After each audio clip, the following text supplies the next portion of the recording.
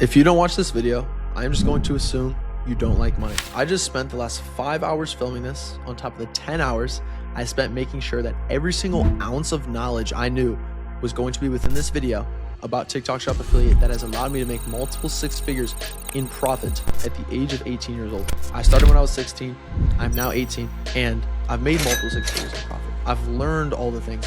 I've gone through all the hard times. I've invested thousands and thousands of dollars into myself to retain this information that I put in this video. And I am releasing it for completely free.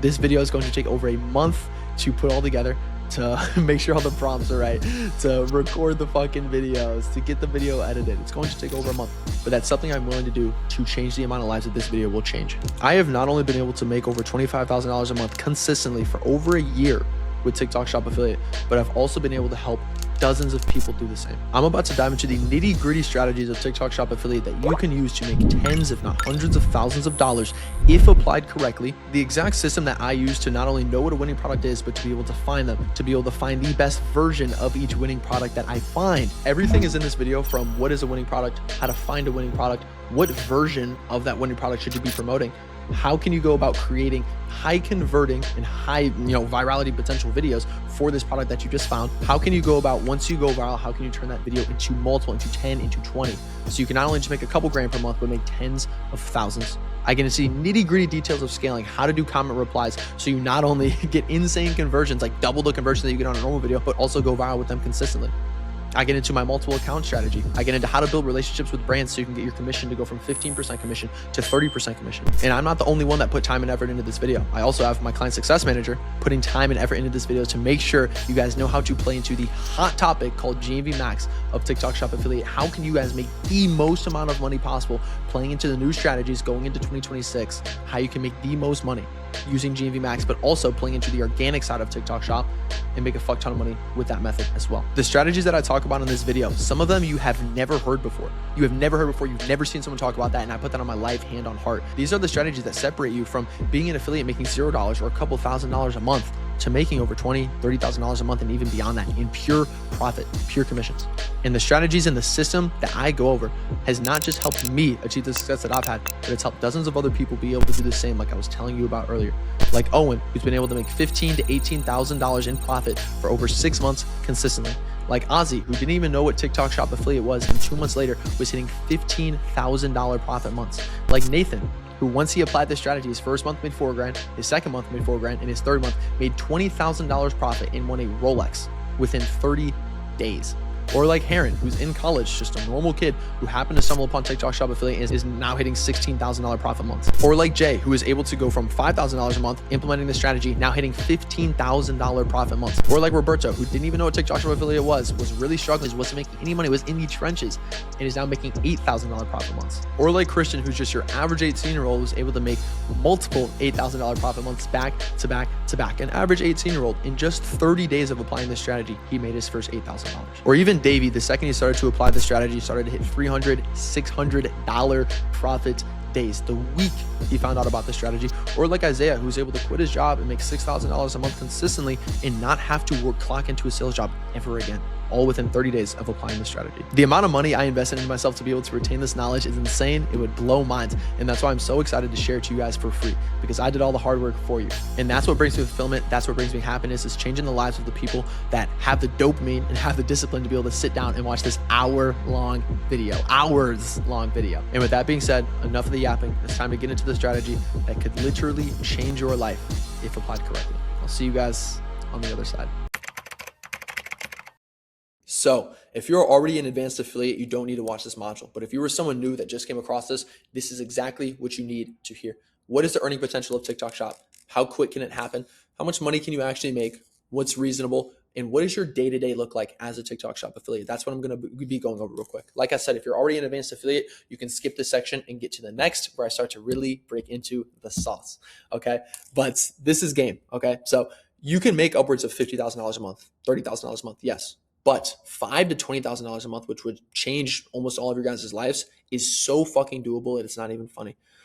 This is the time to lock in so you can avoid college. You can quit your job, You could tell your debt to catch you another time, and you're not stuck, having to check your bank account when you want to go get Chick-fil-A, and maybe even be able to take your family on vacations without spending money you can't afford like I've been able to.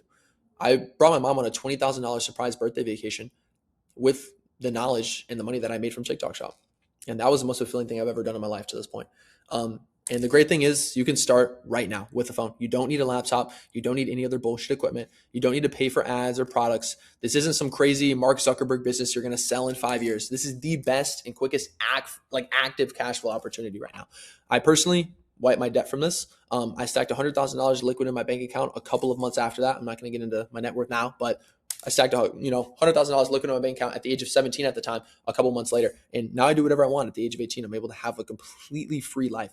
And this is a long-term skill that you can apply to so many things in the future as well. Short-term marketing has just recently blown up, right? This is where the world is going, is short-term marketing. Think about the last time you watched a TV commercial and actually bought something. Yeah.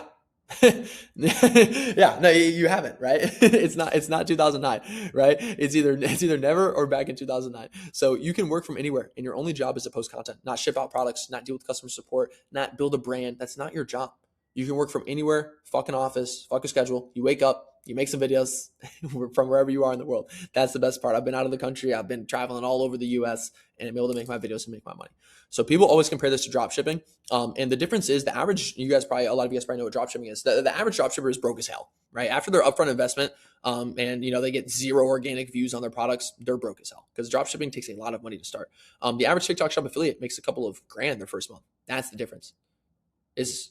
And a drop shipper has to invest money, and a lot of times will be stuck without making money for months until they get paid, where a TikTok Shop affiliate can start and make a couple grand a month, much sooner than that, right? So that's the difference. And your day to day, right? So you wake up, you do some product research, you look at competitive creators for video inspiration for the products that you already have, and you are by far the sharpest and most locked in the morning. So I would recommend not blowing it, doom scrolling, and then you batch film 5 to 10 videos. Each should take you about 5 to 20 minutes max. So it's like, if you make 5 to 10 videos and let's say it takes you on average 10 minutes, think about that, right? That's not too big of a time investment, or it takes you 15 minutes. This typically takes about an hour to 3 hours a day. And you will not make 10K a month from 20 minutes a day, but you can from 1 to 3 hours, which everyone has, or you're lazy, which everyone can. Everyone has the capability to. You're either just lazy or lying to yourself, and you're not actually working that hard, right? So I hate product research because it's boring as hell. But the next module, I'll dive into exactly how I do it efficiently, the most efficient possible, and not only find winning products, but know which products are winning products for you specifically, and how you can go about finding them on a consistent basis, right? So if you are going to do product research, knock it out in the morning, then instantly get to filming, preferably, right? You don't have to do it in the morning. You can do it whenever you want. That's the beauty of it. I know some of you guys have jobs. You can do it after. That's totally cool. But if you have a free day, I do it in the morning when your mind is most clear, right? And when you're doom scrolling throughout the day, because I know your ass is, right? I know your ass is, save a couple of videos so you have good video inspiration when filming, even if it's for products you don't have. That is your sign to request it, okay? So like literally when I'm doom scrolling being lazy, I'm like, oh, that's a good product. I should request that. And then it ends up making me a shit ton of money. It's a crazy concept, right? So it really is that simple. And remember what I told you earlier. Now I'm going to get into the exact nitty gritty of my strategy to change your life. Avoid college, quit your job, tell your debt to catch you another time, and not be stuck having to check your bank account when you want to get Chick-fil-A, and maybe even be able to take your mom or your family on vacations without spending money you can't afford to, like I have been able to. This is the strategy in everything I know. I've invested thousands of dollars to learn this information. I've gone through years of trial and error and struggles to learn this information. And now I'm going to give it all to you guys in order for completely free, so you know exactly how to succeed. In this video, I'm gonna be showing you guys how to get a TikTok account to 5,000 followers so you guys can start the TikTok Shop affiliate gold rush that you've been hearing a lot about, how to get to 10K, 20K, 30, even $50,000 profit months. I'm gonna show you guys how to get started on your journey and be able to actually go from 0 followers, not knowing how to start, having no clue, to being able to get 5,000 followers here in the next potentially 5 days. It could be tomorrow, it could be 5 days, or it could be 2 or 3 weeks from now. I'm gonna go over every single method for you guys in this video so you know exactly the best route for you to take so you can start TikTok Shop affiliate as quick as possible and get to the money. If you guys want to click off this video now, that's fine. Just know that it could take you months to get to 5,000 followers, as I've seen for so many other people taking 1 month, 2 months, 3 months to get into the affiliate program, which is just unheard of. If you follow one of these methods, that will never happen to you, and you'll be able to get into the affiliate program within potentially the next week, if not 2 or 3 weeks, the latest. And I'm going to be going over the 3 different methods. I'm going to show you how to buy an account if that's what you want to do. I'm going to show you how to grow an account completely organically, and I'm also going to show you the hybrid method, which is low low financial investment with a very high quality TikTok shop account and works extremely quickly. That takes about a week to 2 weeks. So I'm gonna dive into it all. Stay till the end to be able to see the hybrid method where I'll dive really in depth, share my screen, get into the trenches with you guys so you guys know exactly step by step how you can use the hybrid method to get an affiliate account within a week, 2 weeks, spending about $30, so virtually nothing. And before I dive right into it, just to break a couple limiting beliefs, yes, you do need 5,000 followers to be an affiliate. There's no loophole to start with 0 followers. No, you cannot buy them. You can't just go to some website and spend $10 to buy followers. That's not how it works. Please don't do that. And yes, you are one small step away from being on the other side of this where you're able to hit those big months that you want to and change your life and your financial situation if you take TikTok Shop serious. And so first I want to go over the organic method. There's so many ways to grow your account organically. You can do it so many different ways. And it honestly starts with whatever you're interested in. I think one of the best niches that I recommend people to get into, if this resonates with you, obviously, is something religious, something about God, right? Whether it's you,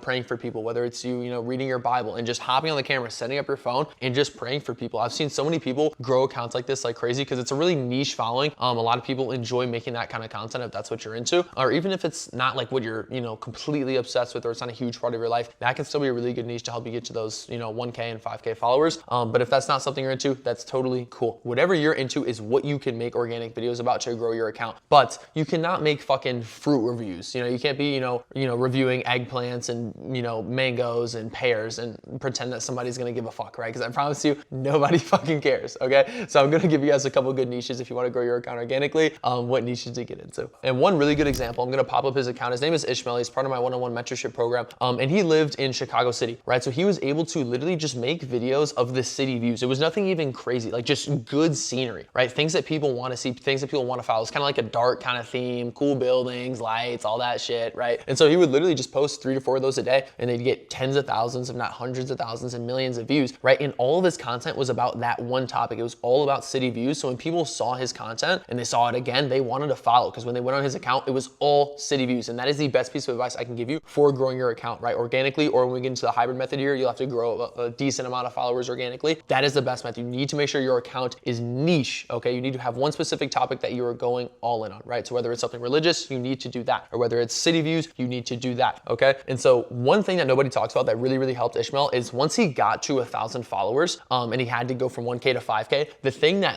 he got 2,000 followers in 4 days or some shit. And it was from going live. He literally just set up his phone. There was a nice little view in the background and he just yapped to the camera. He had no value to provide. He was literally just fucking chilling. He was just chilling, talking to the viewers, right? With the nice view in the background. So a lot of people were stopping by and you unlock TikTok live at 1,000 followers. So that's why he was able to go from 1K to 5K like that, because lives is it's so good. People are so warm. TikTok pushes lives to your account all the time. And people are really, really likely to follow because they actually get to meet you. Don't forget, people follow you because of you. I know you might think you're the most boring person on the face of the fucking planet and there's nothing interesting about you, but I promise you that is not true. There are so many people that would love to follow you for you, okay? So that's a good example of the organic method. And then another really good option is movie clips or streamer clips. And so I'm gonna pop up another example real quick here of one of my accounts that I use to grow organically. So this is best if you have any editing experience at all, not even crazy. You just if you know what CapCut is, you know how to edit a video a little bit, this will be a really good method for you. I grew my account to 50,000 followers organically back in the day just because I wanted to. And this is the method that I use. So I'm gonna pop up a clip right here and let it play.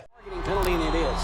And then Law's going to get up. This is out of control. Oh my goodness, we've got guys swinging. And as I was mentioning earlier, if you were going to take the clip route like I did for a lot of my accounts, the biggest thing, and this, by the way, took me 2 weeks max to grow it using the clip route, but the biggest thing is you need to pick one streamer. You need to pick Kai Cenat, or you need to pick Marlon or Lacey, whatever brain rot streamer you want to pick. You need to pick one streamer or one, movie, one TV show to make clips about, because then your account is niche, right? If you make clips about everyone under the sun, right, nobody's going to see your account and follow, right? What's going to get people, what's going to maximize your follower to viewer ratio, which is the most important thing when it comes to growing your account, is being niche, right? So when people see one of your videos, okay, if somebody sees your video and they like the streamer that you're making clips about, they'll go on your account and see all of your clips are about them. They are 10 times more likely to follow as if you just have every streamer under the sun. So it is super, super important. At the beginning, you can test a couple of different streamers, but once you find the one that kind of works for you, that you like to edit, boom, you need to double down on that person and only make clips of that person. And so yes, the organic method, it costs $0, sure, but it can also take anywhere from 10 to 30, 45, even 60 days if you're not that good at growing it or you're not that consistent, right? Because if you're doing one of these methods, depending on which one, if you're doing clips, you need to be posting at least 3 a day. If you're gonna be doing, city views or something, or, a religious kind of video where you're praying for people or something that you're interested in, or even this method right here where you just post brain rot, I'll pop that up on screen as well. Get my If you decide to go with this method, it's short 7-second videos. You need to be posting a lot of these every single day. We're talking like 10 plus, right? So it can take a lot of work at the beginning. That's why a lot of people choose to go the paid route, which I'm about to get into next, or the hybrid route, which is, in my opinion, is the best one, right? And so first I want to show you the paid route, right? This is going to cost you $300 to $600, but is hands down the quickest way, right? You can have an account tomorrow if you want to spend $300 to $600 on an account. And there's plenty of Discords out there where you can buy an account, but you know, sending a random person $300, $600 over Discord can be a bit sketchy. I have my plugs that I've always gone to that have gotten me tens and tens of accounts for me and my students. I have my guy that I go to, the highest quality accounts in the game, super popular, one of the biggest account sellers. And so if you guys want my personal account seller and you just want to spend $300 to $600 on an account, I get zero commission. I don't have any affiliation with this dude. This account seller is just, he's become kind of like, I wouldn't say a friend, but like an associate. Like I know him, I talk to him all the time. I get a ton of accounts from him. So if you guys want me to just send you my personal account supplier, you guys can DM me on Instagram at @TheTayWashington, the same as my YouTube handle, and I'll send it over to you guys so you guys can get in there and buy an account. Like I said, I don't get any commission off this. I don't give a fuck about the $20 I'd get. I don't care. It's just to help you guys out for you guys that want a trusted account supplier. And yes, also he does have a really good money back guarantee. So if your account for whatever reason did get banned within the first 14 days, because buying an account, it is against the community guidelines, right? Thousands, tens of thousands of people do it, but it is against the community guidelines. So if your account did get banned, I'm pretty sure it's within 14 or 30 days. You'll be able to look at his money back guarantee policy before you buy, but he will give you a full either refund or he'll give you a new healthier account. Now I want to get into the hybrid method. Hands down, the best fucking way. This is where I'm gonna dive into my screen, start sharing my screen and show you guys how to go about doing this. This is the best way, right? Because instead of growing your account organically to 5,000 followers, you only need to grow it organically to 1,000 followers. And then we're gonna run ads to your account. I'm not gonna run ads, but you are going to run ads to your account to get it from 1K to 5,000 followers, okay? Because there's this little thing called the TikTok Shop pilot program. Now give me a second and let me explain it, right? At 5,000 followers, you have full access to the TikTok Shop affiliate program. You can post whatever you want, how much you want. Once you get to 1,000 followers, you get access to the pilot program, right? Okay, so you have everything a TikTok Shop affiliate account has, except instead of being able to post unlimited videos, you can only post 5 videos per week, right? So what we're going to do with the hybrid method, I'll give you a brief overview, then I'll show you exactly how to go about doing it, is you guys want to grow your account to 1,000 followers organically, okay? And then you guys want to post a couple shop videos, right? Because you can only post 5 per week. You want to post a couple shop videos, and then we're going to get into the ads manager. I'm going to break it down, share my screen to show you exactly how, and you're going to run ads to take your account from 1,000 followers to 5,000 followers, which is then where you unlock unlimited posting and you have full access to the TikTok Shop affiliate program. And little disclaimer before I get into this method, if you guys just want to run ads to your account, if you just want to start an account and just run ads off the jump, you guys can do that. Just know it's risky, right? So it might only cost you $50 to go from $0 to 5,000 followers and have full access to the TikTok Shop affiliate program, but there's a good chance that you pay that $50 to grow your account with ads, and then you never even get accepted because they consider your account botted or not organic growth or whatever the fuck TikTok wants to name it. They just won't let your account into the affiliate program. That's why I feel like this is the best and safest route for your money and also your future, so you can do this as quick as possible, right? The hybrid method typically takes between 10 days and 20 days max. So getting to 1,000 followers, right? Go back to the beginning of this video where I went over all the organic methods. Just do those organic methods to get to 1,000 followers instead of 5,000 followers. It'll make your life so much fucking easier. Anyone should be able to do this within a week, 2 weeks max. Okay, 2 weeks max. It should not take that long to get to 1,000 followers if you were just actually grinding and putting your all into the shit. But also, one thing no one talks about is you guys can just buy an account off of a friend. A lot of people have, friends with TikTok accounts that have 1,000 followers, right? So if you have a friend that has a TikTok account with 1,000 followers, you can give them 20, 30, 50, even $100, whatever. It'll still be cheaper than buying an account, and you can just get your account off of them. That is hands down the best way to do it if you have a friend. That is what I recommend. But you basically need to either buy an account off a friend and get to 1,000 followers, or grow an account organically to 1,000 followers, which, like I said, is so much easier than 5K. So you should be able to do that really quick and knock that out. And so once you get to 1,000 followers, I'm gonna pop up a quick video on screen about how you can apply for the TikTok Shop pilot program, which, like I said, is everything the TikTok Shop affiliate program has, except you can only post 5 videos per week. So I'm gonna let this clip play.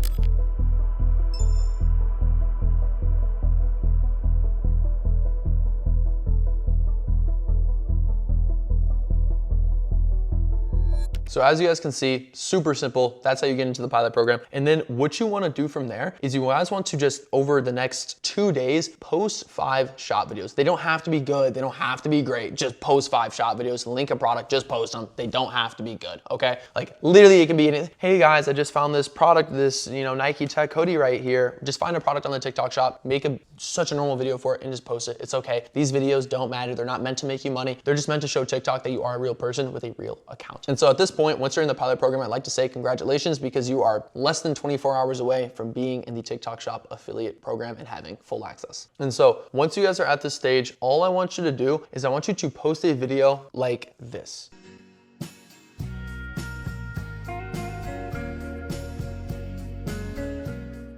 This is not a TikTok Shop video. It can be a quick 5 to 10 second video just saying, hey guys, I'm so excited to start my content creation journey. Please follow along to support me, right? It can literally be a video of fucking anything, okay? It can be a video out of your fucking bedroom window. It can be a video of your face. It doesn't matter. Just post a quick video like that. This is not a TikTok Shop video. Don't link a product or anything. You don't have to use hashtags. Just post that video, okay? So you posted your couple shop videos. Now you want to post this video. And what we're going to do is I'm going to show you how to run ads behind that video to take your account from 1,000 followers to 5,000 followers within 24 hours. And so now I'm gonna pop up another quick screen recording to show you how to get the ad code for that video that you have just posted.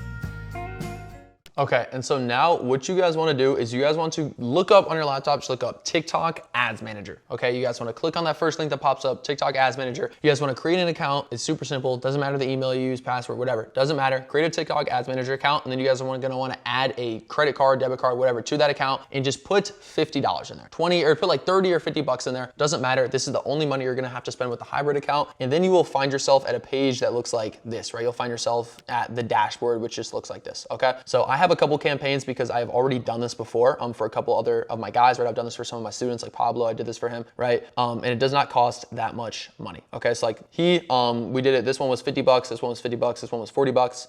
This one we did, it was $64, so it was a bit more expensive. That's just because we kept it on a bit longer than we needed. Okay, so what you guys are gonna wanna do when you're here is you're gonna wanna just create ad, and then you guys are going to want to go on community interaction, okay? Click community interaction. You guys can name the campaign, whatever, growing, whatever, does not matter, growing account, doesn't matter. And then you guys wanna just click continue. Make sure you click community interaction. That shit is so important. Okay, once you guys do that, placements, TikTok, don't touch any of this, don't touch any of this. And then you guys want to go to location. You guys can do any age, it really doesn't matter. You guys can literally just click all of these, does not matter. Click X on United States, and I want you guys to click every single one of these countries, other than North Korea. And yeah, literally click every single one of these countries other than North Korea. Okay, so Algeria, Argentina, Australia, click all these random ass countries, some of them you might not even heard of. Click every single one of them, and have all those turned on. Even the United States as well, you can have that on. Everything besides North Korea, okay? And so once you have that, you guys are good. Don't click any of this other BS. Genders, all doesn't matter. Spending power, all doesn't matter. And then you guys want to go to audience, doesn't matter. Interest behaviors, doesn't matter. Devices, all doesn't matter. Connection type doesn't matter. Carriers doesn't matter. And it literally does not matter. None of this stuff matters, okay? You guys wanna scroll down to budget and schedule, okay? So don't touch any of this shit. Just touch the things that I told you to touch, okay? And then you guys wanna go here and you guys want to set a $30 a day budget, okay? So this, like I said, it should take less than 24 hours, but it can take 36, okay? I just don't want you guys to spend too much money than you need to, because the second you hit 5,500 followers, we'll go a bit over 5,000. Once you hit 5,500 followers, you go from like 1K, right? Or anything over 1,000 followers, whatever, however many followers you have, to like 5,500 followers, should not take that much money. It shouldn't take more than 50 bucks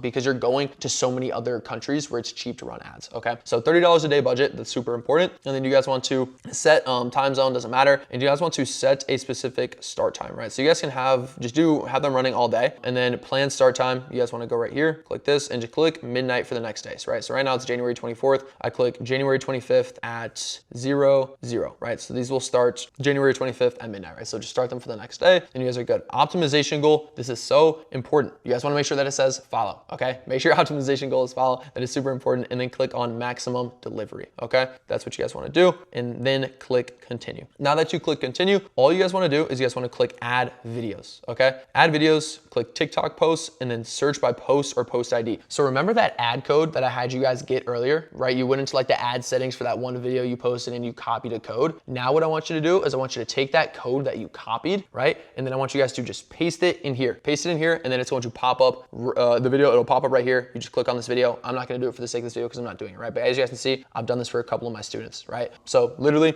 copy and paste that ad code into here, click on that video that pops up, and then boom, right here, you'll see the video, you'll see it over here, and then you are good to go. None of this other stuff matters. You guys just want to click publish all, and you guys are good, okay? Now just let these ads run. You'll check your account. You'll be like, holy fuck, I'm getting so many followers, okay? And then after you publish this ad, literally wait 24 hours, you'll see your account start to get followers, and you want to turn them off once you hit 5,500 followers. And boom, you're in the TikTok Shop Affiliate Program. You have full access to everything. This is how I've done it for all of my accounts. I've either grown them organically, I've bought them, or I've done the hybrid method. Okay, me and my students, this is how I teach people to do it. And obviously I'm able to be a bit more hands-on with them, so it's a bit easier, but I wanna give you guys this for free in a YouTube video. And so this should not cost you more than $60 max. Max $60. If you were spending more than $60, you have done something wrong. Okay, this is a hybrid method for a reason. Okay, so you guys should be good. And remember that 5 video per week limit I was telling you guys about, right? In the pilot program, you guys don't have that anymore. Now that you guys have ran ads and it costed you less than 60 bucks to get to 5,500 followers, you guys want to just turn off the ad, right? You guys will go to campaigns, right? And literally what you guys want to do is you guys want to turn off the ad. See how like this little thing right here is clicked off? I turned off the ad, okay? And then you guys are good to go, okay? Now you guys are good. Now you guys are Gucci. Now you guys are on the journey in the path to be able to get to those 5, 10, 15, 20, 25, $30,000 months that you want to a TikTok Shop affiliate. You've been hearing all the hype around the world about it, and now you guys are able to do that. You guys have that unlocked, and you guys can start your journey to crush. So personally, I do recommend if you're like really about this shit and you really want to get to the money, I would just buy an account so you can get started. Keep that momentum that you have. You're motivated. You want to get started. I would just spend 400 bucks on an account and just get started. That's what I did. That's what I recommend people to do. But I know some of you guys are watching. You guys got 35 bucks in your bank account. You know what I mean? You're like, you don't got that kind of money, bro. So I know I didn't when I started. I personally put that money on my brother's credit card because I knew that I was going to crush and I knew I wasn't going to let anything stop me. But that's just me. That's how dedicated I was when I first started 2 years ago. Okay, so that's just me. But the hybrid method is definitely the best method. I wouldn't even recommend the organic method. Okay, you only want to do the organic method to get to 1,000 followers, then you can rip the hybrid method. Okay, so that's the basic rundown, you guys. And now you have an account for Shop that, like I said, you guys can use to get to all those big months that you dream of.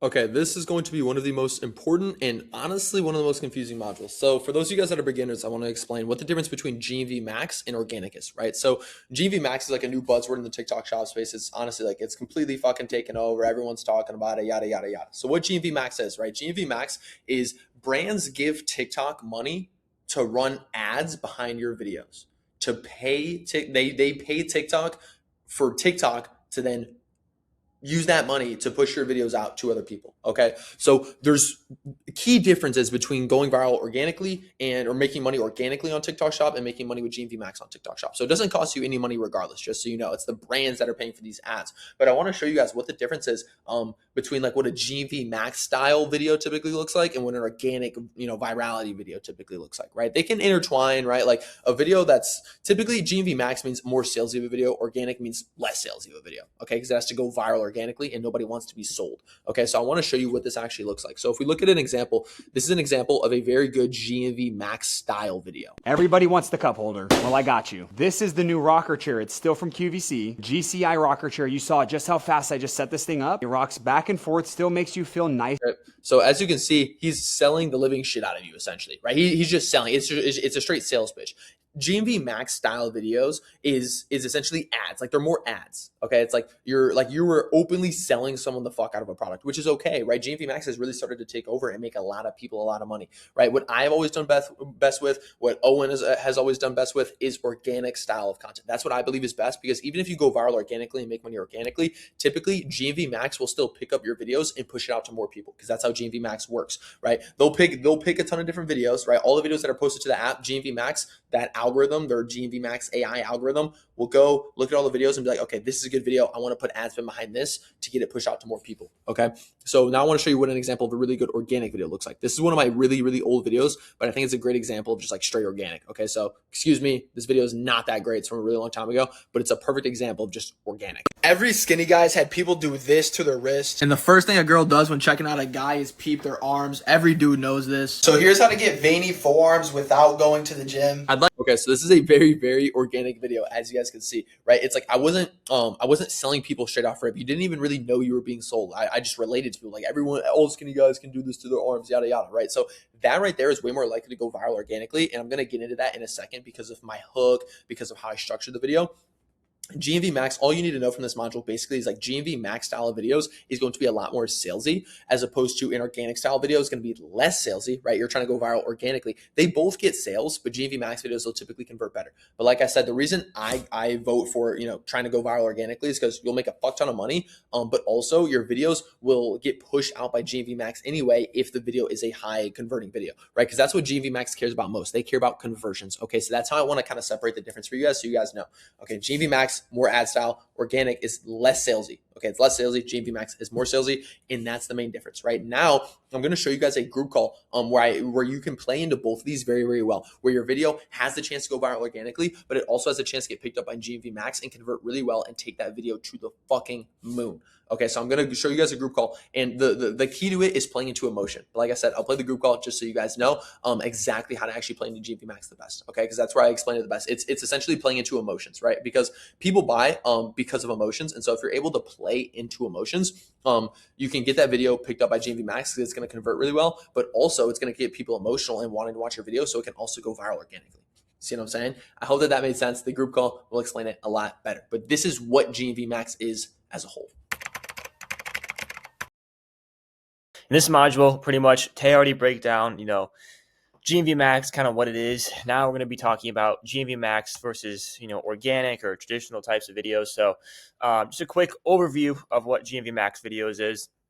Basically, GMV Max, all it is when these big brands just have massive ad spends. So let's say you post a video and I post a video. We both get 100,000 views, but you sell 30 and I sell 10. You're going to get more of the ad spend, right? Because your video made more sales. It made everybody more money. So you're going to get more of their ad spend, right? So you can kind of argue that it's kind of like, yeah, you're gonna get more of their ad spend because your video, even though we both got the same amount of views and we got the same amount of ad spend to like 100,000 views, yours converted better. So your is going to get pushed more to the 500K, a million, whatever.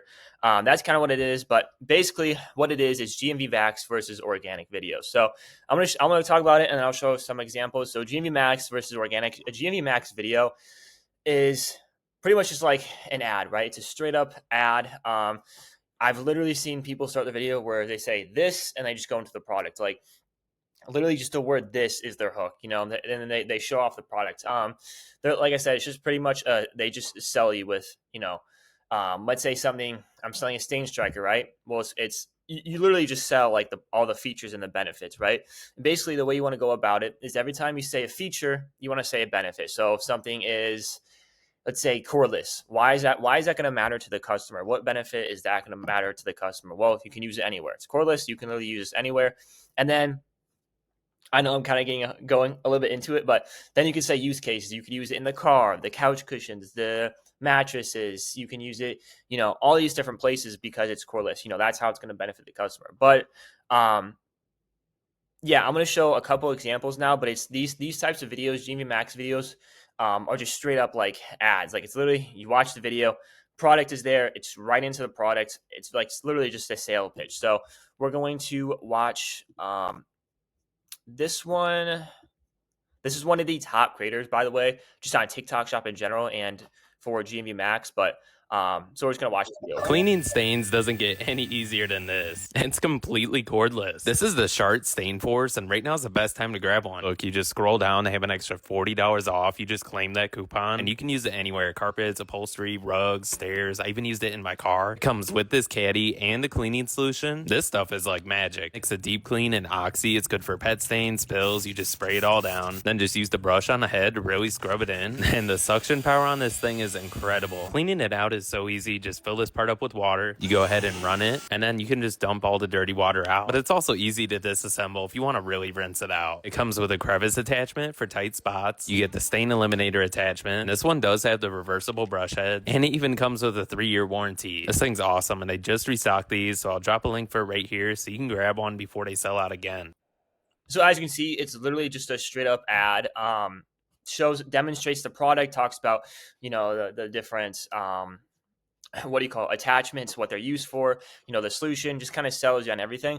Something else about GMV Max videos is, I don't know if you guys picked up on it, but the way he starts off, I can't even say how many seconds we're in, but we're only a couple seconds into the video, and he's already selling you the sale, right? He's already showing you well, not necessarily selling you the sale, but he's showing you that there's coupons, right? So right now they're running a huge sale. Instead of waiting to the end of the video to be like, oh yeah, by the way, they're running a huge coupon. And this is kind of really only with type, more so GMV Max videos. He just off rip, like in the first couple of seconds, shows you the coupon, like, by the way, this is the best time to get it because you can save even more money. So, which is just straight up, just kind of leans more into the ad, right? Because, you obviously know, like, this is just a sales pitch. And as you can see, yeah, it got 3,400 likes, went super viral. He probably printed off of this video. So, yeah, and there's different types of GMV Max videos in terms, and we'll get onto organic in a second, but like, one of the most common ones, as we just saw, he did a voiceover and just had B-roll content using the product, which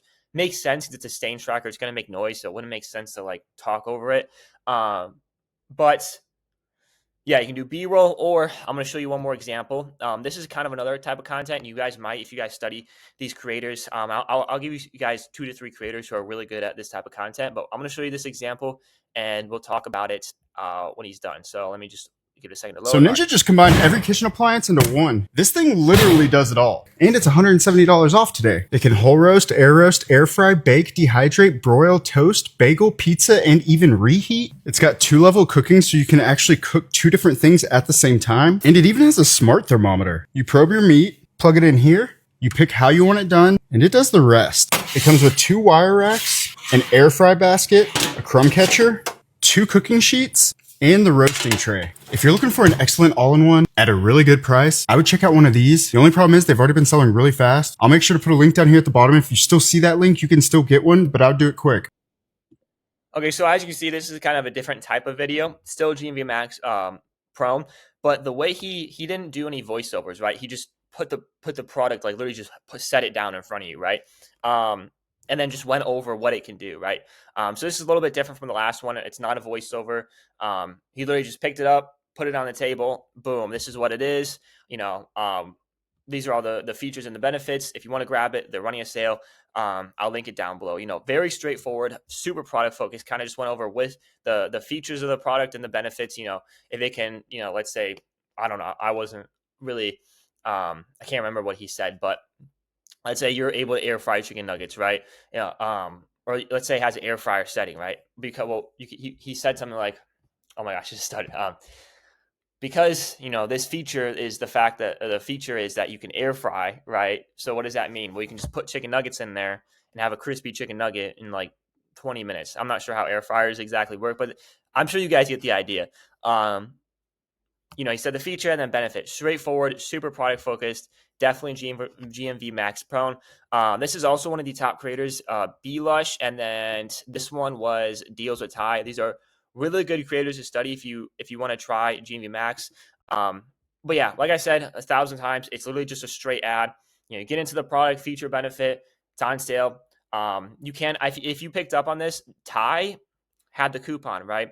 Now, I don't know if there was necessarily a coupon for this one, like if they were running a coupon, but he didn't really show the coupon, which I said if there wasn't a coupon, then it would make sense that he didn't put it up in the video, but he just sold the sale at the end. He had the CT at the end. He didn't have a coupon to show, but yeah, that's just something that's kind of different between these 2 videos. If there is a coupon, I would definitely test some videos out where you have it in the beginning of the video. But yeah, that's GMV Max, pretty much straight up ad. You just have a hook and you just kind of go over the features and the benefits of the product. If there's a coupon, I recommend having it in the beginning of the video. You can test it out, have some videos where it is, have some videos where there isn't. And yeah, like I said, pretty simple, pretty straightforward video. Straight up ad, just a sales pitch. And then for organic is a lot more, I'd say more natural to like TikTok. Like you're not going to get sold immediately into the video, right? It's not this, or it's not, you don't see the product right away. It's kind of more traditional TikTok that goes into selling a product. So I'll show you an example. This video is actually by me. I kind of took an organic kind of hook, or, like I said, take like organic natural feel from just like a regular TikTok and then plug the product into the back of it while, calling out a pain point. So I'm going to show you guys an example. But yeah, this is Lush. Okay. Let's give it a second to load. All right. Put a finger down if you're not allowed to wear headphones at work, but still do it anyways because it actually helps you get stuff done. So last week, my boss wrote me up as I was boxing up orders for wearing these types of headphones. But instead of just like not wearing headphones, all I did was I started wearing these. These are little mini noise canceling earbuds. As you can see, when I put these in, you can't even tell I'm wearing them right now. I've been wearing these on my 12-hour shifts for like the past week or so, and literally no one has said anything to me about them. No, these aren't gonna get stuck in your ear or give your ears ear fatigue since they have that silicone tip and that L-shaped body. Not only that, but these are super comfortable to sleep with because when you put your head in the pillow, they're not gonna be sticking out of your ear like regular headphones would. Plus, these actually sound good. You can check the reviews if you don't believe me. But they come in all their colors and they're on sale for a little less than 15 bucks right now. So if you guys want to grab yourself a pair, I'll drop a link for them down below. All right, so as you can see, beginning of the video, you don't know if it's an ad, right?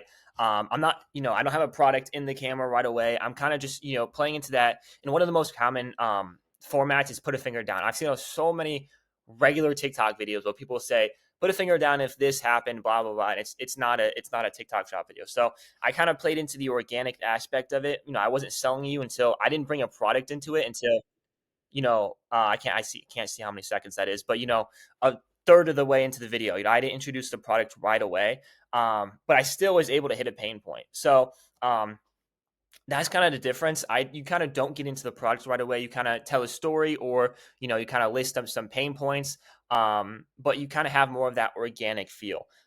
Whereas like GMV Max videos are just straight, this is a shark stain, you know what I'm saying? So that's kind of the difference. Organic is more plays into like the natural, like TikTok video that you just see on your For You page. They don't introduce the product right away. They're still like calling out like pain points, right? They're still, each clip is still has a purpose, right? Everything that has a purpose, but like, it's not a straight up, this is a shark, this is a ninja, this is a vacuum cleaner, video. It takes a little bit to introduce the product and then, hit the pain points and then, sell the product, you know what I'm saying? So I didn't really get into like the features and the benefits until towards halfway, middle to end of the video, right? Whereas like a GMV Max video would pretty much get into it right off the bat, you know what I'm saying? So that's kind of the difference. And yeah, the pros of a GMV Max video is it's less likely to go viral, or it's less likely since it's a straight up ad, you're probably not going to get as many views, right? With this organic video, I got almost 17 million views. Now the con to that is, right, since it's more of organic, my audience, I'm going to pay for conversions with my audience. Since it got so many views, I probably didn't hit the spot on target audience, right? So the conversions are going to be, not as good. But with it or GMV Max video, if you do go viral, which is very much possible to do, if you hit the right audience, you're more likely to hit the right audience because it's a straight up ad and people are just literally getting sold. Like an 18-year-old isn't going to watch a shark or a video for a stain striker, right? So if you hit that, older audience, you're more likely your conversions are going to be through the roof because, it may not have that more organic feel, but right, you were able to hit that audience that, is going to convert way better. So it kind of pays off. I think in my opinion, it's good to have a little bit of both. Something I've seen with GMV Max is just having that little bit of controversy that kind of helps it boost. Like for an example, a shark steam pickup, people call it a semen pickup, which, people are going to be raving about that in the comments. But, with that little bit of controversy, you do kind of hit a little bit of a younger, or not younger audience, but it helps with the views, right? But it may not be, you might take a little hit on the conversions, right? Whereas if, it's just straight up, this is a shark stain striker. And it's perfect if you have like any stains, like that type of video. If you go viral, your conversions are going to be pretty well because it's just a straight up ad. So, yeah, that was kind of the differences. People who have done well with GMV Max, like I said, this creator deals with Ty. This guy is one of the top creators. He does really well. He did well with organic stuff back in the day, but yeah, he does super well with GMV Max type videos. Lush, B Lush, this guy crushes with it. I'm sure you guys have seen this guy before. And then this is another, hold on, this is another guy. I don't know why. Like, can you guys see me? I don't know if that one loaded. Let me try it again. Okay, here we go. So I don't know why it's not loading. I am Skateboard B. This guy also does super well with GMV Max Pro and videos. So yeah, these are some creators you can study. Yeah, that's kind of the difference between GMV Max videos and organic. GMV Max is kind of a straight ad. Organic is more, fits into the For You page. Doesn't really sell you until, when you're in, like, more so. Sorry, I just saw a text. It doesn't really sell the product or introduce the product till down the video, where GMV Max gets into the product right away and it's just straight up ads. So that's kind of difference. But yeah, that is it for this module. So, like I told you guys, I have a bit of a little Miro board breakdown for you guys of just selling into emotion. Okay, so that's a big thing. A lot of you guys, everyone's like freaking out, blowing around about fucking GMV Max and shit, like having a, aneurysm. And just want everyone to know that there's a way to play into organic and GMV Max at the same time. Okay, and it's playing into emotion because you're able to kind of hit two stones on the head. And so I kind of just want to go over that, the importance of selling with emotion, why you should sell with emotion, not sell other products, and a couple different things like that. So I kind of just want to dive into it. I'll be honest. All right, little disclaimer: it's the ugliest fucking Miro board I've ever made in my life, but the value is there. All right, so the value is there. But this shit is pretty ugly. But so like I said, I'm really just gonna dive into emotion, why it's important. I'm gonna give you guys some examples, so you guys can dive in, because selling with emotion, it starts from the second you pick your products, right? Like, what products are the most emotional? That's where it honestly becomes really, really important. And also just in the ways that you're selling your product. Like, you guys know, my four-step structure for TikTok shop video is hook, pain points, desired outcome, call to action, right? I don't even mention the product. Like, the product isn't even mentioned within my four-step structure, right? And the product obviously needs to be in the video, but it's not the importance of it. Okay, so that's kind of what I'm going to dive into and really get going. And I wanted to do it on Google Meet just so we have it recorded, and also Google Meet's just fucking way higher quality, so it's much better. Okay, but let's do it. Okay, so and I'm going to be asking you fuckers questions and shit, just going over everything, make sure you guys are staying alive and not sleeping. So why sell the emotion, right? Why not just sell the products? The product you're promoting, why not just sell it, right? Have you ever enjoyed being sold something ever, right? No one has. Whether you walk into a designer store, whether you're at fucking Walmart and the cashier's trying to get you to buy some Skittles, whether it's online, no one likes to be sold, right? It's the worst feeling in the world. And it's an uncomfortable thing, right? Think about all the videos that you watch, spend all your time doom scrolling, watching on TikTok. It is never something where you're being sold. And would you agree that people buy from people they like, right? Like, even, think about you guys buying anything that you've bought from someone, right? It's like, you probably like that person, you probably resonate, you probably relate with that person, okay? And when you see an ad on YouTube, I think this is a really good example of not selling the product and why people hate fucking ads, right? Because with GMV Max, right, you guys know the difference. When you're trying to go viral organically, or you're trying to make money through GMV Max, right? GMV Max is just brands running ads putting ads behind your videos, right? But when you take that GMV Max kind of route, right, most people, they say, okay, your content needs to be more salesy. That's kind of what's going around right now. If you want to succeed with GMV Max, your content needs to be more salesy. You don't need to focus on getting millions of views and, being all relatable and all that bullshit like you used to have to with organic, right? But the thing is like, with that, is if you just double down on like trying to make ad style content, and go crazy with GMV Max, right? You will never get a video to go viral organically. Like, it'll be almost never, right? Almost never will you actually be able to get a video to go viral organically, because you're just selling the fuck out of the product and nobody cares to see that shit, okay? So there's a way to play into both of it. And so think about this. When you see an ad on fucking YouTube, right? Have you ever not skipped that shit in 5 seconds? Like, really think about it. Have you ever not skipped that shit in 5 seconds? You're only there for 5 seconds because YouTube is dickheads and they make you, okay? That's why, you got to get YouTube Premium and shit, because you don't even want to see them, okay? So just think about that. So when you're scrolling on TikTok and there's way more entertaining content than YouTube, why the hell would anyone ever stop and watch an ad? Okay, unless they're like specifically interested in that product, they are not going to watch, right? So yes, you get higher conversions. Yes, you might get a little bit more dopamine because you'll get fucking 10,000 views from GMV Max and you'll make $30. But do you guys want $30 days? Absolutely fucking not. None of you guys want $30 days. You guys all want $200, $300, $400, $500, $700 days. Okay, so playing into that is worthless. Okay, so if we take a look, right, why in the world would you do that with your shop videos, right? Kind of like I was talking about, right? You don't want to sell a product. You don't want to make your videos just like ads, right? GMV Max, it's everything everyone's talking about, aka more salesy content, right? The issue with more salesy content is nobody will ever like you, right? They will only buy that product when you're doing a GMV Max style video, just like straight ads, right? They're only ever going to buy that product if they're already interested in it beforehand, right? Which is essentially fucking bottom of funnel, right? And you guys know the struggle with bottom of funnel. You should never do that shit, because I have a whole other reasons, but you should never do bottom of funnel, right? Fuck bottom of funnel. I'll stay a hater on bottom of funnel for the rest of my life. And for those of you guys that don't know, that are a bit newer, bottom of funnel is just like, hey, make sure you guys go grab this product right now. It's on 50% discount. It's just, I don't want to use the word because, I got to be professional and shit, but it's just, you don't want to do that. Okay, so that's essentially what playing into GMV Max is. It's very, very low quality content, and nobody will ever like you, right? Which we already established is one of the most important parts of actually buying something, right? You guys will never buy a product from some dickhead. It just won't happen.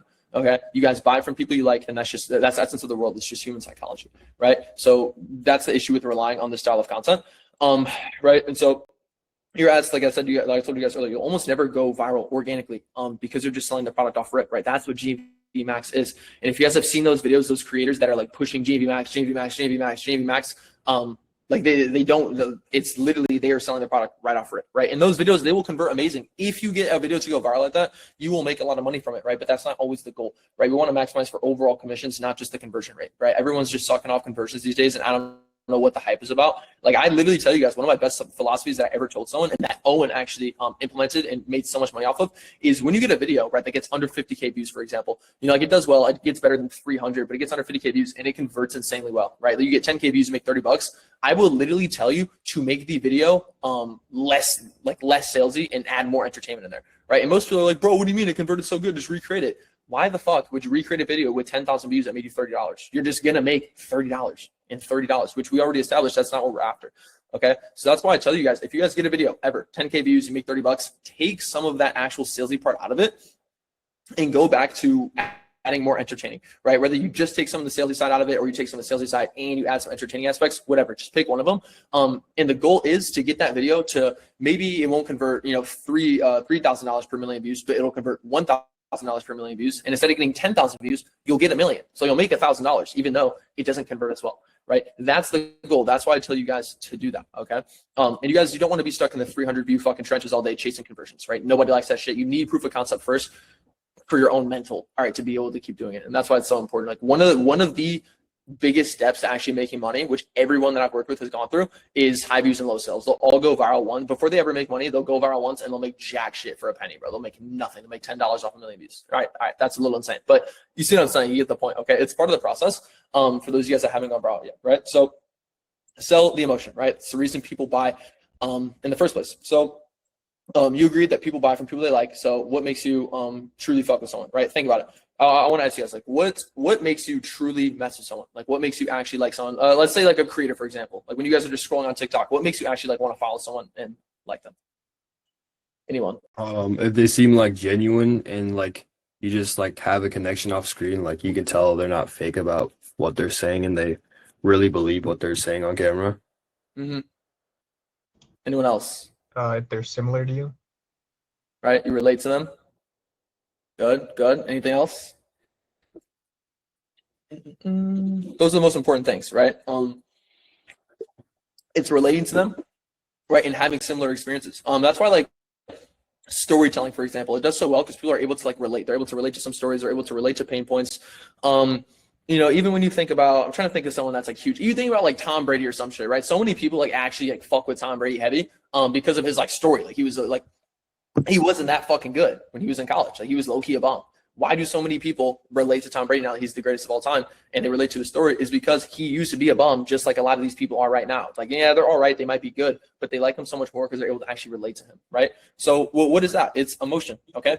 Like that's what makes you actually fuck with someone, right? So that's why when you sell with emotion, and you're not just focused on product, or you're picking products that are very emotional products inherently, right? You get a high average watch time because people actually watch what they like. Okay, you're only going to watch what you like, and you like people based off of emotions. So you add more emotions, you add more relatability within your video. That's why relatability is so important, right? You relate to people's pain points. That's why in the structure it goes hook, pain points, desire, and call to action. It's because pain points you can relate to people, right? That's why when you're promoting a weight loss product, you want to talk about having to wear a shirt at a pool party, right? That is a traumatic experience for someone that is fucking obese, right? It just fucking sucks, okay? But you're relating to them on that. They can relate to that, okay? And so that's why they actually like you. So they're going to keep watching it alone because they actually like what you're saying, and you're being real, right? You used to be fat, whatever. I don't know what in the world this is. And you not only get more sales, so not only will you actually get a higher average watch time and have a chance to go viral organically, but you'll get more sales because people buy off of emotions. People watch your videos because of emotions and they buy off of emotions. So why are you sitting here talking about the ingredients of a product? Nobody cares, right? Absolutely no one cares. You see what I'm saying? And I'm going to go a bit more in depth with this, but think about the mini earbuds, right? A good product. You guys probably all know the mini earbuds, right?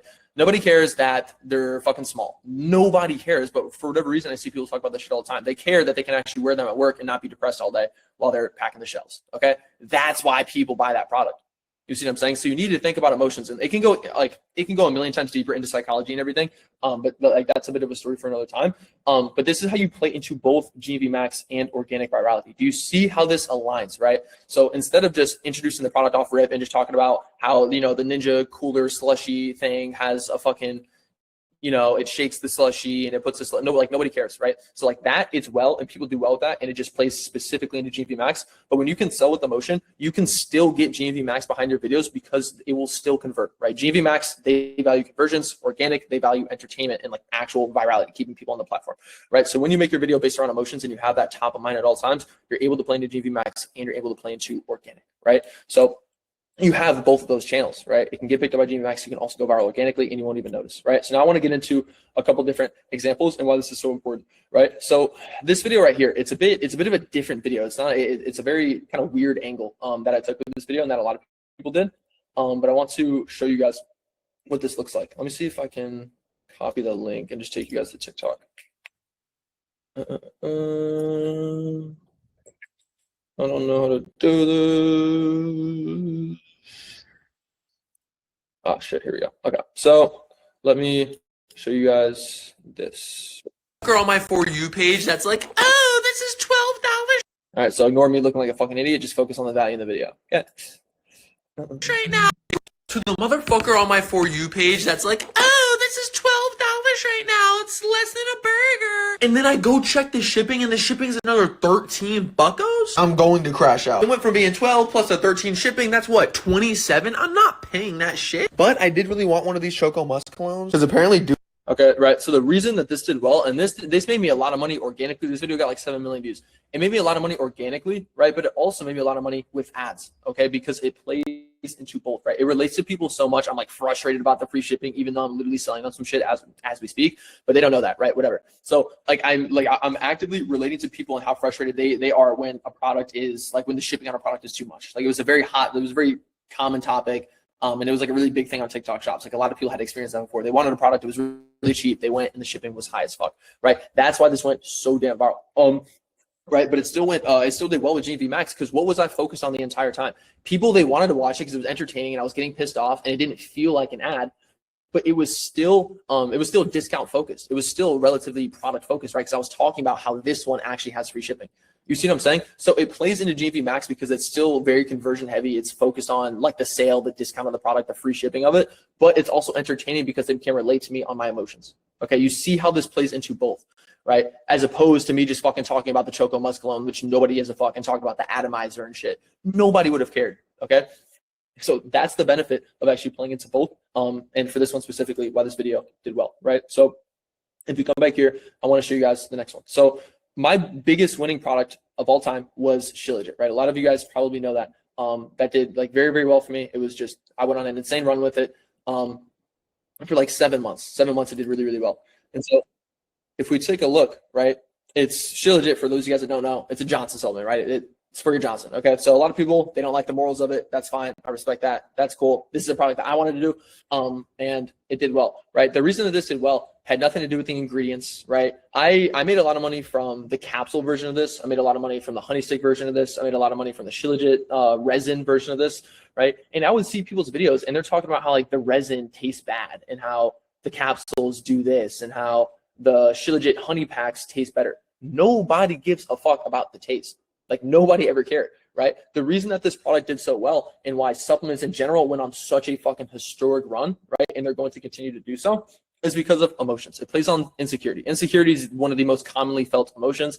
And it's just unfortunate that it's that way, right? But most of the time when you're selling a supplement, especially, people are buying based off of emotions, or you're selling, or insecurity, I meant, or you're selling a gym supplement, right? They are buying because they're insecure that they are fat or skinny. Okay, that's just the reality of the world. I've had people like comment on my TikTok saying I'm like a dickhead and shit for saying that. But, like, people, they just don't understand. Like that's just how it works. Everyone buys off of insecurity. Okay, that's the reason I never would have been able to make this much money with the product if I was promoting, you know, the fucking ear removal tool.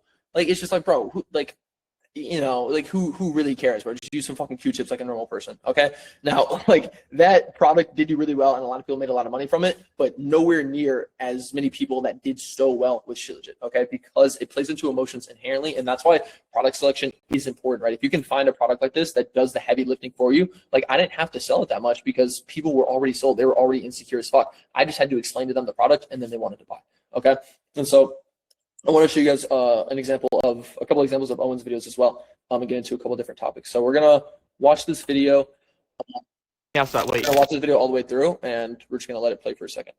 For all the women working outside, wait, these aren't water resistant. Now, if you're a woman who's working outside this winter, wait, these still aren't water resistant. Let's try this one more time. If you're a woman working outside in the cold this winter and you don't want to freeze your hands off, these gloves might be for you. Because not only are these water resistant and windproof, but they're double insulated and thermally heated with that cozy cashmere inside, so it's perfect for Raynodes. They even come with touchscreen fingertips, so you can still use your phone out in the cold. Plus, since these aren't super big and bulky, you're going to be able to handle tools well, and they even come with grips, so you're not going to have to worry about losing your grip. In stores, gloves of this quality go for 40 or 50 bucks, but on TikTok, these on a limited time Black Friday sale for on 50. Okay, so you guys get the point. So with this video, right, it looks pretty product focused, right? That's all he was doing. He was kind of just glazing the product the whole time. It doesn't really seem like there's really any emotion involved, right?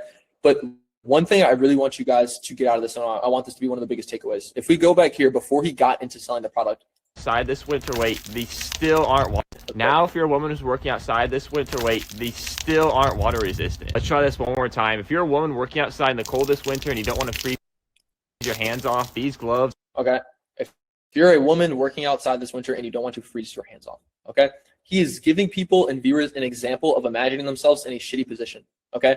One of the strongest things you can do before he ever got into selling the product, he sold the emotion.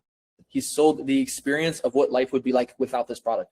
This is one of the biggest things. People ask me what a pain point is. It is what life is like without this product. And what is a desired outcome, right? It is what life is like with this product, right? It has nothing to do with the features. He got into the features after, right? What you guys want to do, you want to sell the emotion and then justify the emotion that they're going to feel by explaining the features later. Okay? This might be, you know, if you've never made a shop video before, which some of you guys have, you guys are just getting your accounts. We had a couple new people. Don't worry, okay? That's just like it'll start to make more and more sense as you make your shop videos, right? But that's what you guys do. You sell the emotion, you sell the desired outcome, and then you back it up with features, right? That's why with supplements, you need to talk about what is people's life like without it, get them hooked in, get them relating to you on their pain. What is life like with this product? How glorious is life? How happy is life? And then justify it, right? Then you can mention a fucking ingredient or X, Y, and Z and how it actually works, right? To get people to trust you right before they go and buy. Okay, that's the structure of that you need for your videos, and that's why it does so well, right? Organic or GMV Max, it doesn't matter. Okay, so that's what I want you guys to really play into. And so one of the strongest things you can do in your content is give people, right, an example of a scenario of them experiencing a bad emotion if they do not buy a product. Okay, what are they going to experience if they don't buy a product, right? If they don't lose weight, if they don't lose weight from buying the supplement, what's going to happen, right? Their wife's going to be ugly. And their significant other's not going to respect them as much, right? Or you give them a really good experience if they do buy the product, or you go over a really good experience and what's going to happen if they do buy this product, right? Give them a chance to truly imagine themselves with the product in their hands, right? Because a lot of you guys will be like, all right, Tay, like you're talking about supplements a lot. Like it's pretty easy to sell the emotion of a supplement, right? It makes it much easier. That's why supplements did so well, especially for noobs. You know what I mean? But it's like how, like, you know, you'd think like gloves, like, okay, how the fuck am I going to sell the emotion of a glove, right? Relate to people being at work, which is a situation they already hate, right? But what it's going to be like when their hands are freezing, right? And they're about to get frostbite or whatever, yada, yada. Even something as small as that, I'm telling you, it might seem so minuscule right now, but it is so fucking important. And it's a generational difference, okay? Like it can make all the difference, right? And notice, like I said before, he did this. He mentioned the emotion of what life is like without this product before he started just selling the fuck out of people, right? Because they were already hooked in, they already had that relatability, they already kind of liked him, right? Then he can just sell the fuck out of them and it doesn't matter. It doesn't affect them as much because they already established that they like them, okay? So I want you guys to truly understand that fact, okay? And why that's so important. So it's like, this is one of the biggest things I've ever done in my content, right? This is so much more effective than talking about X, Y, and Z about the product. You know, like for the ab roller I have, it's so like giving them an experience of what life is like after they receive the outcome that the product is going to give them is so much better than talking about, you know, how, you know, the product has linen lining and has a zipper and, you know, has Velcro and, you know, you can carry them in your pocket. It's dumb. Okay. Nobody cares.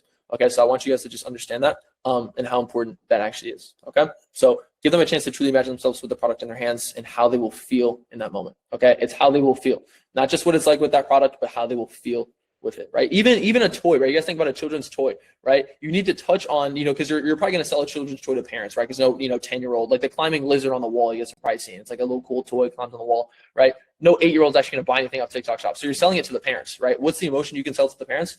How they are going to feel when their kid is happy as fuck on Christmas or X, Y, and Z. That was a big angle, right? How they're going to feel when they actually get their kid this toy, right?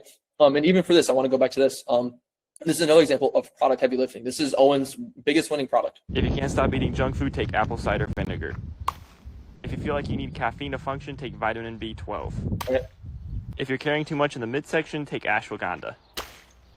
This did well organically and with GMV Max. It did well both. It played into ads, it played into organic, it got sales from both, right?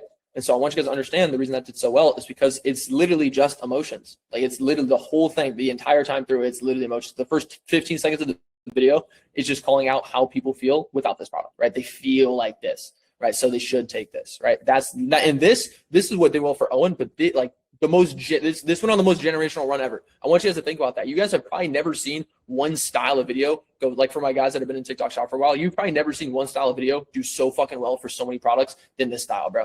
This shit has worked for every supplement under the sun. People are using this shit for the most random fucking products on the face of the planet. Like it's insane. Okay. And the reason this does so well, ironically, is because all it does is just talk about emotions. For the first 15 seconds of the video, it's just relating to people and their emotions and how life is like before they buy the product that they're about to get sold the fuck on. Okay.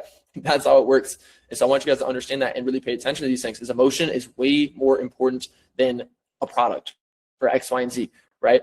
And that's what I want you to keep in your guys' head and just keep very, very top of mind for you guys. Right. So this right here, right. This is another example of something that does really, really well on TikTok Shop is this. If your husband works blue collar and you don't want him to get frostbite this winter, then these gloves might be for him. Not only right. Okay, so for anybody that has a husband that's working blue collar, they're probably gonna watch that shit because it was a very specific, it talked very specifically to one person, right? But that's still a big enough thing that like, it's a broad appeal, right? Like 45,000 likes. The video got like 1 point something million views. So it's still a big enough audience, but it's also very specific that people that like have a husband that works blue collar, like they are going to watch that shit because like they literally just got talked to directly, right? But the reason that this does so well and converts so well is because it's significant others, right? People are emotional about their significant others. People are emotional about the other people in their life.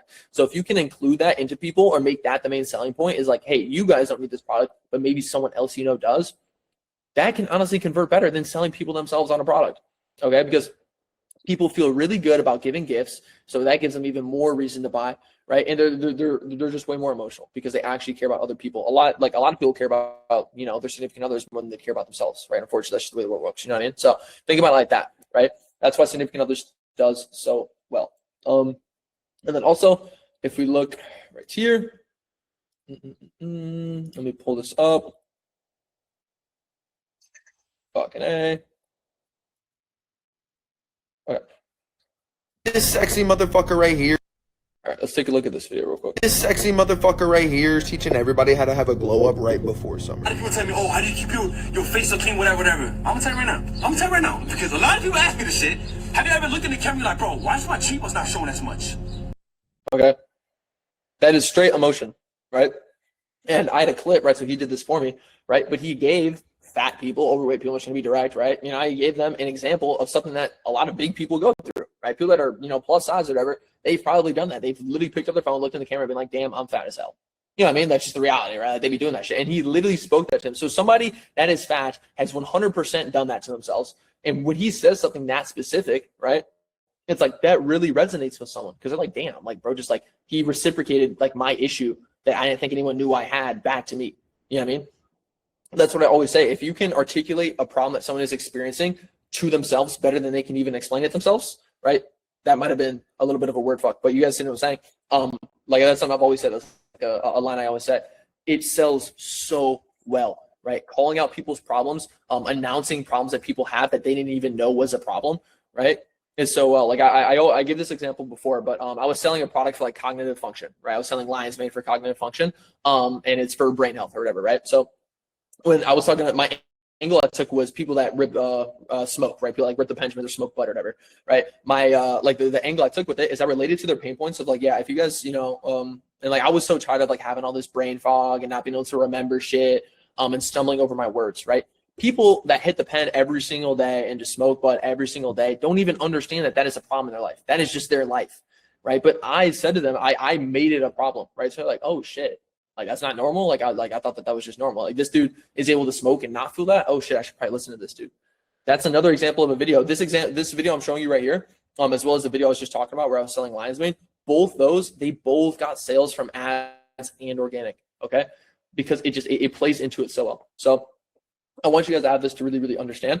And telling people what happened for you when taking something or getting something is great, right? So telling people like, okay, like what happened when I actually took this supplement or when I got this product, like what happens, right?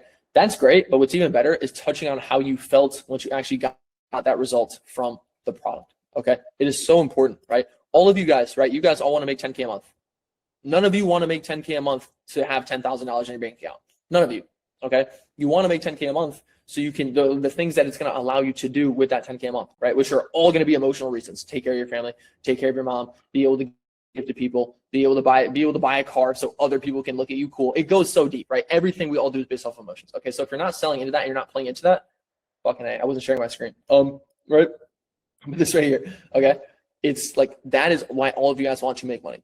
What's up, Rishi? What product were you selling with the Marlon video? This was a goalie probiotic. It was a skin. It was for. All this other rock, okay? But this is what I used to. And this right will eat carbs and does the same thing. I don't even know where the product's at, bro. Fuck the product. Right here, goalie. Two of these. Show the product for fucking 5 seconds. But yeah, it was the goalie probiotic. It was for skin. All right. But yeah, right. So I want you guys to think about that. Like everything you do in life, it is generally justified by emotions, and it goes so deep. Like I said, some of you guys want to make money to give to people. Some of you guys want to make money to buy a car, so you can, tell everyone that hated on you that they can go fuck themselves or whatever, right? And feel all good about yourself, right? Like think about it like that. That is literally an emotion. It's literally you are insecure, bro. And I can say that for myself, right? Like I'll be honest, when I was like an immature ass kid and I wanted to go buy my car, it was literally so I could feel better about myself. Okay, like that's just the reality of the situation. And so it's kind of funny. But everyone, they buy off emotion. So I really wanted to just nail home how important this is. And I feel like now, after how many times I said fucking emotion, this will be very top of mind for all of you guys since I said it a million times.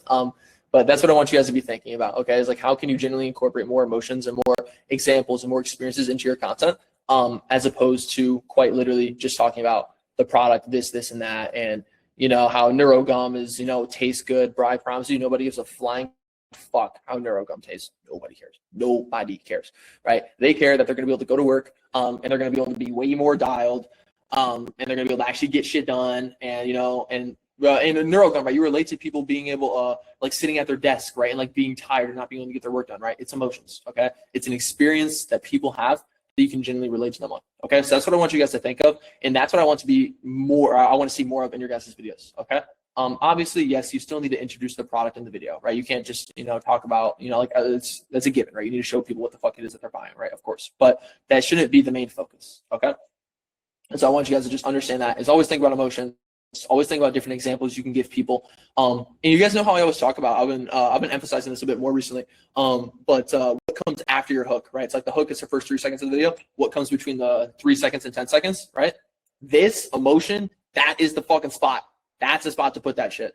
Nobody talks about that. No one talks about no fucking the 3 to 10 seconds, right? After your hook and between the product introduction. Nobody talks about that time, but it's one of the most important in your videos, and it's one of the best ways you guys can separate yourself, right? So when you're thinking about like, oh, I don't know what to talk about in this video, Tay, like I need some help, bro. What is people's life like without this product? Give them an example, right? Okay. And so I just want you guys to truly think about that. And when you guys are giving examples, right, you want to be specific to really talk to someone, specifically. But if you get too specific, right, then it's like, okay, how is it actually going to apply to a lot of people? So you also need to think about that. Okay, so like be aware when you are giving examples, if you give some like very, very specific example, then a lot of people won't relate to it, and it'll end up actually backfiring on you. So I hope that makes sense. Hopefully you guys see what I'm saying, right? Make sure the examples you guys give within your videos are still kind of broad, that it does relate to a lot of people, so you can still get a lot of views. In this module, we're talking about advantages as a creator. So everybody has an advantage, right? Whether you think so or not. What is your advantage, right? So some examples of some advantages that you can have is maybe you had a really good weight loss transformation, right? You can use those transformation pictures before and afters to sell products, right? Maybe you can speak a different language, right? You can maybe speak Spanish, right? You can speak to an entire different, audience versus, English. It widens your audience. Maybe you have an older car. You can sell CarPlay products like a CarPlay screen, or stuff that older cars wouldn't have, but a newer car would have. You can sell stuff for newer cars. You can, for an example, like CarPlay adapters.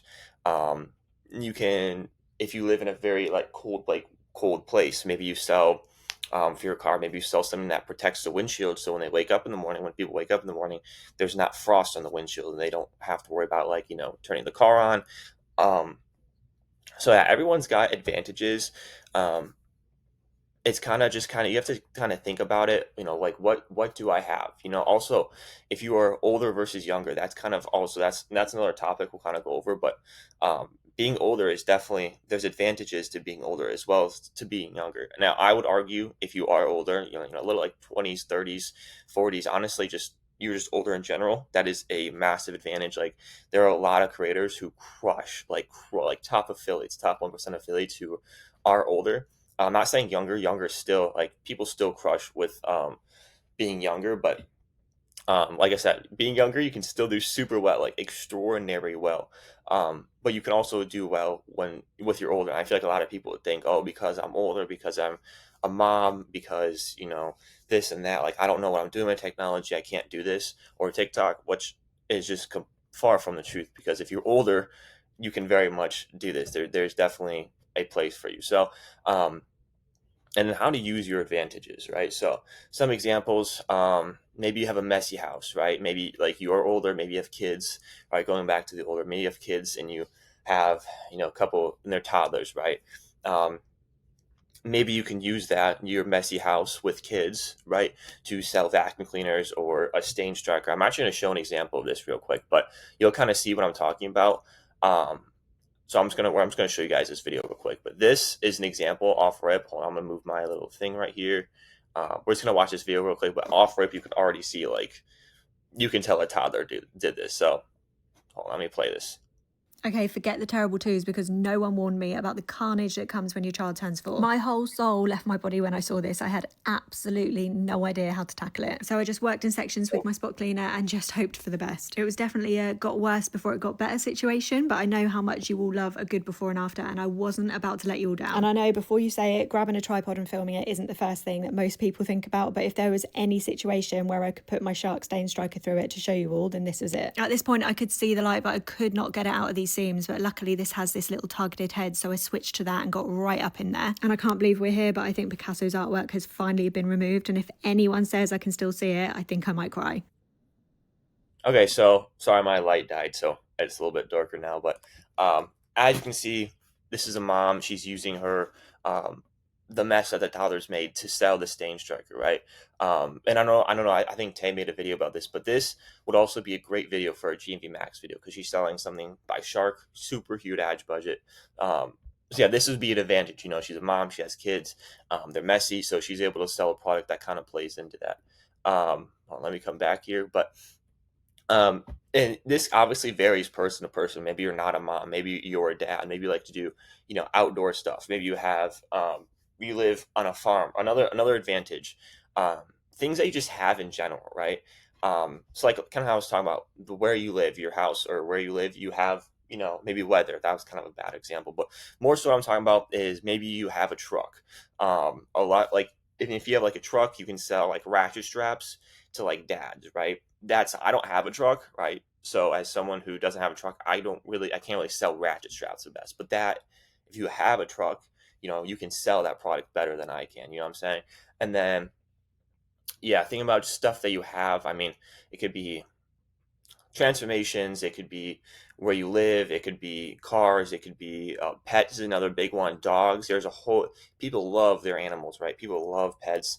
So if you have, if you have a dog, you have a cat, there's so many products that you can sell for that. Now, me, I don't have a dog. Like I've been saying, I don't have a dog, so I can't sell dog products, right? But if you have a cat, you have a dog, you have that advantage over me.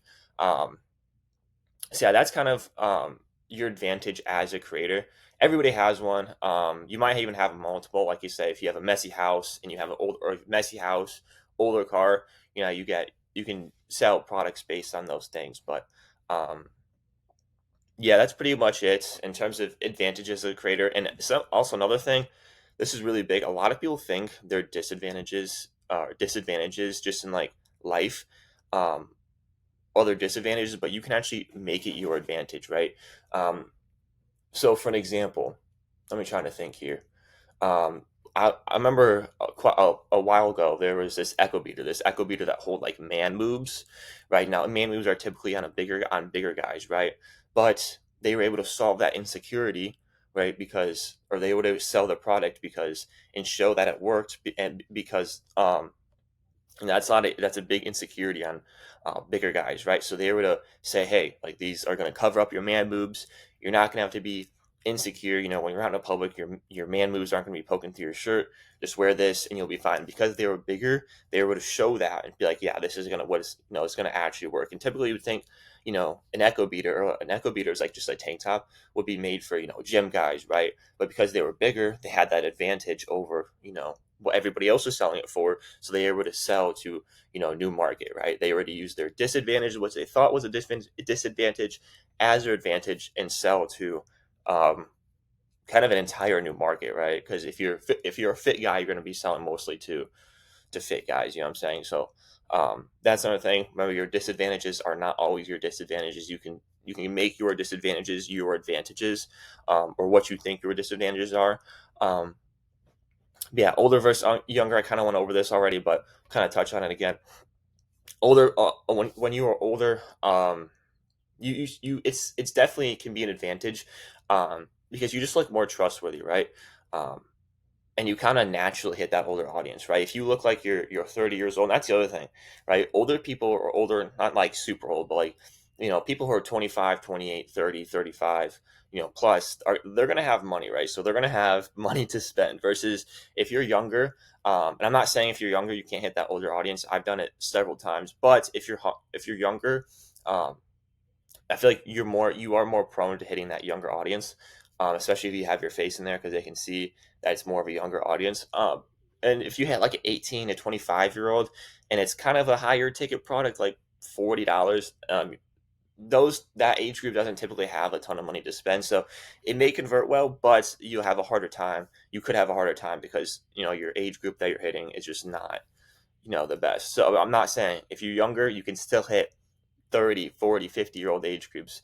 I was able to do it, and it's definitely able to be done. It's just a matter of your video. It's just something. It's kind of like the icing on the cake, and then vice versa. If you're older, right, you're still able to hit younger audiences, but it helps, that you're older. It's like just like the icing on the cake. Obviously, you have to make the video, for an older audience, but it's just like that icing on the cake. So, anyways, yeah, this is the advantage as a creator. This is definitely something everybody has and everybody can tap into and use to sell products. And then, yeah, for finding products based on your advantages, it's pretty self-explanatory. Sorry, I just blanked. For an example, if you have abs, maybe you can sell an ab roller, right? If you have a transformation, weight loss journey, maybe you can sell supplements or fitness product, right? If you have, let's think of, I think I said older car, you can sell like technology, like a newer car. Like, hey, if you have an older car and you want CarPlay screen in here, you can sell that. Yeah, it's pretty self-explanatory. I think I might have already gone over that, but anyways, yeah, this is the advantages as a creator and how you can use them. And so in this module, we're going to be going over what is a winning product, right? One of the biggest parts about TikTok Shop is picking a good product, right? Because if you don't have a good product, it definitely plays a factor into you making money. So the first thing, a product that solves a problem. Now this can be, like I said, insecurities. It can be convenience. It can be peace of mind. There can be a bunch of different problems. There's not one problem. There's a bunch of different problems that a variety of products can solve. For an example, insecurities. I think I had a video pulled up. No, I didn't. Hold up. Yeah, insecurities. Like, for an example, if you're gonna sell an Echo beater, right, or a tank top, maybe something about the Echo beater or the tank top is that your what do you call it? Your gyno, right? People with gyno, their nipples aren't gonna like show through the shirt, right? That is a huge insecurity that solves, right? Because no one wants to have their nipples poked through their shirt. It's weird, especially as a dude. It's an insecurity, especially for like if you're a bigger guy. It's a huge insecurity that this product solves, right? So, or another one, goalie gummies, right? I'm sure you guys have seen Fix Your Gut. If you got those hip boobs, armpit boobs, those are huge insecurities that people kind of play into to sell a product, right? Because people obviously they're insecure about them, so they want to fix them, right? Those are huge things. Insecurities probably a huge, problem, right? That a product can solve. Another one, convenience, right? So stuff that can save people time or that's just like a hassle. For an example, let's say you want to, I don't know, I'm just thinking about problems. Let's say you want to charge your phone, right? But you have to stop. You want to keep using your phone, but it's an inconvenience because you got to put down your phone, you got to charge it, right? Let's say then I sell you a 30-foot charging cord, right? Well, now you can charge your phone literally anywhere. Plug it in, you can charge across the house, right? I just, the cord solved the inconvenience of having to sit down, be by an outlet or a wall and, be like 2 feet away and, having to sit there and wait for your phone to charge. So there can be different problems that different products solve.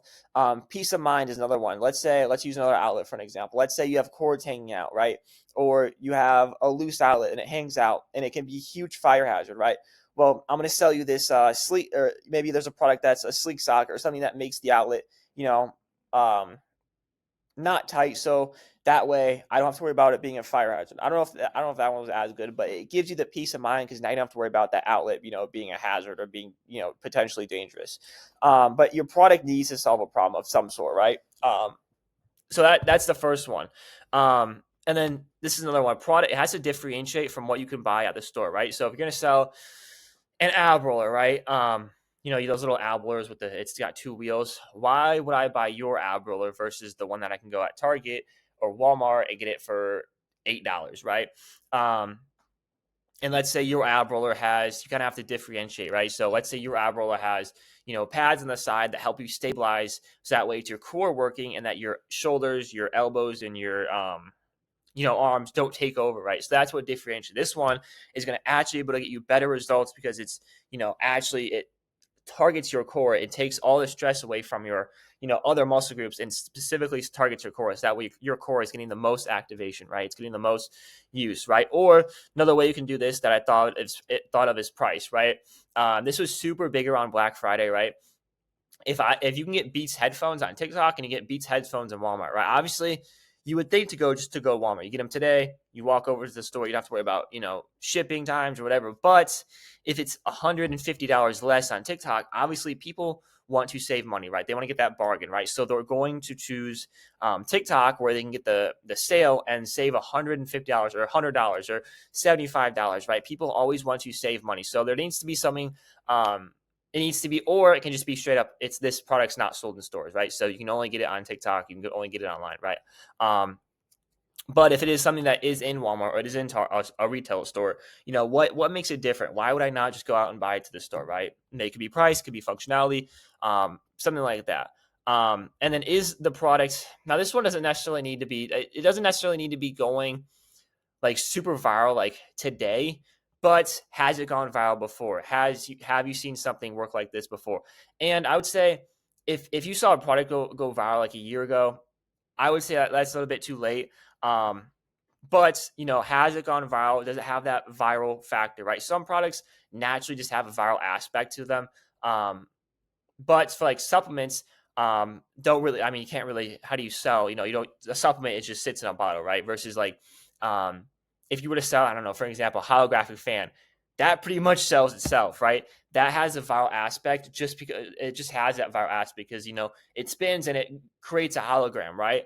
Whereas like if you're selling a supplement, that doesn't really, you have to, it doesn't like, you have to sell it. That doesn't do anything, right? It just sits in a bottle, right? So yeah, some products. I'm not saying you can't sell supplements, but you got to maybe the pain points are going to be the pain points is going to be different, right? You're gonna have to play into maybe those insecurities, or maybe with a supplement you have a pain that this supplement helps with.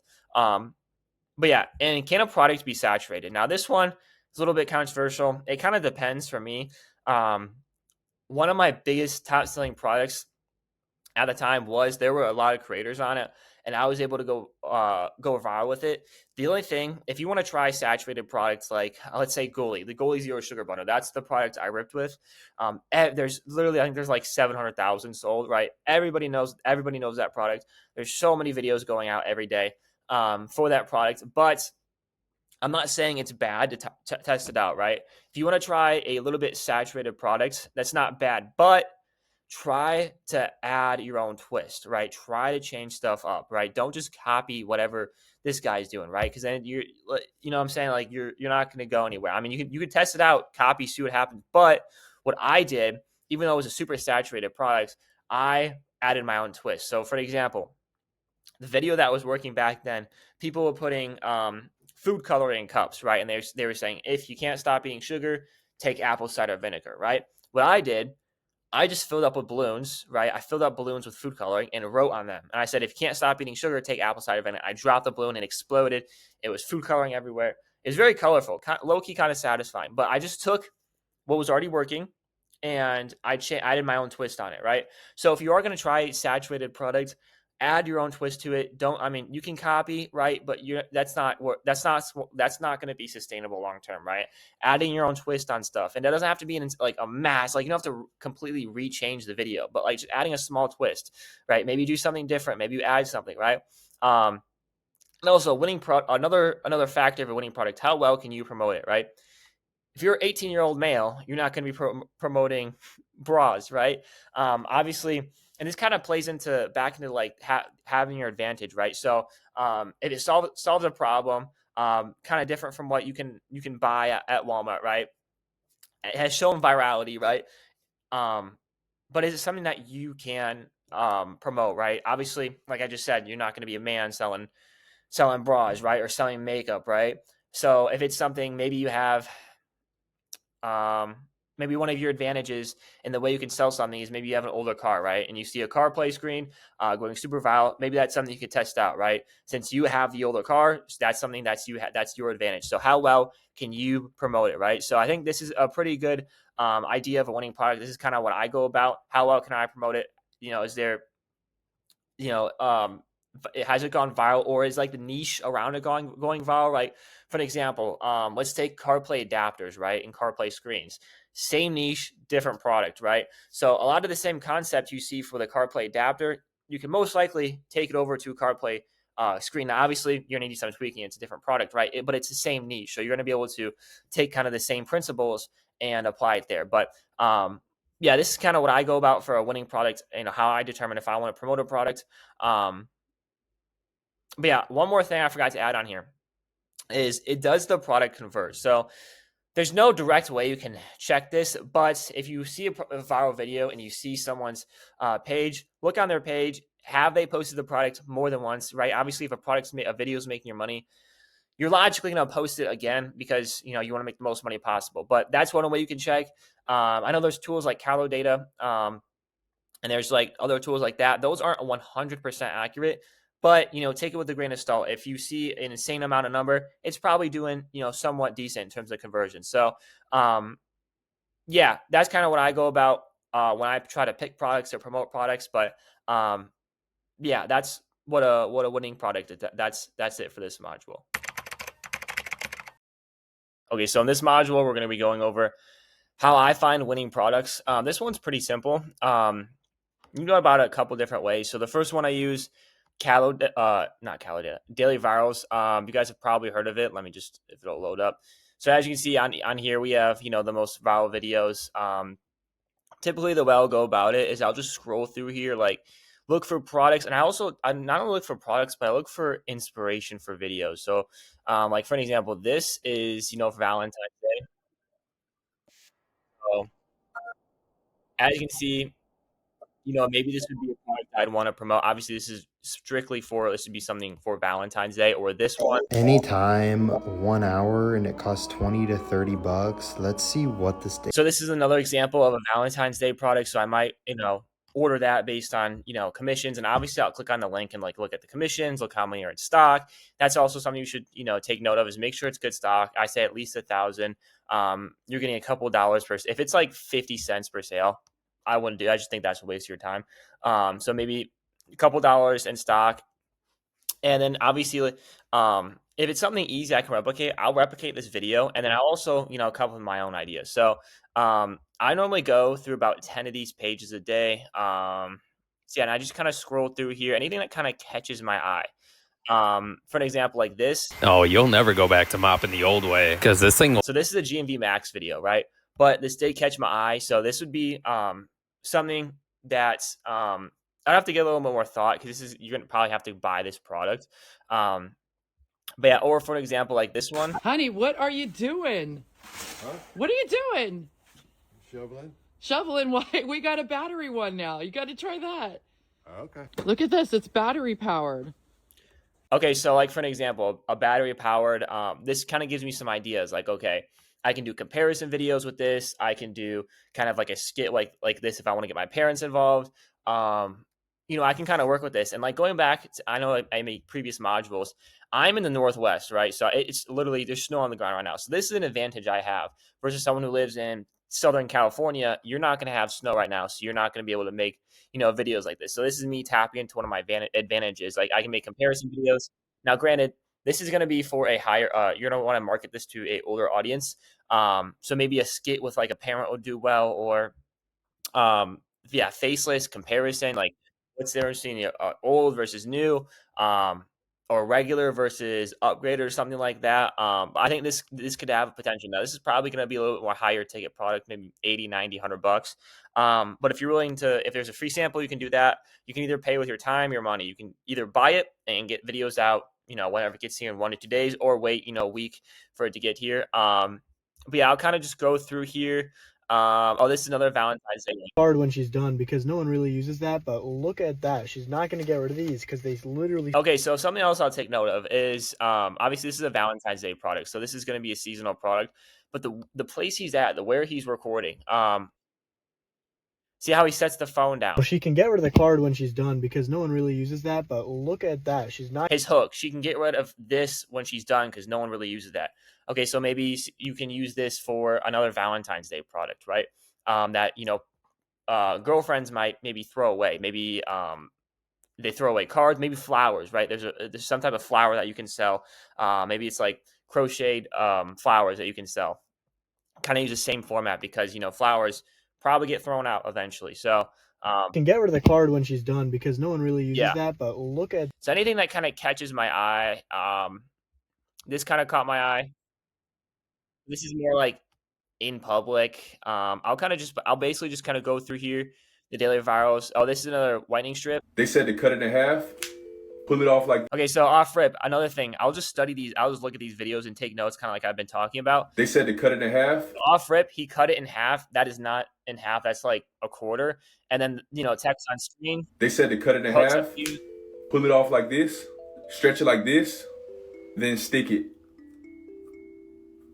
It comes with 2 strips, but I only did 1 strip because I'm trying to see. The rest of this video is very similar to what's already been working for this product. But like the hook, he cut a fourth of it off instead of a half. He said the text on screen was, I did not expect this. So that's something I can kind of keep in the back of my head for. Maybe there's maybe there's a teeth whitening pen that comes around in 2 weeks and that goes super viral, right? So I'll kind of keep that in mind. Yeah, I'll kind of just go through. Here's another Valentine. This is definitely a card she's not right now. Throw out. Well, maybe the card, but not the roses. Kind of the same idea. Here's something that she's not going to throw out. Where you could write a message, and then that acts as a stand for the. So yeah, and then if I see 2 like similar hooks, something I like to do is I'll go back and look at the first one. So can get rid of the card when she's done because no one really uses that. But look at. So yeah, kind of the same idea in terms of the hook. She can get rid of the card. Here's a card that she's not going to throw out. So yeah, I'll kind of go through here. This is another similar video. And I'll just kind of go through here, and I'll also use kind of think about the criteria, or kind of the criteria I used in my last video. But I'll just go through, like I said, about 10 pages. Here are gloves. There's an ice machine maker. But yeah, so that's what I do for the daily virals. In terms of calo data, I'm not doing calo data anymore. I'm trying something else. I'm actually just trying it today. So yeah, we'll see how that goes. I'll definitely make an updated version if that new method works out. But this is the one I most pretty much use as much as the daily viral. So I have my account pulled up right here. I'm following. Wait, hold up. Did it? I don't know if it. Okay, here we go. I have 240 people following. Now, this is a method not a lot of people talk about. These are all affiliates, right? So I'll go through most of these accounts every single day and look, because something that someone might have posted might be like on an upwards trend and it hasn't picked up on daily virals. Because once it's on daily virals, a lot of people have most likely seen it. And also, when you see something, if you want to replicate it, money loves speed, right? So you need to act fast. So let's say I'm going through these accounts and I'll just click. I go check this guy's account a lot, but I'll go through his videos, 40, 119. I'll look through any outliers on the video. So anything that's like 80, 90, 100,000 views, I'll kind of look up on. So I'm just going to go through. Okay, so this video has 120,000 views. So I finally got around to upgrading my nightstand. And I got this nightstand right here that has 3 different drawers that you can put whatever you want in them. Along with it having 4 different charging ports, 2 regular plugs, and of course a USB-A and a USB-C. You got all this space on the bottom and the top to be able to put anything you want. And of course my favorite part. Okay, so this is a pretty product focused video, but something else I'll take note of is I can use this hook for other, like I can take this hook, write it down, and now it's just a hook I have on standby, right? That I can apply to other products, right? That's what I do a lot. I'll find, hooks or just, formats that work. Like for an example, like, I'm sure you guys have all seen the knife by now, but the way they use the knife, and this is not just on this account, but I'll do the same thing for other accounts. Or, let's see if we can go back here. There's an account I want to go check out. I don't know if I'm going to go find it, but yeah, I'll go through all these accounts pretty much. Maybe not so much the girl accounts, but I have gotten value from those accounts before, like more so concepts than anything. But Ishami, I look at this. Oh wait, it's not even popping up. Let's see if we can refresh it. See, oh, here we go. So yeah, I'll check his account a lot. He gets a good amount of baseline views. So like 19,000, 40,000. This is the one we just saw on the daily virals at 1.6 million. But I'll go through his account. Let's see here. Okay, 80,000. If you want to drain someone's car battery so they can't drive, just open their door and leave their light on. Then in just a couple of hours, I'll take note of how he went about it, the knife flip, the text on screen hook. Talked about the battery. So this is definitely a way you can do product research. And also, if like someone has a product that rips, that's a way you can do product research. But also, get ideas, new things to test out as well too. So yeah, that's kind of at the moment how I go about finding winning products. I'll just go through a bunch of accounts, and then I'll go through my own following list. And you guys can just go to my account and just I don't have my following list like blocked off like some people do. Like you can see everybody that follows. So you just go to my account, follow them, and then just do kind of this, go about it the same way I do. But that's kind of how I find winning products, not only winning products, but also new angles to test, winning angles. That's how I found one of my winners that lasted like months. I found doing this method. I found it from actually a mom. So yeah, it was a new product. I found it, and then yeah, pretty much went from there. But yeah, this is how I go about finding winning products and winning angles. I have used calo data before. Calo data is good, but I don't use it. I use daily virals and my following list like way more than calo data. So that's it for this module though. Welcome back to Being With Me, y'all. Now that Owen showed you guys what a winning product actually is and how you can go about finding winning products, I want to go into my personal product testing strategy so you guys know how you can find that banger product that's going to make you a fuck ton of money. Okay, because what typically happens to go from 0 to 10, 15, 20K a month, it's going to be 1 or 2 products that make you a majority of that money. So I'm going to show you the strategy of how you can actually get there as quick as humanly possible, right? Shillegit, my biggest winning product, made me $90,000 in commission, almost 100 grand, almost 6 figures. just from one product. So I'm going to show you how you can go about testing products so you can find that winning product as quick as possible, right? So and by the way, I'm going to show you guys exactly what to do and what to post when you get a new product inside of the next module called video ideas. Okay, but for this one, it's just how do you actually test a product. So here are the guidelines to follow, right? Depending on your volume as a creator, if you're between 5 to 15 videos a day, which most of you guys are, when you get a new product in, you want to post 10 to 15 videos with this product over the span of a couple of days to properly test it, right? And if you see no results or no upward momentum towards the end of the test, drop it and don't think twice about it. Move with speed, okay? But one thing you want to do is you never want to post more than 4 videos in one day for one product, because you're going to end up just like regurgitating the same shit. Like, you're just going to end up saying the same fucking shit, okay? So when I get a product in, like I said, I'm going to explain this in the next video. I search it up on TikTok, I get some inspiration, right? And I'll base my videos off of those, okay? I'm going to get into that in the next module, so it makes even more sense. But 10 to 15 videos with the product to properly test it, okay? That should take a couple of days, since you're not supposed to post more than 4 videos for one product in one day. And once you see that, if you haven't had a video that's gotten 10K views, or you haven't gotten a good couple of sales from it, then you want to just move on. Okay, if you get like one sale and you make $3 and you're like, oh, that's momentum, dude, it is going to take you fucking ages to find a product that's going to make you $500 a day. Okay, because that's what we're after, right? 10K a month, $300 a day, 15K a month, $500 a day, 20K a month, $650 a day, $700 a day, right? So it's like, if you find a product and you're getting all happy that you got 1 or 2 sales and you made $5, right? That's going to take you so much longer to actually find that really big winner. Okay. So towards the end of the 10 to 15 videos, if you're having some upward momentum, like you used to get like 200-300 views each video, now you're starting to get like a couple thousand, then okay, test it for another 10 videos and see what happens. And within these 10 to 15 videos, you want to try every single marketing angle that the product has. So what a marketing angle is just who you're actually selling the product to, essentially. Like, what is the reason that people would buy? So for example, a marketing angle you could take for a skincare product is you could market it towards men, right? Men that, it's like, yeah, if you haven't been able to get a girlfriend, for example, is how you would start the video. Oh, if you haven't been able to get a girlfriend, it's probably because your skin looks like this. I have shitty skin. That's a marketing angle. But then you can also market it towards women to get it for their boyfriends. That's a different marketing angle. So you can be like, yo, if you're a boyfriend has chopped ass skin, these are not good hooks. I wouldn't use that in a video. But it sets a really good example of what a marketing angle actually is. Okay, because that's the most important thing. So you want to make sure you test all the different marketing angles and try to promote this product to all the different types of people that would potentially buy. This is how you truly do a good product test. Okay, this is how you do it. I used to promote Shilajit, the Johnson supplement. Shilajit, it essentially helps your Johnson grow, right? That's the point of the product. And so for that, right, all the different marketing angles is one of the ones that I tried. Is I was trying to promote it to older people, because that's the people that like would use it a lot, right? Old people, they have struggles on it, right? But then I was like, that's not really working as well. And then I tried to promote it towards younger people. I just took a bit of a different angle. Okay. And that is what really, really started to do well. Okay. So that's why it's so important to test every single marketing angle within this 10 to 15 video test, right? Never post more than 4 videos in one day for one product. As I said, I recommend about 2 videos per day.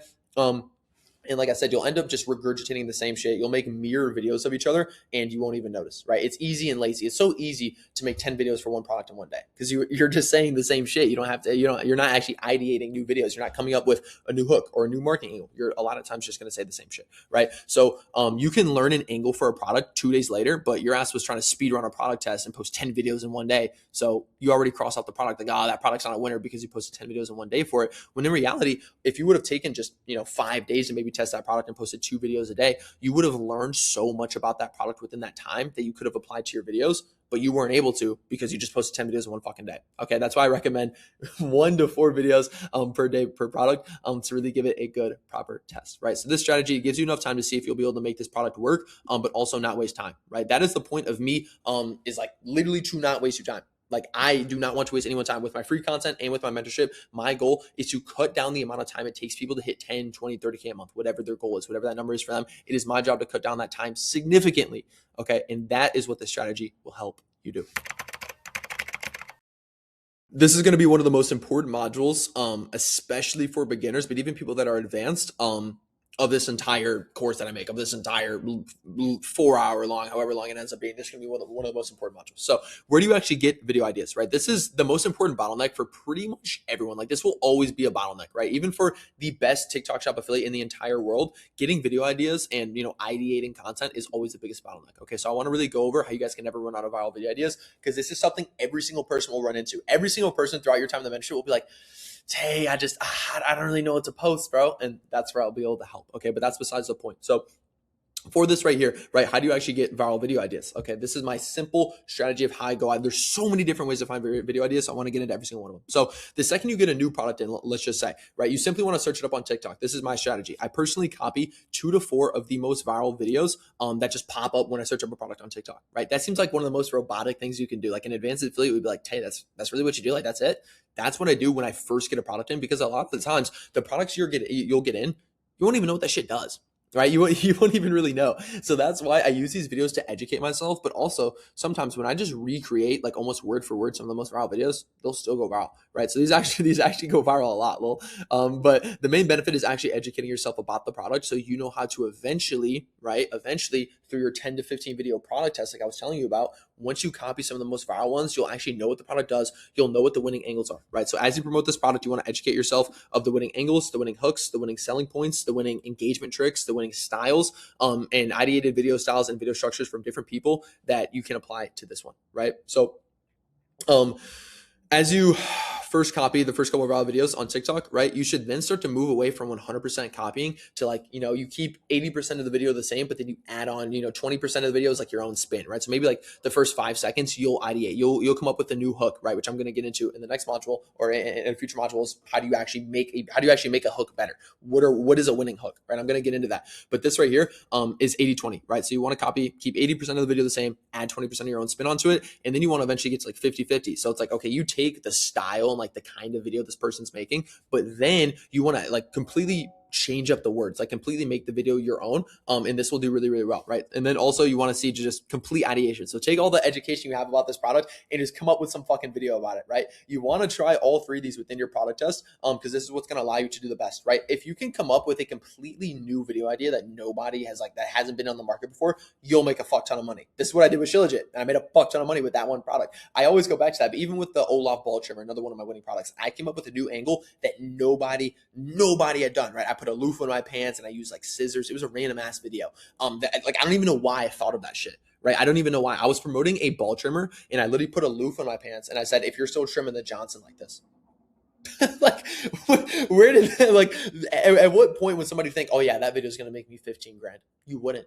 Okay, the videos you don't think are going to make you a lot of money or that might be a bit too goofy, those are the ones that are going to print. So don't be afraid to completely ideate some videos and see what the fuck happens, right? So also, when I look up these videos on TikTok, excuse me, I'm also in the comments of these videos, right? And I'm looking at the most liked comments, the most popular comments, and I'm going to use this as a hook. For example, when I was promoting Shilajit again, right? One of the most common comments on my videos was, how old do I have to be to take this?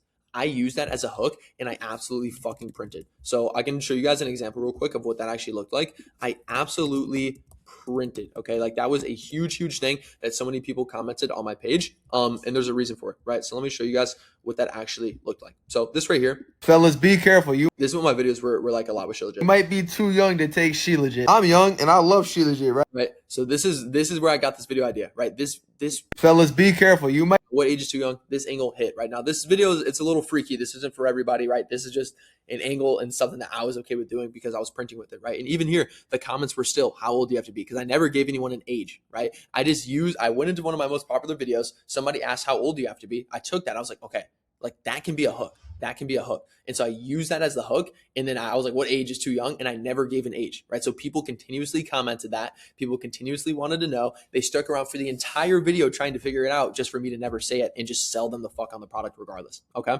And so this angle, do not be taking shit, right? It went insane for me. Insane. I don't know if this video will load, but it says you should not take it at 17 and under, right? And I made a comment reply to it, right? And I absolutely printed. Why did they make it okay? Okay, insane. Fellas, I got a question. What's better, the CMOS, the Shilajit, or the Ashwa? Everyone always wants to know which. This is the video I used to make, and then I went in the comments one time and I saw how old you have to be to take it, right? And that's where I got this. I got that video idea. I got it from a video like this where I wasn't talking about age. Okay, so that is super important. Okay, and I want you guys to understand that is going into the comments of other people's videos and seeing what their top comments are, using that as a hook, because that's what's on people's minds, right? If it's a top like comment, that means people are curious about it. They want to know. They want to know the answer to that question. They want to know the solution. Okay. And so that's where I was like, okay, fuck yeah.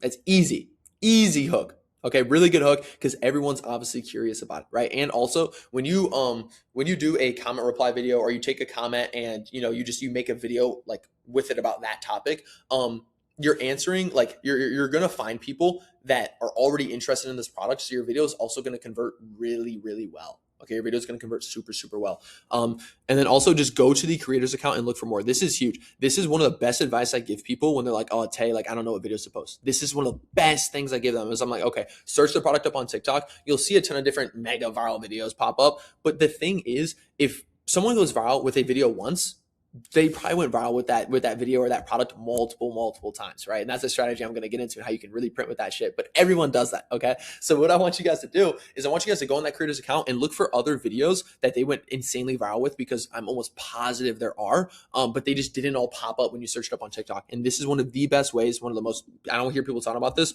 to find a ton of different more video inspiration as well.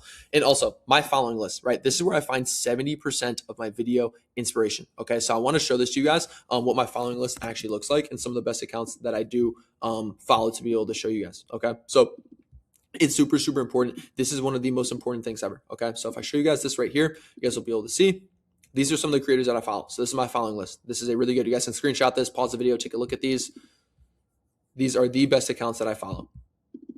And I follow a couple more, but these are like the highest tier ones. So these ones right here, I find so much video inspiration from, and also product inspiration, right? I see what products are promoting. I'm like, okay, bet, like I'm gonna try and promote that product, right? Or I'm gonna take some inspiration from what they're doing. And there's nothing wrong with that. There's nothing wrong with copying people, taking inspiration. There's a lot of creators.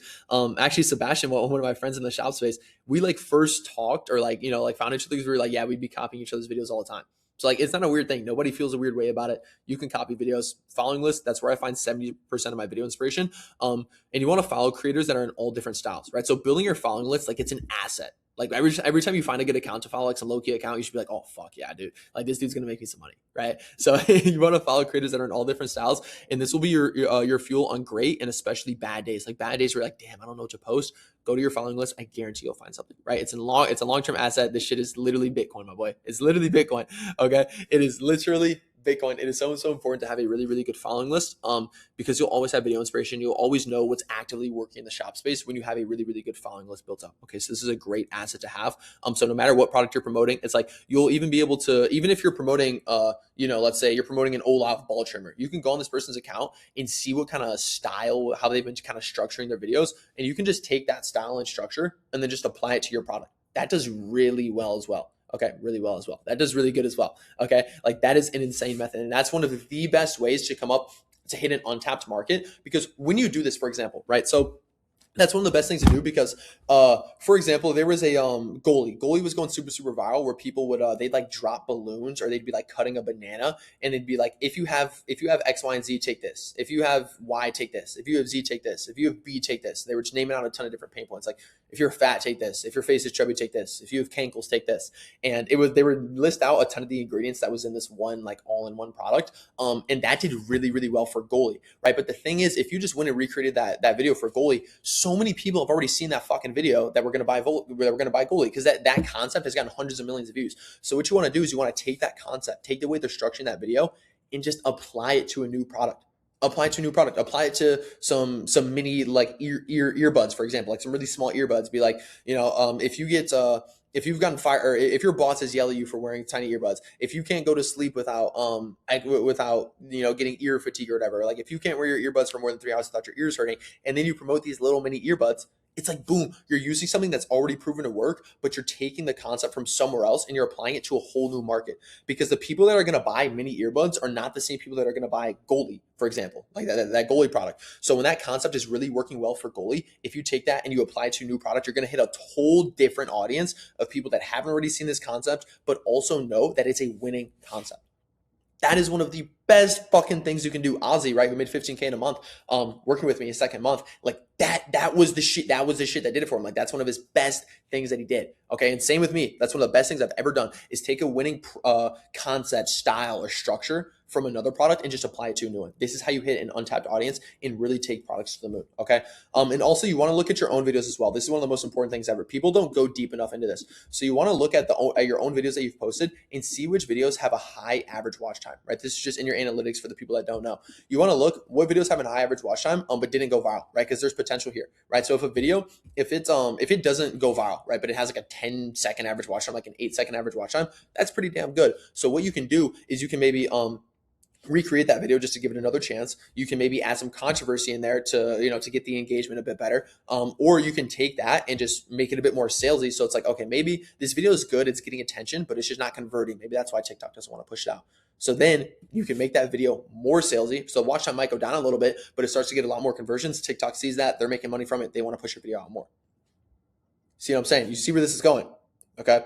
It can go a lot more in depth than you think. Now, TikTok Shop is not always this in depth. I've woken up some days, brain half on, made a couple videos that ended up going viral and making me a shit ton of money. Okay, as you guys know, especially if you've done well before, TikTok Shop does not need to be some crazy in-depth thing, but I want to give you guys all the options to go as in-depth as you possibly want to ensure your fucking success.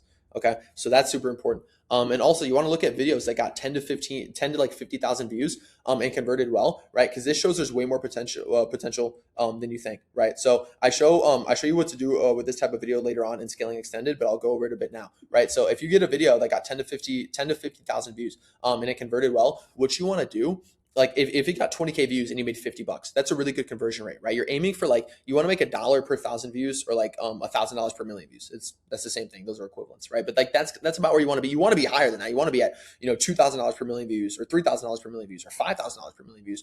But $1,000 per million views is like a good benchline. So if you made $50 from 20K views, that means you're at like $2.5 thousand dollars per million views essentially, right? If that video were to get a million views, you'd make $2.5 thousand. You see what I'm saying? And so that's a really good conversion rate. So what you want to do is you want to take a little bit of what made that video convert so well, right? Take some of the pain points out of there, take some of the desired outcomes out of there. You want to take that out and then you want to put it back into your you want to take those things out and then you want to make the video a bit more entertaining, right? You want to maybe give the hook a bit more controversy, right? Maybe attract a bit less of a qualified audience, right? Because you would so much rather make $1,000 from 1 million views than make fucking $400 from 200,000 views. You see what I'm saying? So even if the video converted so well, take some of what what made that video so high converting, take it out, add in some more entertaining aspects, watch that video get 1 million views and still convert solid. Watch it happen. This has helped me so fucking much. And this is something that no one is talking about. This is how in depth this shit can go. Okay. And it's insane. Okay. And also, if it gets 10 to 50,000 views and it converted well, you should be recreating that video as is, right? You should already just be recreating it 1-to-1 to see if it can get 1 million views and convert well. But if you try to recreate that video and it doesn't really go viral again, then take some of that, what made that video such high converting out. Because what makes a video high converting is typically going to be exactly what makes the video not go viral. Because nobody likes to be sold shit. Nobody, right? Nobody likes to be sold shit. We can all agree on that. I don't like to have a product shoved down my fucking throat. It pisses me off. Okay. So it's just fucking annoying. Okay. So with that, right, it's like if a video converts really well, that probably means if you took a little bit of what made that video high converting, like trying to sell people, if you took that out, right, the video would go so much more viral and it would still probably convert solid because you'd still have some of the high converting aspects of that video still in there. Okay, so this is really, really well. And this will make a lot more sense once I dive into hooks and structure in the next modules. But yeah, this is super, super important. And also this is even some more in-depth shit that not a lot of people talk about, but you can go to Amazon and look at the reviews. If you just look up every product that's on TikTok Shop is also on Amazon, almost every single one. So if you go to Amazon, you can look at the reviews, see what people liked about it, right? See what people are curious about it, and then use that as your hook on your TikTok Shop video. Sauce. Nobody's talking about that. And your past videos, they're a gold mine. Okay. It requires much less change in a video than you think to go from 5,000 views to 5 million views, right? Or take a previous viral video and make it even more viral. Okay. Your past videos are a fucking gold mine. They're a gold mine. And I will dive into this more when I go over how to take one viral video and turn it into multiple. That's how you really make a fuck ton of money. But it's super important. Okay, so don't overlook your past videos. That is where you can learn from the most, right? Or like if you had a video that did decent, look at that video and be like, okay, like what about this video made it do good? Was it the structure? Was it the hook? How did I say this hook? Was my tone really good? Think about what made that video do well in the first place, and then apply that to all your future videos, right? Okay, apply that to all your future videos. A lot of people that, you know, they do well, like they maybe make 1, 2, 3, or maybe even 10K in a month, but then they're not able to replicate it and they kind of start to fall off. It's because they probably stopped doing the things that made them viral in the first place, that made them all their money in the first place. So going back, looking at your old videos and studying what has worked for you most is the most important thing you can ever fucking do. And you'll find so many hidden gems, so many viral video ideas in there, right? Because when you see a video that went viral, it is so important to recreate that as much as possible. So if we look at my account right here, right? Like I was able to look at this video, right? That video got 3 million views, maybe maybe like 5K. And then this video right here, I was like, okay, how can I slightly change this video to re-spark the virality, to get it to go viral again? I'm taking the same marketing angle, but I'm saying it in a different way. I'm using a different weird freaky ass camera angle, right? But I changed the video just slightly, or even right here, where I was in the car. Right? I'm just slightly changing the words. And that was the difference between me never being able to recreate that viral video and me getting another 10, 20 million views, making another 20 grand. That's the difference. It's those slight little changes. That is where you get viral video ideas from. Any video that has done well for you in the past, I guarantee you haven't done as much as humanly possible to turn that video into multiple. And that is the most important fucking thing you can ever do. Okay. And I'm going to dive into that more. I promise you. Okay. This is a long journey. There's a lot of different things. There's a lot of parts that connect to each part. So I want to explain it all as in order, as best in order as possible. Okay. But this is a really good module. Save this one. This will help you so much. Hope you guys enjoyed. I'll see you in the next one. Okay, real quick, when I was showing you guys this, I noticed that you couldn't hear the volume. So I just want to let you guys, I was talking about like how you can make little changes to your videos. So I just want to show you guys what I was actually saying. Fellas, be careful. You might be too young to take Shilajit. I'm young and I love Shilajit, right? Do not be taking Shilajit at any age, bro. Fellas, why did they make it okay for all ages to buy this shit? Fellas. Okay, so now you guys know how little changes I was making to get such a crazy result, right? So I just wanted you guys to be able to see that. This will be after the module, but just so you guys know like what I actually was saying. Now you guys know how little changes you can make to re-spark virality, and that's the difference between getting an extra 20 million views and making an extra 20 grand. Okay, this is another super important module. Hooks is what 90% of your time should be going into as a TikTok shop affiliate. Why? Because the front end of your video is what is responsible for views. The back end of your video is what is responsible for conversions. So the hook is the very first 3 to 5 seconds of your video that people see, right? So nobody's ever going to stick around to watch your videos enough to actually get sold on the product that you are promoting if they're never hooked in from the beginning to even watch. Okay, that's why hooks are so important, and like this is the biggest lever. Okay, like this is another huge thing. Okay, so 90% of your time will be going into the hooks as a TikTok shop affiliate, and so I want to go into the 3 different types of hooks. Right, you have visual, which is what people see first. Right, visual is what people see. Text is what people read, and then verbal is them hearing whatever it is that you're saying. Right, so visual, people see this first. It makes or breaks videos. And I want to show you guys an example of my $3 million my 3 million view, not $3 million, 3 million view Shilajit video. So this right here, this video does not go viral without this visual hook, right? And so Shilajit is a product for your Johnson, essentially. It helps it grow your Johnson. Do not be taking Shilajit at any age, bro. Fellas, whatever. Okay, so if I didn't do that, right? If I didn't show you guys, if I didn't have the camera angle down there like that, that video does not go viral. It doesn't get 3 million views. It doesn't make me $5 million or $5,000. It doesn't. Okay, it just simply doesn't. And that's why the visual is so important. Like it can genuinely make or break a video. One of my most viral videos of all time. It's on an account that got banned, so I can't really show you guys. Unfortunately, fucking sucks. It haunts me till this day. It had 18 million views, so it really does suck. But that video right there, it was me. I had like a loofah in my pants, and I was literally standing up. I was like, "If you're still trimming the Johnson like this," I was promoting an Olaf ball trimmer, which is like an electric trimmer. And I literally had scissors, and I was like, "Fellas, if you're still trimming the Johnson like this," with a loofah in my pants, like acting as the bush. Okay, so like I said, you guys don't have to do these goofy kind of videos. That was just my style, and I'm promoting to a really young audience. That's who I was trying to appeal to. I was trying to be goofy. So you guys don't have to make videos like that where you embarrass yourself just throwing it out there. But if you do, right, it's a great fucking way to make money because you shouldn't care what people think about you to begin with. But that right there, without that visual hook, it doesn't get 18 million views. It doesn't make me $15,000. My best performing video ever. Okay, so I want to set the standard of how important the visual hook is and how much intention can actually go into it. Okay, and then text hook. This is just a simple explanation, a simple reword of your verbal hook. So that's what I'm going to dive into. Just know your text hook. It's like what you type on the screen. You guys have seen the text hooks in all the videos I've showed. It's super simple. So I'm going to dive into the verbal hook, and then I'll explain how you should do your text hook. So with your verbal hook, and then I'm going to get into the best hook structures, right? How you guys can actually hook people in. Because this is what has gotten me over 100 million views as a creator. This is what's gotten me over 100 million views. Is these right here. So I'm going to get into that in a second. But verbal hook, right? This is where you need to show emotion and you need to generate curiosity. Curiosity is the fucking buzzword here. This is the most important thing. Okay, you need to make someone curious as to what you're going to say, so they actually stick around to see what you say, therefore get sold on the product. Okay, curiosity is huge. That's what you guys really want to dive into. So why should someone continue watching past the first 3 seconds of the video? That is what you guys need to be asking yourself with your verbal hook. What can you say, right? So now I'm like, oh, what age do you have to be to take Shilajit? All the people that are interested in taking Shilajit, they now need to keep watching that video to figure out what age you can take it. Okay, now that is what's called a middle of funnel video, where I'm already assuming people know about this product. But I don't know if you guys remember, I showed you a video earlier. It was this one right here. Every skinny guy's had people do this to their wrist. And the first thing a girl does when checking out a guy is peep their arms. Every dude knows this. Right. So everyone that can do this to their wrist, and everyone that can do that to their wrist is now watching this video. Because I said, so all the skinny guys who can do this to their wrist. So everyone that can, and by the way, almost every single person on the face of the planet, unless you're obese, which there's nothing wrong with, right, can do that to the wrist. So it was controversial, but it also like hit a really deep pain point for all the people that are skinny because they thought they were the problem. And in reality, everyone can do it. Okay. But that's why it's a controversial hook. So that did really well. That's a good example of a hook that's not like a middle of funnel. That's a top of funnel video where I'm trying to promote this product to everyone that could potentially use, that was a product where I was promoting a forearm gripper, by the way. That's why it made sense. So I'm attracting a skinny audience, which is exactly who I want because that's who's going to buy this forearm gripper to be able to blow up their forearms, to get veiny forearms. That was the whole point of the video, right? But it attracts a really top of funnel audience, people that have never heard of this product before. That's who it attracted, right? So I want you guys to remember when you're making your hooks, right? If you just do product focused hooks all the fucking time, bro,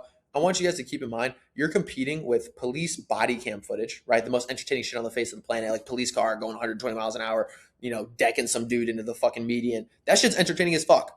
Okay, right? You're promoting with, SEAL Team 6 edits and fucking military Counter-Strike videos and Kai Cenat and Lacey Brain Rot clips and OnlyFans models.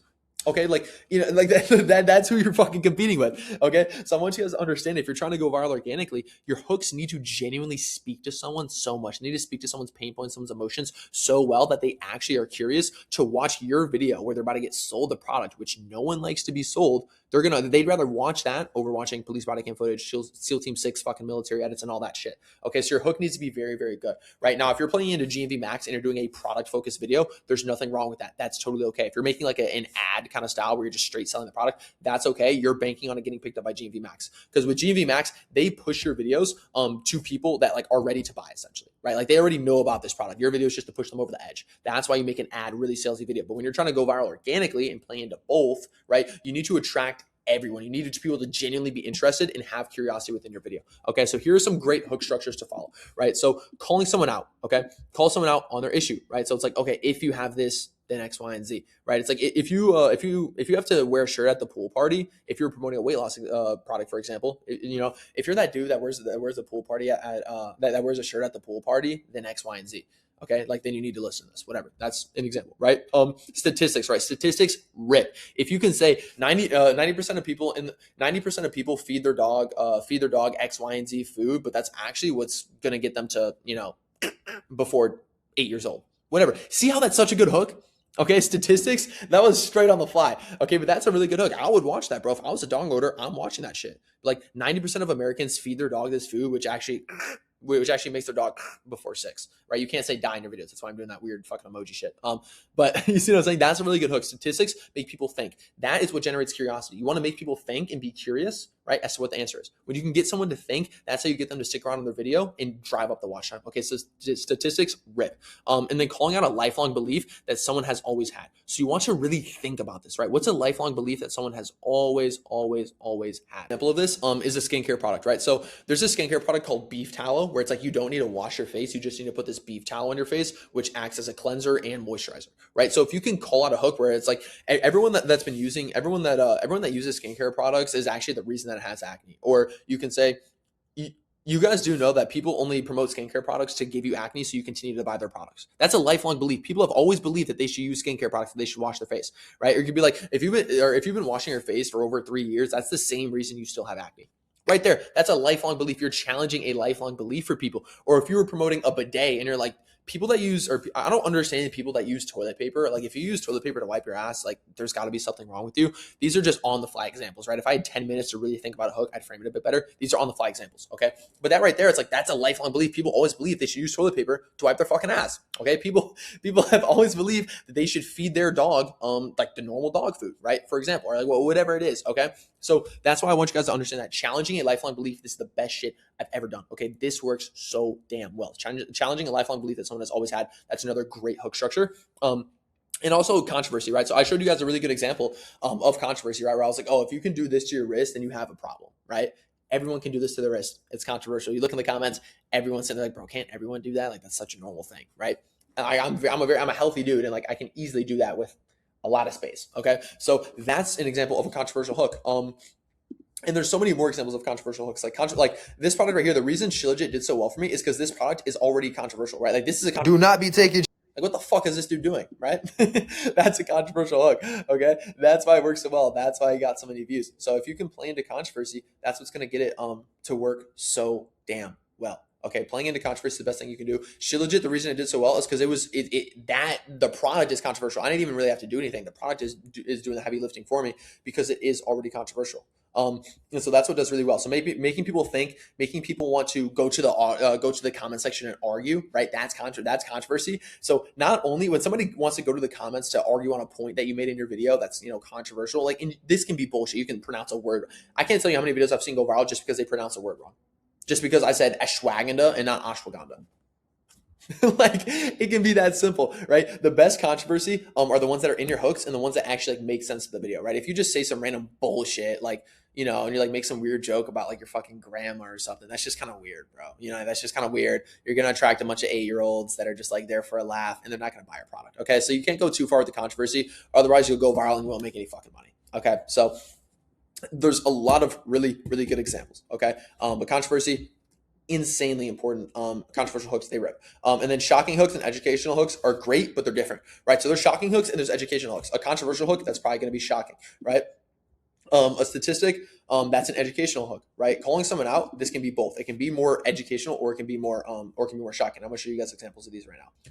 Okay, so this right here is a good example of a video I'm going to show you guys. This is my boy Ozzy's account. This is what's going to happen when you keep. I don't know if you guys can see, but he got 50 million views on this video. Made him like $15,000. Bro, that's a good hook. That's shocking. People are like, what the fuck is going on? Why is this dude in the shower? Why are these teeth whitening strips hanging off his teeth? People are curious, like, what the fuck is happening? Holy shit, Mark. He just shows him mogging, right? He just shows his white teeth. That hooks people in so much, right? And there's so many good examples of educational hooks, right? So like there's so many different ones. Like this right here, this is an educational hook. This is what's going to happen when you keep using whitening strips to have white teeth. And if your teeth are already right, that is an example. That is a great example of all the things I've been telling you about, right? He said, this is, I don't know if the audio was working. He said, this is an example of what everyone's teeth are going to look like if you continue to use whitening strips to whiten your teeth. You see how that's controversial. It calls out a lifelong belief that someone's always had. I've always believed that whitening strips will make my teeth white. I've always believed that, right? And it's an educational hook. I'm getting some sort of education about it. I'm learning something new. That's the difference between an educational and a shocking hook, right? So a lot of times they'll play into both. A lot of times like they can be both, but they're great but different, right? Me with a loofah in my pants saying, fellas, if you're still trimming the Johnson like this, I'm not educating anyone. That's just shocking. It's just like, what the fuck's happening, right? So there's so many different ways that you can angle these hooks, right? And the more of these points you can play into with the hook, the better the hook is going to be. You see what I'm saying? Okay. And like this is another good example of a hook where Owen said, put a finger down if you're not allowed to wear headphones at work, but still do it anyways because it actually helps you get stuff done. Put a finger down if you're not allowed to wear headphones at work, but you still do anyways because it actually allows you to get shit done. That's a great hook. So many people relate to that, right? So he was promoting little small earbuds, right? He was promoting little small earbuds. So he was like, oh, if you want to wear earbuds, but like you get in trouble at work and you can't wear them, then you need to buy these little small earbuds. Essentially, that was like that was the summary of the video, right? But that hook, that related to so many people. That's why that video, if you guys look, I don't know if you guys saw, got 16 million views. That video by Owen, 16 mil. Right. And the reason it was able to do that is because it related to people's pain points. When you can relate to someone's pain points in the hook, that is also another great example of a great hook, right? It's relating to people's pain points as well, right? So there's so many different ways that you can have a great hook, right? There's so many different ways, and I want you guys to know that, right? Relating to people's pain points. So I want you guys to literally screenshot this right now and have all these. So when you guys are thinking of a hook, be like, okay, go through all these. Okay, I can call someone out. I can go over a statistic. I can call out a lifelong belief that someone's always had. I can be controversial. I can, I have to understand that a shocking hook and an educational hook are different, but they're both great, right? I can relate to people's pain points, right? So I want you guys to understand this, right? Not all of your hooks have to be you shaking your ass or scratching your ass in the camera, right? That's a shocking hook and those work, sure. But they used to work like back in the day. They don't work as well anymore, right? Now educational hooks are doing really well because you do want to attract a good audience that's actually going to be a potential buyer. One place I see a lot of people go wrong with hooks is they'll make a hook that just doesn't attract their ICP, right? It doesn't attract their ideal customer prospect essentially, right? So it's like you want to make sure you have a good hook that's actually going to attract people that are going to potentially be a buyer in your product, right? You want to attract with your hook potential buyers. Everyone else can get fucked. You don't care about them. They can get fucked. They can piss off. Nobody cares. All right, fuck them. All right. So you want to attract people that are going to be potential buyers in your product. Okay. You don't want to attract a bunch of fucking 12-year-olds. Like I had a video, for example, where I used like Brecky Hill as the hook and I was promoting a cologne. It was like, oh, Brecky Hill really likes his cologne. It's like, dude, that video, it still ended up converting good because the product had such a high commission. But if it didn't, if that product didn't have a high commission, dude, I would have been fucked. Because I'm literally talking about Brecky Hill. Who do you think's gonna watch that?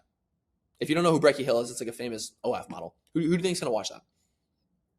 13-year-olds, bro. 14-year-olds who don't have any money. You know what I mean?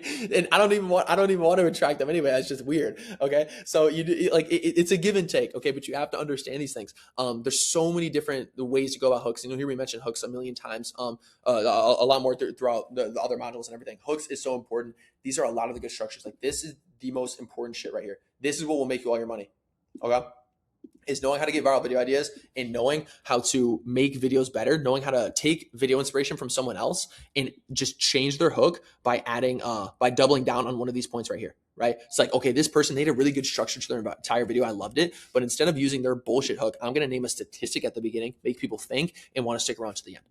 Okay, that's how you get your videos to go viral and actually attract a good audience that is ready to buy your product. That's how you get good conversions and also go viral consistently. Okay, so this is one of the most important modules in the entire fucking thing. Hooks is the most important. 90% of your time should be going into ideating your hook, thinking about your hook as a TikTok shop affiliate. When I go to make a video, it shouldn't take you more than 10 to 15 minutes to make a video. And so for that 15 minutes, let's just say 10 of them minutes are literally me sitting here like walking back and forth like, oh, shit, thinking of the hook. It's literally 10 out of the 15 minutes. Filming should not take you that long. It should not take you that long. Okay, you should be thinking about the hook. This is the most important thing. Nobody's gonna watch your video. The rest of your video doesn't even fucking matter if your hook's not good. If your hook's not good, nobody else is gonna even see the other shit you're talking about. So why put all your mental energy into thinking about the back end of the video when nobody's even gonna stick around enough to fucking see it? See what I'm saying? Again, I don't want to be, I feel like I'm like being a dick and like yelling at y'all, but I'm just like, I'm so passionate about this shit. I hope you guys can see. I'm so passionate. I have so much conviction in this shit and what I know and what's in my head. Okay, so I want you guys to understand this. Hooks are the most important thing. 90% of your time should be going into your hook as a TikTok shop affiliate, whether you're recreating a past viral video, whether you're trying to go viral for the first time, or whether you've gone viral before and you've fallen off. 90% of the time needs to be going into the hook. Okay, really good module. I'll catch you guys in the next one. This is another part of TikTok shop affiliate that no one in the shop space is talking about. No one is talking about this shit. And this is one of the most important parts of your fucking video. Because as I said in the hooks module, nobody's going to watch your video to the end to actually buy and get you a commission if they're not hooked in and willing to watch the entire video. Okay, so this right here, the golden zone, it's what comes after the hook. So your hook is like the first 3 to 5 seconds, give or take, whatever. The golden zone is essentially like the 3 to 10 second range. It doesn't have to be like down to the seconds, okay? But it's giving you a good realm. Okay, nobody's talking about this shit. I'm passionate as fuck about this shit. I am off so much caffeine right now and I feel fucking great. But I want you guys to know I love talking about this shit. Okay, nobody talks about this. This is what will separate you from everyone else. Every other affiliate is the golden zone, as I call it, the 3 to 10 second range in your video. Right, this is where we hit the pain points hard. Okay, your hooks get people to stick around and listen to your next sentence. Right now, we need to trap them in to watch until the end of the video. How can you genuinely trap someone in to watch to the end of your video? It's the most important part of this entire fucking thing. Okay, trapping people into watch until the end of your video, right? So the structure that I use for a majority of videos, right, is going to be hook, pain points, desired outcome, call to action, right? Hook and pain points, you can use a pain point as your hook, right? So it's like you can interchange it a little bit, but hook, pain points, desired outcome, call to action, right? Pain points, what is someone's life like without this product? Desired outcome, what is someone's life like with this product? And then the call to action is just like, hey, if you guys want to grab it, the link's down below, right? And then you guys already know what a hook is, right? So I want you guys to understand that this is the structure that I follow for a majority of almost all my fucking videos, right? So I want to show you guys a quick example. I've showed you guys this video a million times just because I genuinely think, even though I've had videos get way more views, as you guys can see, 6 million. If I went on my Rapid Recaps account, I have so many videos with damn near 10 million views. But this one, this 3.3 million view one, I keep showing you guys this because I genuinely think it was like one of my most perfectly like structured videos. So that's why I want to show you guys this in terms of golden zone. Do not be taking Shilajit at any age, bro. I'm sorry for the freaky ass hook. I'm sorry. Fellas, whatever you're thinking, yes. Shilajit, CMOS, and Ashwagandha combined in one. Think about how many nutrients that is. Now imagine all those going through your body. It's a... Okay, so as I told you guys, freaky ass video. Not all your videos need to be like that. I want to make that. I want to make this a point. I don't want to scare anyone away from doing TikTok shop affiliate because they see some of the freaky videos I made. Okay, if you were making 20K a month from a single product from just making these videos, you do it too. Okay, it's a bit freaky, but whatever. That's the point. So what I did within that video, right, is I didn't just say, I didn't. The hook was really good, right? What age you have to be to start taking Shilajit? But then I said, fellas, whatever you're thinking, yes. And I looked down at my Johnson because it's a Johnson supplement, as you guys already know if you've been watching all these modules. Shilajit, it helps your Johnson grow essentially. That's the point of the product, right? So I literally was like, yeah, and you know, you guys know what I'm talking about? Yeah, right. What that does is it generates so much more curiosity. People are like, oh wait. Like, do I know what he's talking about? Like, are we talking about the same thing? Like, are we getting at the same point?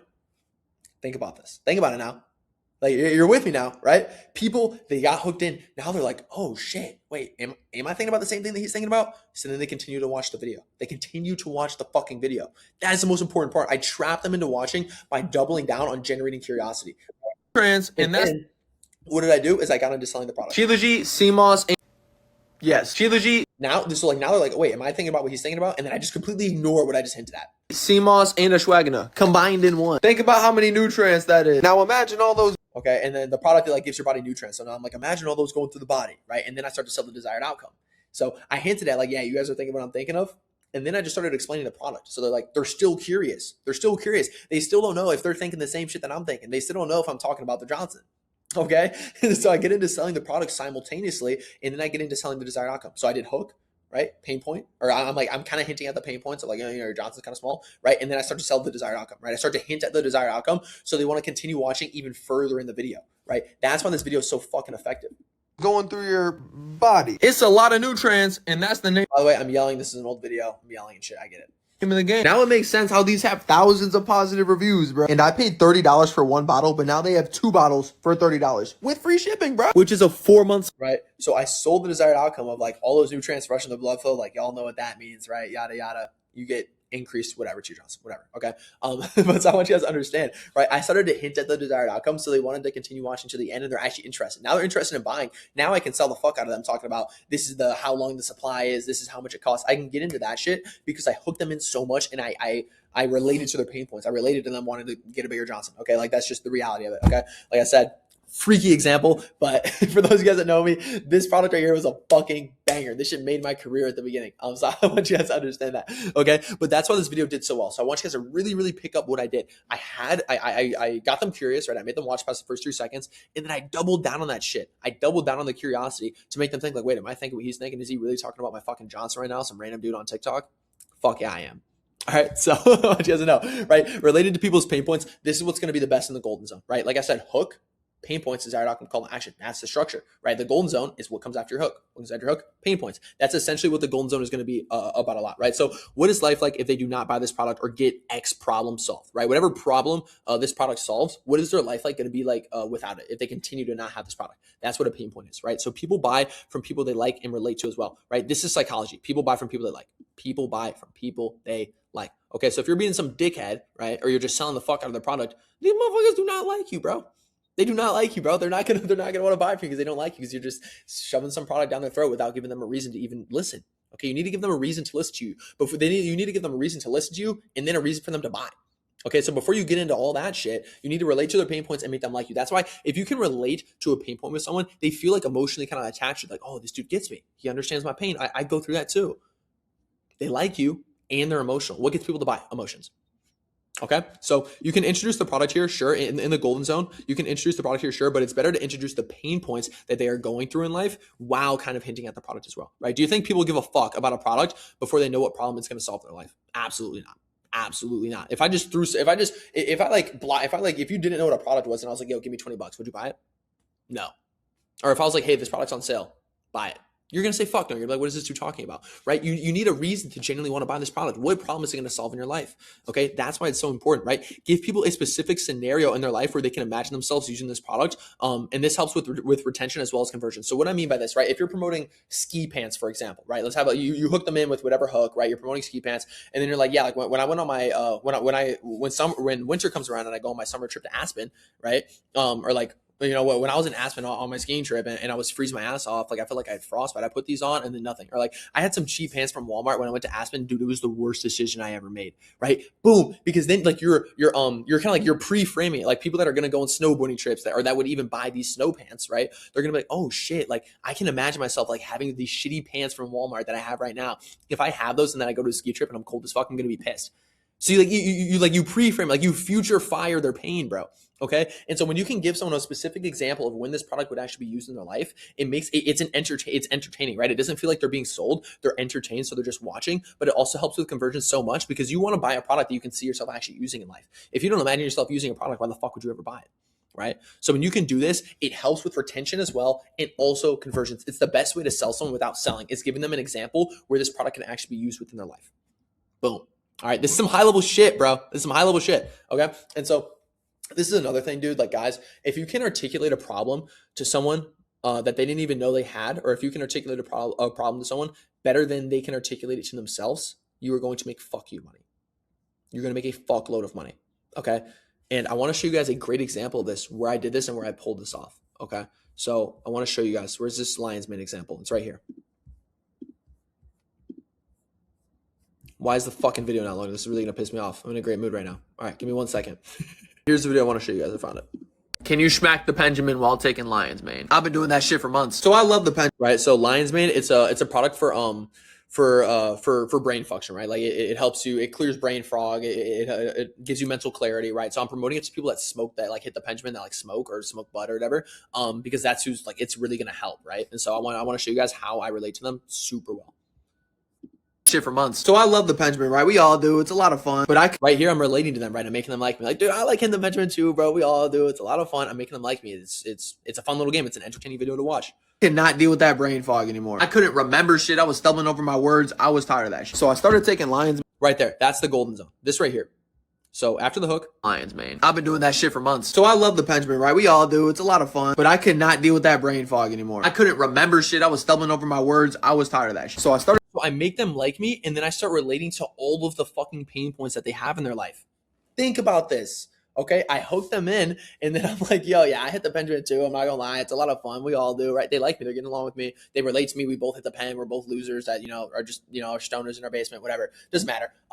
And so I'm relating to them, right? I'm making them like me, and then I go on to articulate a pain point better than they even knew they had it themselves, right? Stoners don't actually realize they have a lot of brain fog. They don't actually realize that they don't have any mental clarity. They don't actually realize that they can't remember shit. Wanna know why? Because they can't fucking remember it. Okay. So that's what I said. I articulated a problem to them better than they even knew they had it themselves. So yeah, dude, I was so tired of that brain fog. I was tired of not being able to remember shit. I couldn't think of anything. I was tired of that shit. I articulated a problem that they weren't even thinking about. They were just watching this video for entertainment. Then they were all of a sudden like, oh shit, damn, bro. Like, it would be nice to be able to have a clear brain, not have brain fog, and to actually be able to fucking remember something more than, you know, that happened more than 36 hours ago. That would be really nice, right? So I relate to their pain points, and that is a great fucking example of a great video. Great example, okay? That is a perfect golden zone right there, right? I make them like me. I kind of, you know, I make them like, yeah, we smoked the Benjamin too, right? And then boom, I hammer pain points, and I articulate a problem that they didn't even know they had, and I articulate it better than them than they could even put it into words themselves.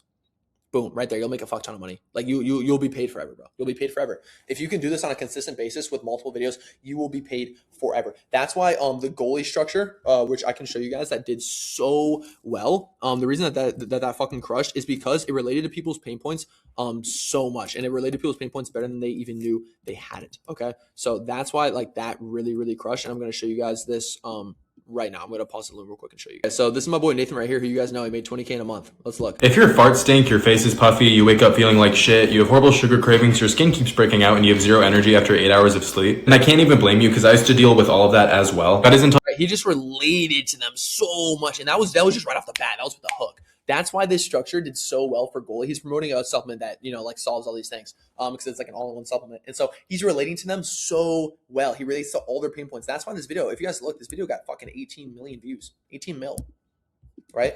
It made him 15 grand in a single month, right? Or 20 grand in a single month. He made 15 grand commissions, and then he got a Rolex, right? And the reason he was able to do that, the reason he won a Rolex, he made 15 grand in a month, is because he related to people's pain points like that so well right off rip. So people are like, oh, I fucking love this guy. Like, oh, like, damn, I deal with that too. Like, my face is fat, my face is puffy. You know, I still feel tired after I get 8 hours of sleep. Damn. Like, what is that? Like, there's a solution to that? I thought that was just life. He's articulating a pain point that people didn't even know there was a solution to. That's why people are so curious. Like, oh, fuck, this dude deals with all this shit too. He called out his ideal, like, fucking prospect so well, right? The more specific you get with a person, right? The more specific you call out their pain points and relate to them, the better that video is going to convert. So he related to them so damn well, and he converted them so damn well that video converted insanely well because he called them out. He called out a specific person. He didn't make the video broad as fuck. Like, oh, if you're overweight, bro, it's fucking 80% of America, whatever the stat is, right? Crazy. Okay. He called specific little problems. Like, oh, if your face is puffy, if you get 8 hours of sleep and you still feel tired, right? He's like, you know, he's showing emotion. He's like, you still feel tired. Like, that's something I used to do too. Like, I don't judge you, right? He's like playing it off cool, bro. He's just a normal guy. And I'll get into this later. He pretends he's just a normal guy who happened to find a product that actually worked. That's the tone. That's his mindset approach, right? And so that's why that did so well. Is because if you can, the more specific you can get, right, the better the video is going to convert. And there's no better time to do it than in the golden zone. The golden zone is fucking gold. This will separate you from every other affiliate and make you a shit ton of money. I hope you guys love this module. I've been yapping. My throat hurts. I have been nonstop cracking at this for you guys because this is the most value I've ever dropped, y'all. I'll catch you guys in the next module. This is going to be fucking gold. Once again, these are the most important modules. Okay, structure for views and conversions because we don't just want to go viral. We want to get fucking paid. Okay. So I don't know if you guys remember, if you guys watched the module where I was talking about video inspiration, right? This is what you want to follow. So if you want to make a video better, you want to follow the hooks module, right? How do you hook people in? You want to go to the golden zone module and be like, okay, like I'm taking inspiration from this video, but how can I use the hooks module, the golden zone module, and the structure in the structure module to make this video a bit better when you're taking inspiration? Because almost all the videos I make, I use inspiration for. Okay, I get some sort of inspiration from somewhere. So I take that video inspiration that I'm getting, that I showed you guys how to get, and then I just simply apply it. Right? I just simply take everything I know and I just apply it to the video inspiration I'm getting and make it a bit better. Okay. So this is how you guys can make the videos that you're taking inspiration from better. Okay. And you can also come up with your own videos as well. Right. So the structure, right? It's hook, it's pain points, it's desired outcome, and it is call to action. Right. And by the way, I don't know what order I'm going to put these videos in yet because this is kind of like they all kind of go aligned. So you guys might be seeing this before I've already talked about golden zone, before I've talked about the golden zone, or it might be after. I'm not 100% sure, but it'll all make sense if you guys watch all the modules like you fucking should. If you want to make a lot of money, you should watch all of them. This will help you guys a lot. Like I said, I'm doing this shit for free because I love you guys, bro. That's why I'm dropping this shit on YouTube.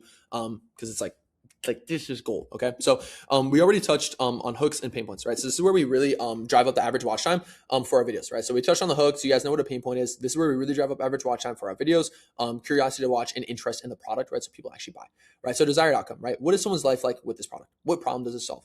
No one gives a fuck about the ingredients or the material of a product until they know how it is going to benefit their life, right? Imagine some dude, you were watching some video and he was just like fucking redensanil, oxymarin, rosemary.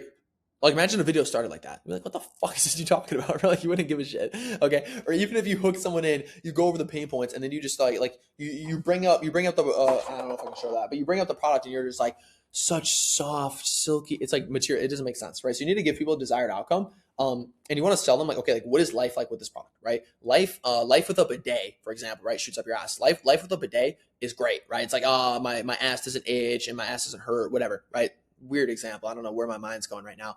And then you want to justify, like, okay, but like this bidet specifically, it has this feature and this feature. So you want to go over the desired outcome and then justify that desired outcome, the desired life they're going to be living with this product. You want to justify that with what's different about this product. And that's called AKA a unique advantage, right? That's where you can get into the ingredients of a product, for example, right? But you want to talk about how it's going to actually benefit someone's life first, okay? And what problem it's going to solve in their life, right? So also, when should you introduce the product, right? You should introduce the product. It depends, right? So there's no exact answer. There's no right answer, right? Some videos, they introduce the product in the first second. It's not my favorite style, but a lot of people work with that, right? A lot of people, you'll introduce the product between like the 5 and 15 second, kind of format of your video, right? So think about it. Are you doing a product focused video and focusing, and it's more GMV max focused, right? You're trying to get picked up by ads and just convert really well, right? Or are you doing an organic style of video, right? I recommend just always treating the video as organic kind of style, because they can still get picked up by GMV max. So you kind of play into both, right? And I had a module on that earlier where you can play into organic and GMV max at the same time. So that's where I recommend to introduce the product at about like that, anywhere between 5 and 15 seconds, wherever it makes sense for the video that you're making. Or if you're getting viral video inspiration, when do they introduce the product? And introduce the product when they do, right? So for product focused videos, typically for products that aren't exactly like life changing, you want to introduce the product a bit earlier, right? Because it's like, let's say you're promoting a product, like you're promoting a toy product, and it's like a lizard that crawls on the wall. That's a product that's been going viral. It's like, dude, like, what are you going to talk about? Like, you have to introduce the product. You have to show them what it does. It's like, you can't talk about the pain points and like, how like, oh, if you're a parent and you don't buy this, your kid's going to be crying. And it's like, bro, that's boring as fuck, right? You gotta show the lizard crawling on the wall as early as possible, right? Probably right after the pain points or even before that, right? Like I said, if you're promoting a lizard that crawls on the wall, or maybe mention the sale of the product and how cheap it is early in the video as well, right? Like if you're promoting a lizard that crawls on the wall like a toy product, right? You can mention the sale offer it. Be like, dude, like I made my kid stop crying forever and it only costed me $10. Boom, great hook. And then you're like, while you're showing the lizard crawling on the wall. You say that while you're showing the lizard crawl. Great hook. Okay. So I want you guys to understand that, right? But also if you're doing a supplement, if you guys have watched a lot of my video examples, you'll see I introduce the product a bit later in the video, right? It takes a couple seconds, maybe 10 seconds to kind of get there, right? So for organic style of videos, do it once you've gone over the problem that it solves in someone's life and what are they actually going to get, right?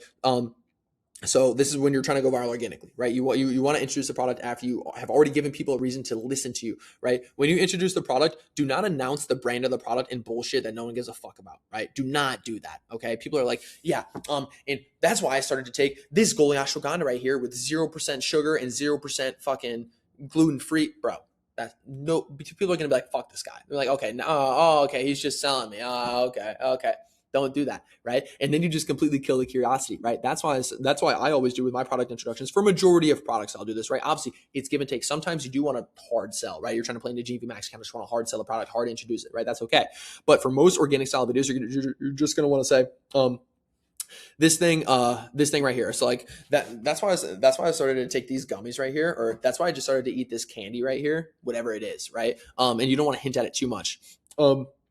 And that's why I started to take this goalie ashwagandha right here, which does X, Y, and Z, right? There are so many fucking ways to do this. Here are just some examples, okay? Don't overcomplicate it. The product introduction is not the most important part of the video, okay? But you don't want to list off. You don't just want to be like, oh yeah, here's this goalie ashwagandha right here with 0 sugar and 0 this and 0 that and gluten free. It's like, dude, people just know they're being sold, and then all of a sudden they go from liking you and relating to you on your pain points to just being like, oh, this guy just wants my money. Fuck this guy. Okay. That's why I like to do it this way and have my product introductions structured this way. Okay. So once you have your hook, pain point, and desired outcome, and you've introduced the product, you can now explain how this product provides the result you were talking about. Right. So you had a hook, you hit the pain points, you told them, the desired outcome, like, oh, when you buy this, it's going to be like this, essentially. Like that's essentially what you said. You didn't actually say like, oh, if you buy this product, you're going to get this, but you were like, okay, yeah, like with these snow pants, it's like that, like they're way better than the ones I bought from Walmart. Cause I wasn't cold when I took my trip. I was actually warm, for example, right? Or with an ab roller, if you're promoting an ab roller, be like, yeah, like, dude, like I used to have to, wear a shirt at the pool party, but now if you guys look like I actually have a 6-pack, bro, you introduce the product, be like, and it was all by just doing ab rolls like this, right? Once you do that,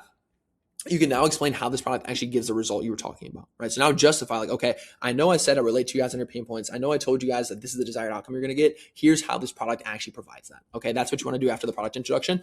Maybe it's the ingredients, right? Maybe it's the material of the product. Maybe it's because this version of the product is better than others, etc. Right? This is where you can blatantly be salesy, because if people are still watching this late into the video, after you've done the pain points, after you've done the desired outcome, after you've introduced the product, they're interested. They're going to watch. They want to know how this problem is going to be solved in life. So like you can be salesy. This is the time to be salesy. Okay. So I want you guys to understand that. Right. And so with that as an example, and I'll get into what a unique advantage is for like a product a bit later. But you can give the product a unique advantage, right? For an ab roller, for example, right? There's this ab roller I was promoting where it had like elbow support, so you can like put your elbows like on the ab roller. And so what I did after I introduced it, I was like, yeah, like, and the reason I was able to get these results is because this product actually has elbow support, so it takes all the tension off your arms and it actually puts it on your core. So AKA what I said is like, here's the reason you should buy this product over all the other ones that you can get from fucking anywhere. Because an ab roller you can get from anywhere. You can get from Walmart, the gym, Amazon. You can get it from anywhere, right? Like a normal ass ab roller. But that's why I marketed this one as like, oh, you won't be able to get the 6-pack that I got if you don't get if you don't get this one specifically right here, right now with elbow support. Otherwise you won't get the same results as me. See what I'm saying? That's the type of shit you want to get into after your product introduction. This is where it's super important. And then call to actions, I want to go over this, right? It's really not that fucking deep, okay? People think call to actions, which is where you tell people where to buy, they think it's like night and day between getting conversions. It's not, okay? So call to action is not as important as a lot of people make it out to be. For a good video, people should already be sold at this point, right? Your call to action really should only be a couple of seconds telling people where to buy, not why to buy because of some sale or whatever. Okay. So if you actually follow all the different things I told you, by the time you get to the call to action, which is the end of the video, people should already want to buy. They should already, be getting their fucking credit card out. This shit should already be in their cart. Okay. So I want to give you guys 2 examples. There's 2 different call to actions, right? There's a soft call to action, there's a hard call to action. I'm gonna go over both, right? So a soft call to action is typically for a longer video where you've already pre-sold people on the product and the outcome so much, right? This is where you do a soft call to action, right? And a soft call to action is just like, yeah, so if you guys want to grab this, I'll leave the link in the bottom left so you guys can get it before the sale ends, right? That was like 2 seconds, right? Super simple, nothing crazy, super simple call to action, right? That's where that works really, really well, okay? But a hard call to action, right? This is maybe for a bit of a shorter video or a video where like you really want to ensure it converts well, like you're trying to play into GMV MAX, you really want to make sure it converts really well. These have actually become more important and more common as a hard call to action, right? Because conversions are becoming more and more important on TikTok Shop, right? So this right here, it's typically going to be for a bit shorter videos where people, they might need a little extra convincing because they're not 100% sold yet. Like you didn't pre-sell them that well, or maybe the product doesn't actually provide like that much value to people's life. So you want to give them a hard call to action, right? So a hard call to action right here, what a hard call to action would be like. And so you'd pop up like a screen recording of like all the reviews. And it's like, if you guys have been looking to grab this, there's all these great reviews right here that you guys have been seeing. And I went in store and you pop up like a screenshot, like in store, like this product was $30, but now if you guys look on the TikTok shop, it's only 15. So it's way cheaper. And I actually thought it was better quality than the other one. So if you guys want to grab this, I'll leave the link right here. See, that was like an 8-second call to action, right? It's much longer. That's a hard call to action. Just like try someone into buying. Another thing you can do, is you can also re-wrap around to the main reasons people are buying, right? And so you can be like, at the end of the video when you're about to do your call to action, let's say you were promoting let's say you were promoting shit legit like me for a Johnson something. You could be like, so if you guys have been looking to level up your game, right? If you like getting at the pain points, like if you've been looking to level up your Johnson game, is what I'm essentially saying. So if you guys have been looking to level up your game, I'll leave the link to this in the bottom left. You guys can look at all these 5-star reviews and make sure you add it to your cart and grab it before this 20% off sale does end.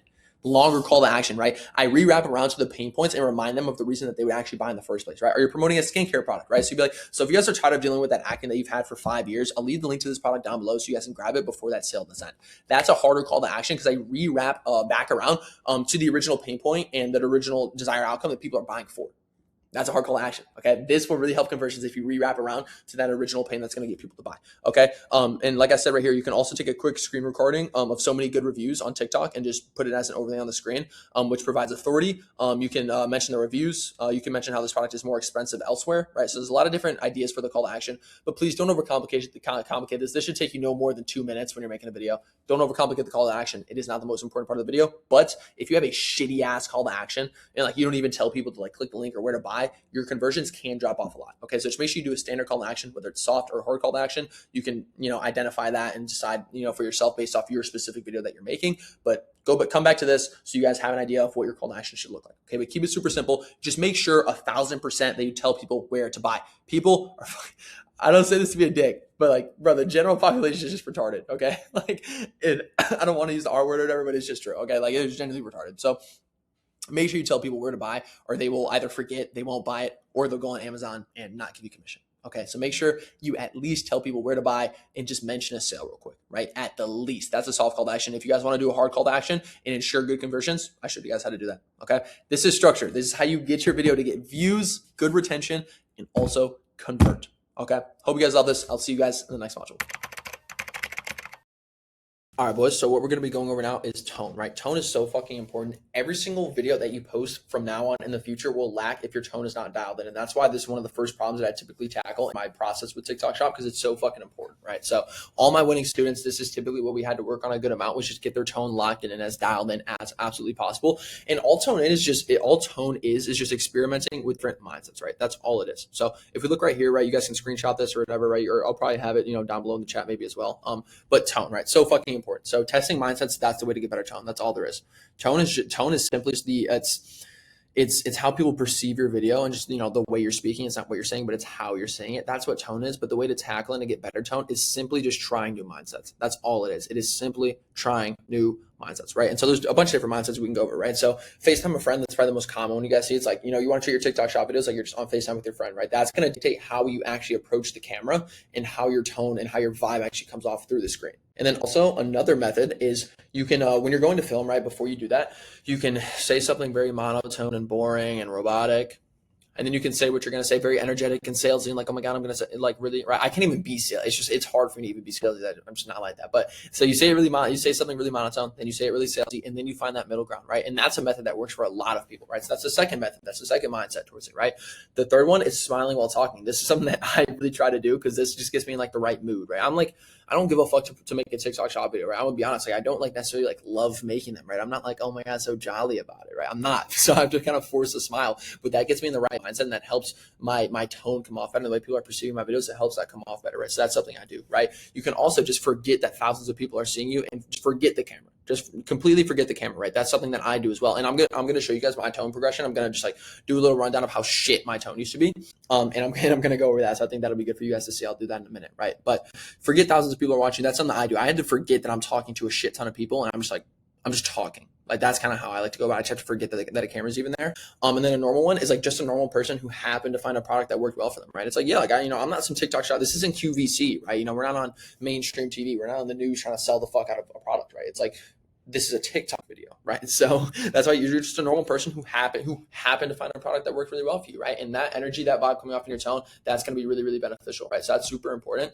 And then another mindset is just surprised that it actually worked, right? That's another thing, is being surprised that that the product actually worked. It's like, yeah, like I don't really think it was going to work, but to be honest, like it ended up working really well because of X, Y, and Z, right? So it's not what you're saying, it's how you're saying it. So those are a couple different mindsets that I like to try with tone. And this is something that, like I said, you need to tackle, because once you get your tone completely dialed in, every video that you now post in the near future has a significantly higher chance to actually go viral. So that's why that shit is so important, right? It's so fucking important. If your tone is lacking, every video you post in from now and in the future is lacking, right? So once you really, really dial in your tone, that's when every single video you're posting has the most viral potential, or you're not letting tone hold you back. It has the most viral potential that it can possibly have, right? So tone is super fucking important. And like I said, I want to go over just my tone progression real quick. And so I'm going to do that. All right, boys. So this right here is one of my videos from almost a year ago, right? I think it's from August. And so you guys can just listen to my tone and how shit it was and how stupid I sounded, right? Okay, so this is almost a year ago. And I'm really going to show you guys the progression of my actual tone so you guys can really see and get a hang of like what I actually fucking sounded like. It sounded like shit. This one's for the women that are,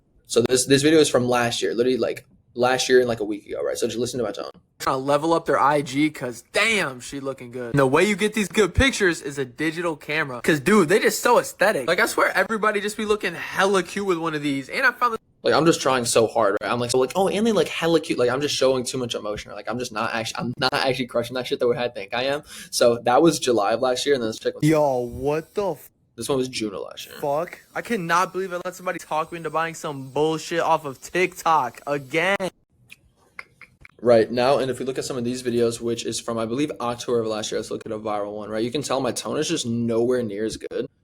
All the fellas ask me It's nowhere near as good as it is now, but it is better than it was in that last video, right? which one's better, the Shilajit or the CMOS. Well, CMOS gives me all the nutrients, and then Shilajit, well, you know. So I just take them both. You see how like it's starting to flow better, right? I'm starting to figure out my tone. I just want to show you guys this to show my progression, right? So I already went over exactly how to improve tone and try different mindsets.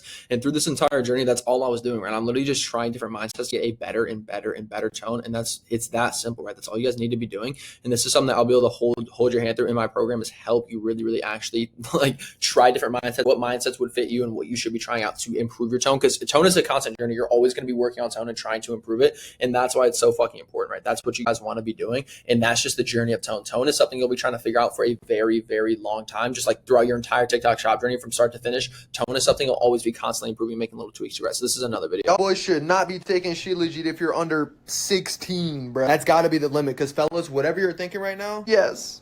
Right, so that's from, this is a weird angle. Shilajit. That's a weird angle to pause. So right now, like that's from February, right? So you guys can see, right? It's getting better and better. So my tone is just better and better and better. Now, if we look at a video right down here, there's one that I want to show y'all where it's my tone is just, it's even fucking better, right? And it's literally this simple. It's literally just a constant progression of actually improving your tone. And you guys can see with this next video right here. And so all the tattoos that you got, this is what my current tone sounds like. And as you guys can tell, I'm flowing so much more smoother. I'm showing so much emotion. I'm not talking too fast. I'm not talking too slow. It's just, right. So yeah, they actually look like shit and you just don't know it. When I got my full sleeve done, I thought the shit looked amazing and it was never gonna fade. But it's just not true. So your tattoos are faded, you'll just never know until you have something to compare it to. Let me show you what I'm talking about. So like I said, that is how you guys can see the progression of my tone and what we'll be working on to put you through the same process to get you to that same tone, right? Flowing smooth, not talking too fast, not talking too slow, just a good, smooth tone that doesn't, it's not sound too silly, right? Like I said, this is not fucking QVC, right? It's a TikTok shop video, okay? So you need to be relatable to people and actually sound like that, right? It's not about what you're saying, it's how you're saying it. And that is tone, and that is how to dial it in. So once we get you, through the process and dialing that in, this is exactly what it is going to look like, right? Your tone is going to be golden.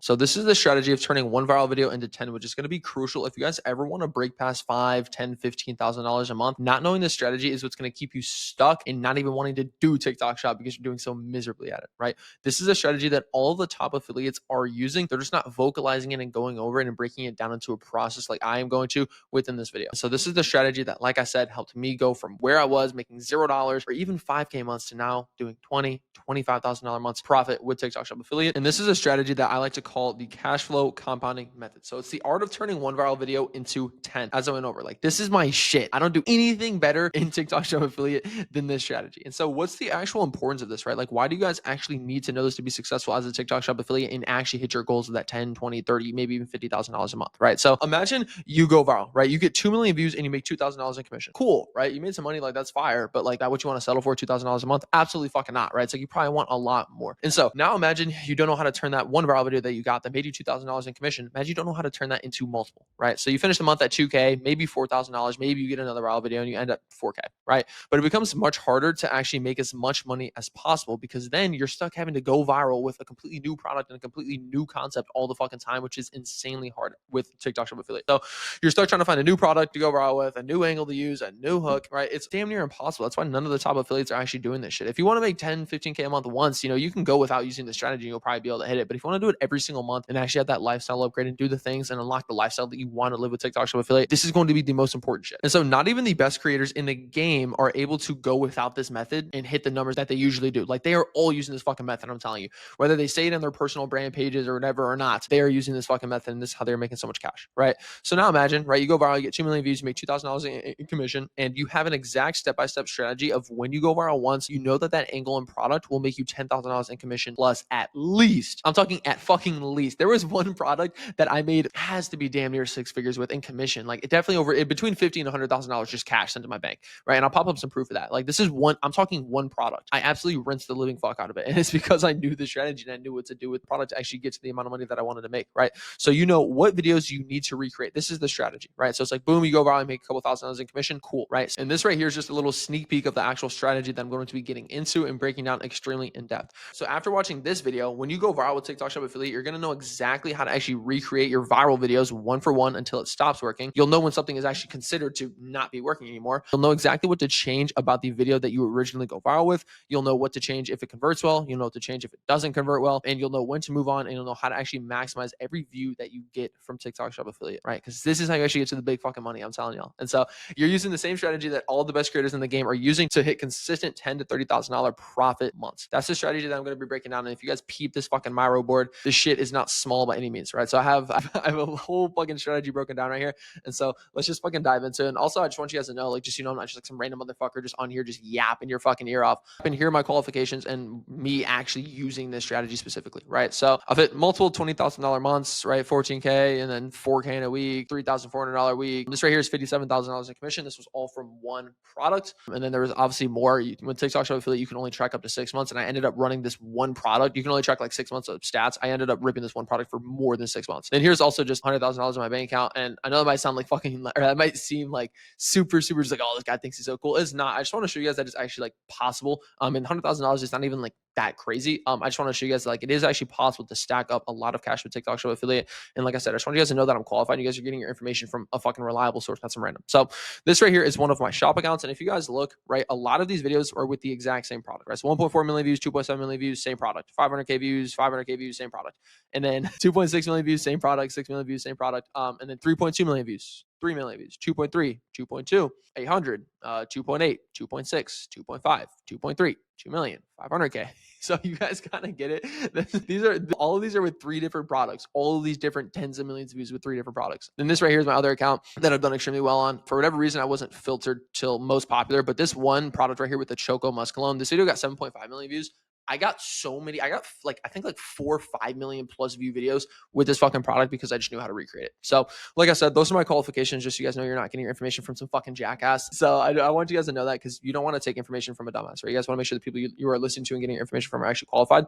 And so let's break this strategy down real time. And so here's some more proof that it's actually working. This right here, this is my guy, Owen. And I want you guys to know, this is from the daily virals, right? So number 10 on the daily virals, a lot of you guys probably know what that software is. It just tracks like the most viral videos for the day. This video, 7.2 million views, 1.3 million views in a fucking day. So he made over $1,000, if not $2,000 this day. So just want you guys to know. And here's Owen's biggest month. I work with him like 1-to-1, so I know exactly like what his biggest month is. But this right here, $18,000 month. And he's doing this shit consistently too. He's fucking ripping. And then Nathan right here, this video, 1 million views, 13.8 million views total, and 1 million views in a fucking day. So that's correct. And right here is just some of his results, right? 1.1K day, 2.1K day, 1.7K day, 1.8K day. And these are all back-to-back days. So this is fucking, it is correct, bro. It's correct. And so let's look at their accounts so you guys actually actually know. You guys actually know they're using this strategy real time. And so if we go on Owen's account right here, you guys can see 9 million views with the earbuds. This is 11 million views with the earbuds. This is 3 million views with the earbuds. And then he's got a bunch of videos with these balloons too. 6 million views, 4 million views, 3.7 million views. Owen just knows what the fuck he's doing. He's a fucking go. 1.3 million views, 1.1 million views, 580K views, all with the fucking balloons.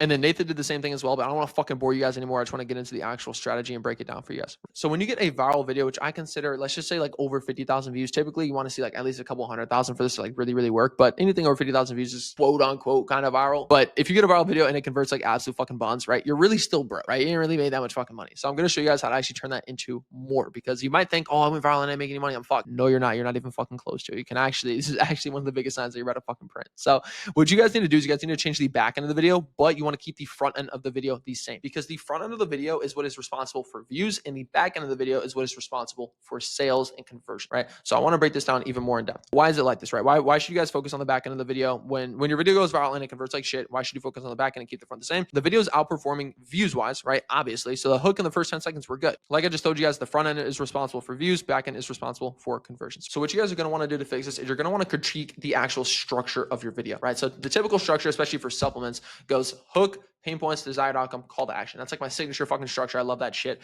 So what you guys are going to want to do, you're going to want to look at the pain points in your video. Like what reason did you, like what pain is this product solving? And you guys are going to want to give deeper pain points or more pain points. And just to give you guys an example, right? Like for weight loss, right? It's like, if you guys just say like, oh, if you want to, you know, like not be so big anymore, it's like, that's a terrible fucking pain point, right? A good pain point is like, you know, if you guys are tired of not being able to take your shirt off at the pool party or not being respected by your wife, your husband, or your spouse, right? That's a deep pain point. Like, damn, like I'm fat, so I'm not getting respected. That shit sucks, right? Like that's the shit that people need to hear to actually be motivated to buy. Not saying you need to fry people, right? Because you don't want to get a violation. Like you want to be cool, you know, you want to be a cool guy, but that's just an example, right? If you guys see what I'm saying. And then also desired outcome, right? You guys either want happier desired outcomes or you guys want more of them, right? So for example, you are able to be respected by your spouse, or you are able to take your shirt off at the pool party, and you are able to feel confident and, you know, approach women or approach dudes, right? Like whatever gender you are. And so a skincare example for that is if in your video, you're just like, oh yeah, this product is going to give you clear skin. Like people care about clear skin, but if you actually paint the picture for them of what clear skin will do for them, right? They'll be more attractive. They'll be more attractive to other people, right? They'll feel more confident. Their skin will just feel better, right? Like those are the deeper pain points, right? Is being able to, you know, attract people like to them, right? By not having chopped out skin, right? Which I obviously haven't taken that advice too much. If you guys can't tell, my skin's fucking chopped, but you see what I'm saying? So it's like you want happier or more desired outcomes. And then also you want to give the product a unique advantage. And right here, right? Why should someone buy this product specifically over other ones? And so I have a really good example for this, for an ab roller, right? Like, you know, you like fucking roll out like on your stomach, bro. Anybody, you can buy an ab roller from fucking anywhere, right? So why should someone buy this rinky dink one off fucking TikTok shop from some stupid ass ad, right? It's like, why the fuck would somebody buy that shit? And so what I did with my video specifically is I had an ab roller and I was like, hey, but yeah, like, you know, I've gotten all these results. I have a six pack, but you guys aren't going to be able to get the six pack like I have and achieve the same results if you guys don't get this ab roller, because it has that elbow support, which takes the tension off of your arms and puts it on your core, right? Because when you use a normal ab roller, right, and it doesn't have the elbow support, all the tension's on your core, or all the tension's on your arms, not your core. But when you have one with elbow support, it puts all the tension on your core, so you get results quicker, essentially, right? You don't want to say that exactly in the video, you'll get a violation. But you guys see what I'm saying? You see how I'm framing that so people feel like they need to buy this one specifically? That's how you get my product. That's how I get my products to fucking convert better. And then also another bonus one that I don't have on here is authority. Add authority to your video, right? Add a clip of Joe Rogan talking about your product. That's always great to help conversions as well, right? And so after you recreate it and you implement these things, if the video still converts like shit, it's a concept problem. And so by concept, I mean hook. This is when you then want to focus on the front end of your video, because for example, you might be promoting Goli Ashwagandha and you're talking about fucking Duke Dennis in your hook, right? Which just like doesn't align at all. Duke Dennis is like a famous streamer, like brain rot for like 8-year-olds, right? And you're trying to promote a product to 40-year-olds, 40-year-old mothers, right? So that just doesn't align. So at this point, after you try all these different things, if you go viral again and that video still doesn't convert, then it's a concept problem and you want to rearrange your hook and the actual angle that you're taking with the video, right? And then if your video still converts like shit, then it's just a product problem and you're cooked, right? You're pretty much cooked, buddy, right? So then what you need to do is you need to take the winning video concepts and structure and then just apply it to a new product. So still take the things that went well in that video, but then just apply it to a new product that's going to have a better chance to actually convert, right? Because if you're promoting a fucking keychain, right, it's like nobody's going to want to buy that shit regardless, right? You can't create good pain points and good desired outcomes around a fucking keychain, right? But you can around a weight loss product, for example, right? So like that's an example of just like some products are just cooked and they're just never going to convert, right? And so that is how you actually get your videos to convert good. And so from a broad perspective, all this strategy is you're slowly working away from an original one-to-one copy of the original viral video, but with a specific process, right? So when you go viral, now you have a step-by-step process of the things that you need to be doing and checking off your list, so you actually know that you're milking that video for everything it possibly could be. And then if it still converts like shit, right, you add all the things that I talked about in this video, it still converts like shit, then it's like, okay, then it's a concept problem, it still converts like shit, then it's a product problem, right? And then you know to move on, right? But it's basically, you're just slowly working away from that original one-to-one copy. And so what I want to get into now is what happens when you go viral and the video converts well, right? How do you actually properly double down on that video? So like you go viral, you get 2 million views and you make 5 bands. That's a good converting video. Like, fuck yeah, let's double down on that shit, right? Let's get some fucking cash, bro. That's a good opportunity, right? So you want to copy the video one-to-one until there's consistently no virality anymore, but you're not cooked, right? So when you do have a video that goes viral and it converts well, 60 to 80% of your time should be going to that actual product. And then the other, 20 to 40% should just be going to trying to find new products. So when this product does eventually die down, you have other products that are fucking ripping. And then so you gradually make minor changes to the hook, right? Because the body is dialed in, the back end of the video is dialed in because it's converting, right? So all you need to do as the views die off is you now need to change the front end of the video to re-spark that virality and keep getting millions of views. Because if you keep posting the same video for fucking ever, people are like, once you get millions and millions of views, like the buyers for that product are eventually going to have seen that shit. So you need to change up the hook a little bit to actually re-spark either a new audience or just get people to want to watch the video again and then they buy, right? So like I said, when you go viral and the video converts well, do not change the body, just change the front end, change the hook, change the first 10 seconds. That's all you need to change to re-spark that virality so you can consistently go viral. And one thing I want to say is a product is never dead. It's never dead until you either run through this whole entire process down here, right? You run through this entire process, or if you're running through this process up here, like it's going viral and converting well, the product is never dead until your conversion rate eventually just inevitably drops. Like you've done everything on this process, you made a shit ton of money from the product, and now the conversion rate dropped. Like no matter how many views you get, no matter how good the back end of the video is, the video is just, it used to convert $3,000 per million views. Now it's only converting $300 per million views. You eventually just need to move on. That's what happened to me with my winning product. The conversion rate eventually just dropped. So I knew I had to move, right? But I made $50,000 to $100,000 from that shit. So I was like, Brett, it is what it is. I'm gonna move on now, right? And that's just what it was, right? And this right here is just a quick little recap of what I was just talking about the conversion rate. That's when you know a product is dead. Other than that, you should keep promoting that shit, right? Because this is the strategy that can take you out of fucking poverty, get you to Miami penthouse, get you to do all the shit that you want to do, buy you your dream car. This is what bought me my dream car, my Sea Corvette in my crib. Like genuinely, I wouldn't have been able to do any of this shit if I didn't have this strategy fucking dialed in. So I cannot explain to you guys how important this shit is. And like I said, y'all, rip this shit into the fucking ground. Rip this method into the ground because this is the shit that's going to save you. And like I said, get you out of poverty and get you to those 10, 20, 30K months, whatever that goal is for you. Okay, scaling extended. This is getting a bit more into the nitty gritty of things, but I think it's super, super important to go over, right? So I want to go over a couple things. We're going to be going over mastering data and analytics, multiple account strategy, and then brand relationships, as well as comment replies you don't touch on. So yeah, brand relationships, multiple account strategy, and mastering data and analytics. Okay, so the only numerical metrics you should ever value is watch time, views, and conversion rate. Fuck click-through rate. That is the most irrelevant shit ever. All right, I hear people like, bro, my click-through rate was fucking. I'm like, dude, I ain't never looked at that shit. I don't even know what a good click-through rate is. It doesn't fucking matter. Okay. I do know what a good click-through rate is, but it doesn't matter, right? Like my point is it's just irrelevant. Okay. These are the only metrics that you should value. Okay. Watch time, views, and conversion rate. All right. Fuck everything else. So look at your watch time. If it's insane and you didn't go viral, then you need more comment bait to drive engagement or more salesy so you get better conversions and TikTok actually values it, push it out.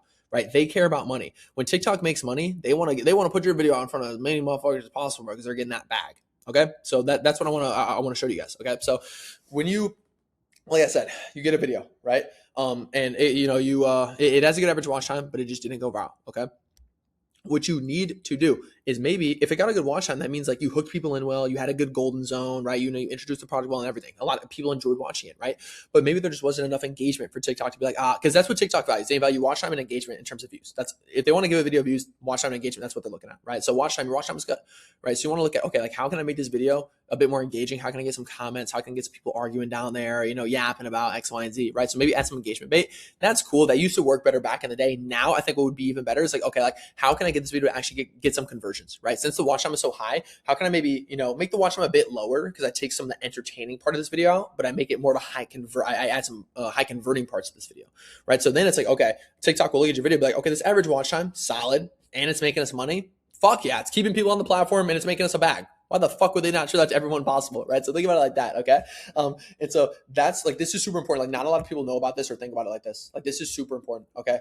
Like if you get a high average watch time, like that's a gold mine, right? So a lot of people will look at me, they'll be like, hey, I don't have video ideas. I'm like, dude, what the fuck do you mean, right? I'm like, let's look at your videos. Let's look what videos have a high average watch time and let's pick and choose how we can, take some of that entertaining aspect out and just add a little bit of this high converting aspect, right? So both these videos are able to go out. Okay. Super important. This is some like nitty gritty kind of thing. Just like no one's talking about this shit. Okay. So also if you get okay views, but an insane conversion rate, then you need to remove some of the salesy aspects of this video, right? So remove some of the pain points, get some of the desired outcomes out of there. The CTA, it might be too long. You might have a 10-second call to action that nobody gives a fuck about. That's just driving down your average watch time, preventing it from getting multiple millions of views, right? All just to collect a couple extra sales. What do I mean by that, right? If your call to action is fucking 10, 15 seconds, whatever, like, so I've seen that before, right? If your call to action is that long, sure, maybe that's why the video made you $100 off of 50K views. But if we just cut that call to action down to a fraction of the amount of time, and your average watch time was way higher, because nobody wants to watch a fucking call to action, so it drops your watch time, right?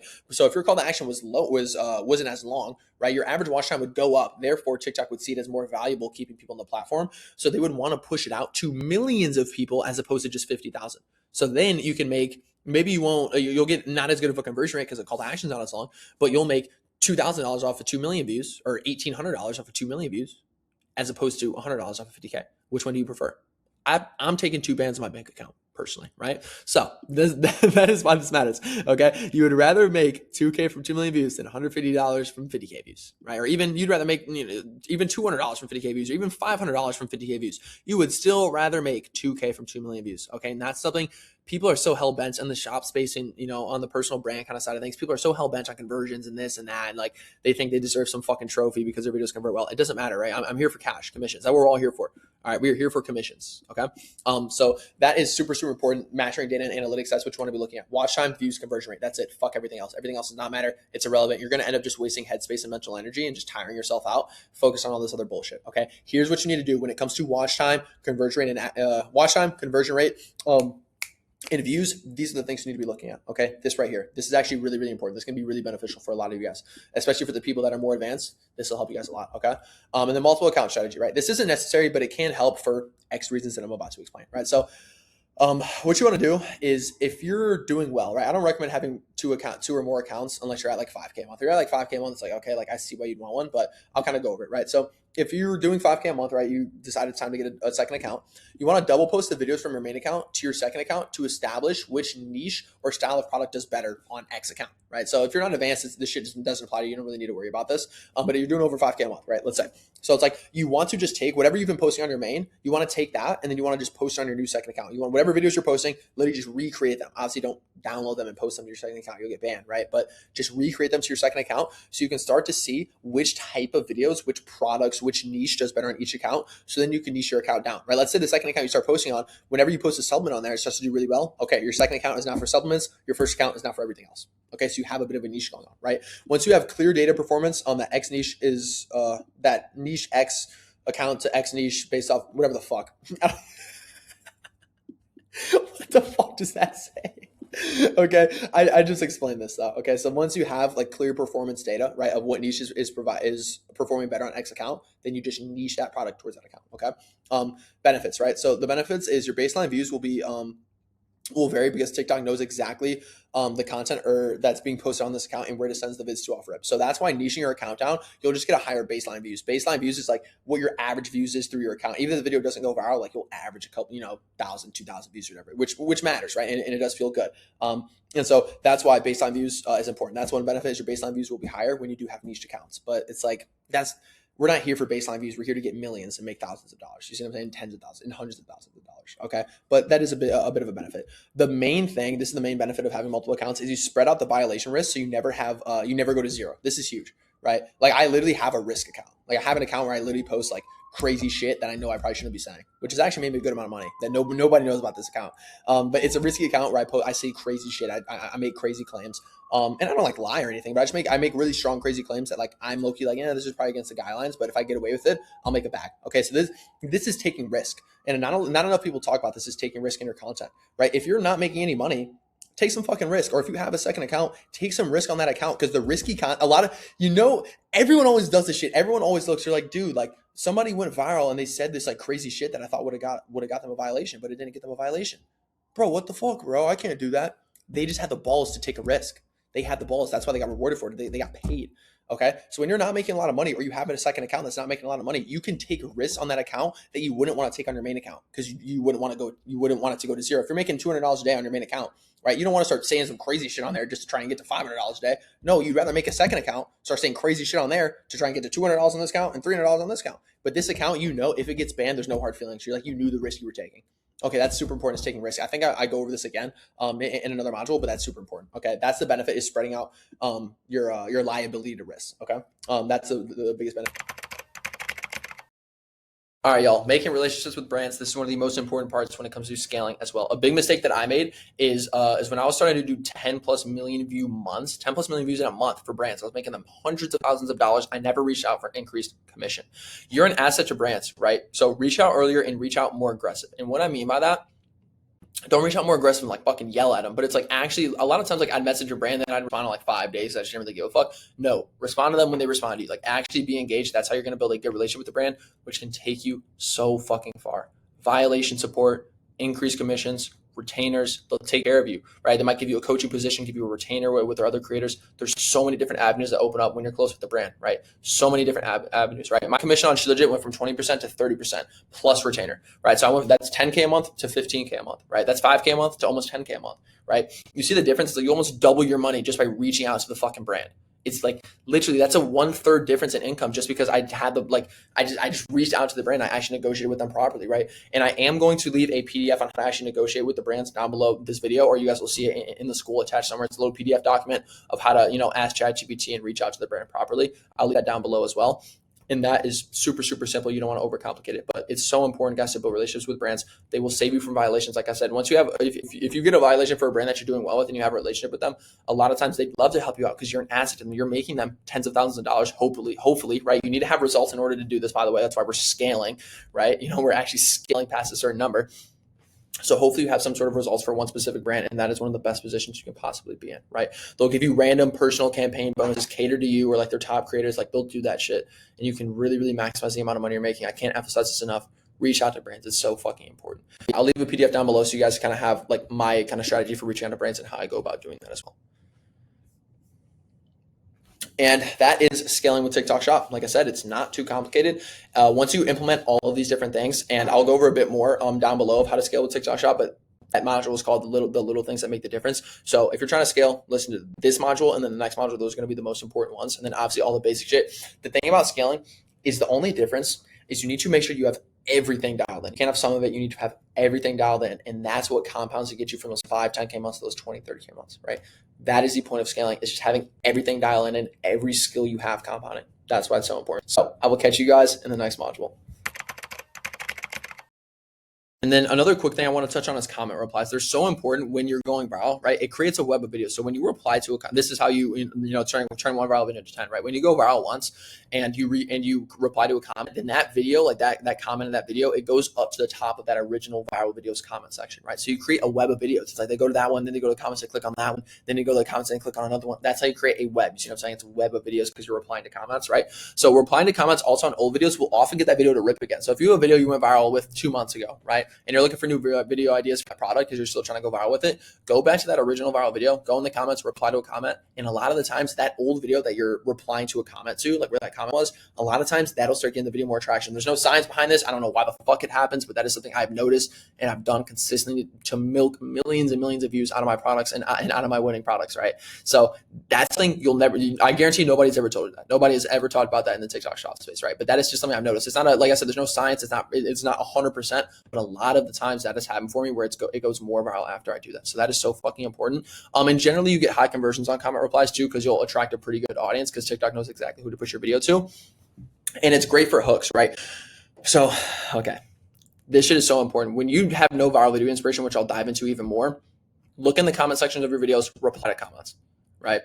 Because that's what people are curious about. The most liked comments, that's what a lot of people are obviously curious about. So use that as a hook. That's going to generate curiosity around that. And one thing I'll say about comment replies, you need to treat comment replies as if they were a normal video, right? You need to treat comment replies as if this is scrolling onto somebody's For You page for the first time, will they know what the fuck I'm talking about? A lot of people treat comment replies like you're just talking to people that know exactly what you're talking about. That is not true at all, right? So when you're doing comment replies, yes, you want to cater to the people that have already seen the product and are going to click on it through the comments, but you also want to cater to the people that are just now scrolling out of this video for the first time. That is fucking key for comment replies, and what you'll hear me say a million times, okay?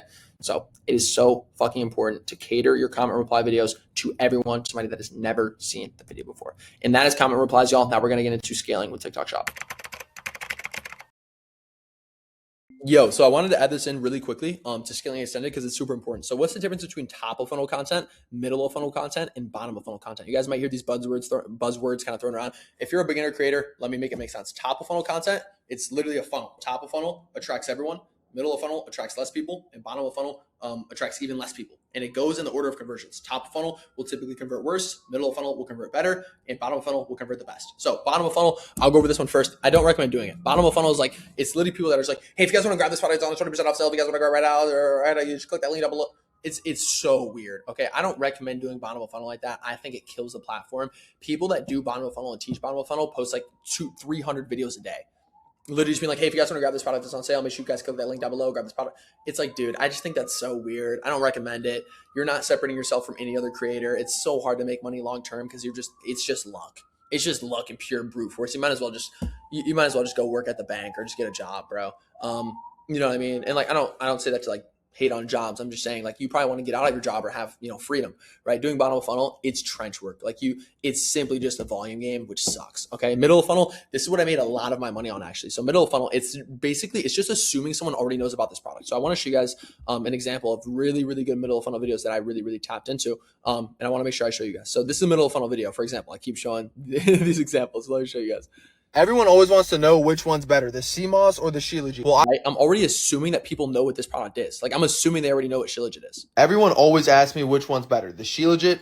Right. And the reason that this was so effective is because so many people, Shilajit was such a popular product. So what I did, right, is I found the less popular version of that product, right? I gave it a unique advantage and all that. Like it was the best thing I ever fucking did. Okay. But the reason this worked so well is because it was already so damn viral that I was able to just capitalize off of the virality that other people had already done. Middle of funnel is so good because you can make money from the work that other people essentially did. Because top of funnel is what makes people product aware. It's what introduces people to the product, right? Okay. But there's so many people, on average, it takes people 7 times of seeing a product to actually buy. That's a stat from Google. Okay. It takes it 7 times for people to finally see a product to actually buy.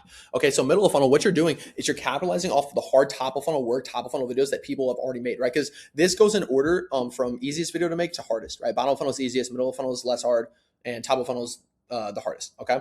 So middle of funnel, it's like so many people have already seen this product. So many people had already seen Shilajit because other product links had hundreds of thousands of sales. So what I did is I went in there and I took an angle, just trying to capture the people that have already seen this product, but just needed a little reason to get pushed over to buy. And that's what I did. So my videos, middle of funnel is a bit more salesy, right? It's a bit more salesy, but it also converts better, right? So top of funnel is going to convert the worst. Middle of funnel is going to convert the second worst. And the bottom of funnel is going to convert the best. You see what I'm saying? And it goes in order of salesy and conversions and easiest to hardest. Okay. And top of funnel content, that's what I teach a lot of times because I think that that's the best, right? Top of funnel, middle of funnel content, they're hand in hand. It's not that big of a difference. This isn't the most important thing to know ever until you're making some money already. Like just focus on your video quality. But top of funnel content is like where you introduce a product to someone, right? That's where you introduce a product to someone. So like, for example, like this is a great top of funnel video. Every skinny guy's had someone do this bullshit to their wrist. And right? Like I go, like it has nothing to do, people, they don't know about the product yet. I'm not selling them on the sale. It's like, they don't even know what the product is yet. And I introduce it to them and then I give them a reason to buy. Okay. That's a top of funnel video. And that's what majority of your videos will probably be, is top of funnel. But I wanted to have this in here just so you guys know the difference. Because making middle of funnel videos made me a lot of money. And if I didn't know what it was, I might not have done as well. Okay. So I just want you guys to know that that's the difference between top of funnel, middle of funnel, and bottom of funnel content. This is the module for how to edit a video. This one's pretty simple. I don't have a doc for this one, but I'm just going to share my screen. Oh, hold up. Let me go to my downloads and then let me go here. Okay, so I have the video pulled up here. I'm going to put it to full screen. I'm going to play this and then we'll talk about it kind of as I go. So I'm just going to play real quick. So you're telling me people still don't know the difference between the Fantic S1 Pro and the Fantic S2 Pro? Okay, so as you can see off rip, I kind of just cut off the little bit of dead space. So like that first like 0.2 seconds or whatever, I'll cut it off and I'll listen for it. So like when you start the video, there's like, I turn the camera and there's like that little bit of like dead space. I like to still have that camera movement still involved just to, keep the viewer kind of engaged. But Same thing with the end of the clip. So I do the beginning and the end of the clip. Just kind of like keep that dead space as minimal as possible. So the Fantic. So I just do right here. S2 Pro. Because with the and then something else I'll do is I'll replay the clip. So after I cut off dead space, I'll replay it, make sure it sounds good, and I'll kind of just go to the next clip. You are kind of limited in terms of the home projects that you can do. See, projects same thing. that you can do. Not to mention levels of torque, which means this may. See, I'm just trimming up the clips. Torque, which means this may not heavy or light. And I try to like get it right as I say the last like letter of the word too. Which is why the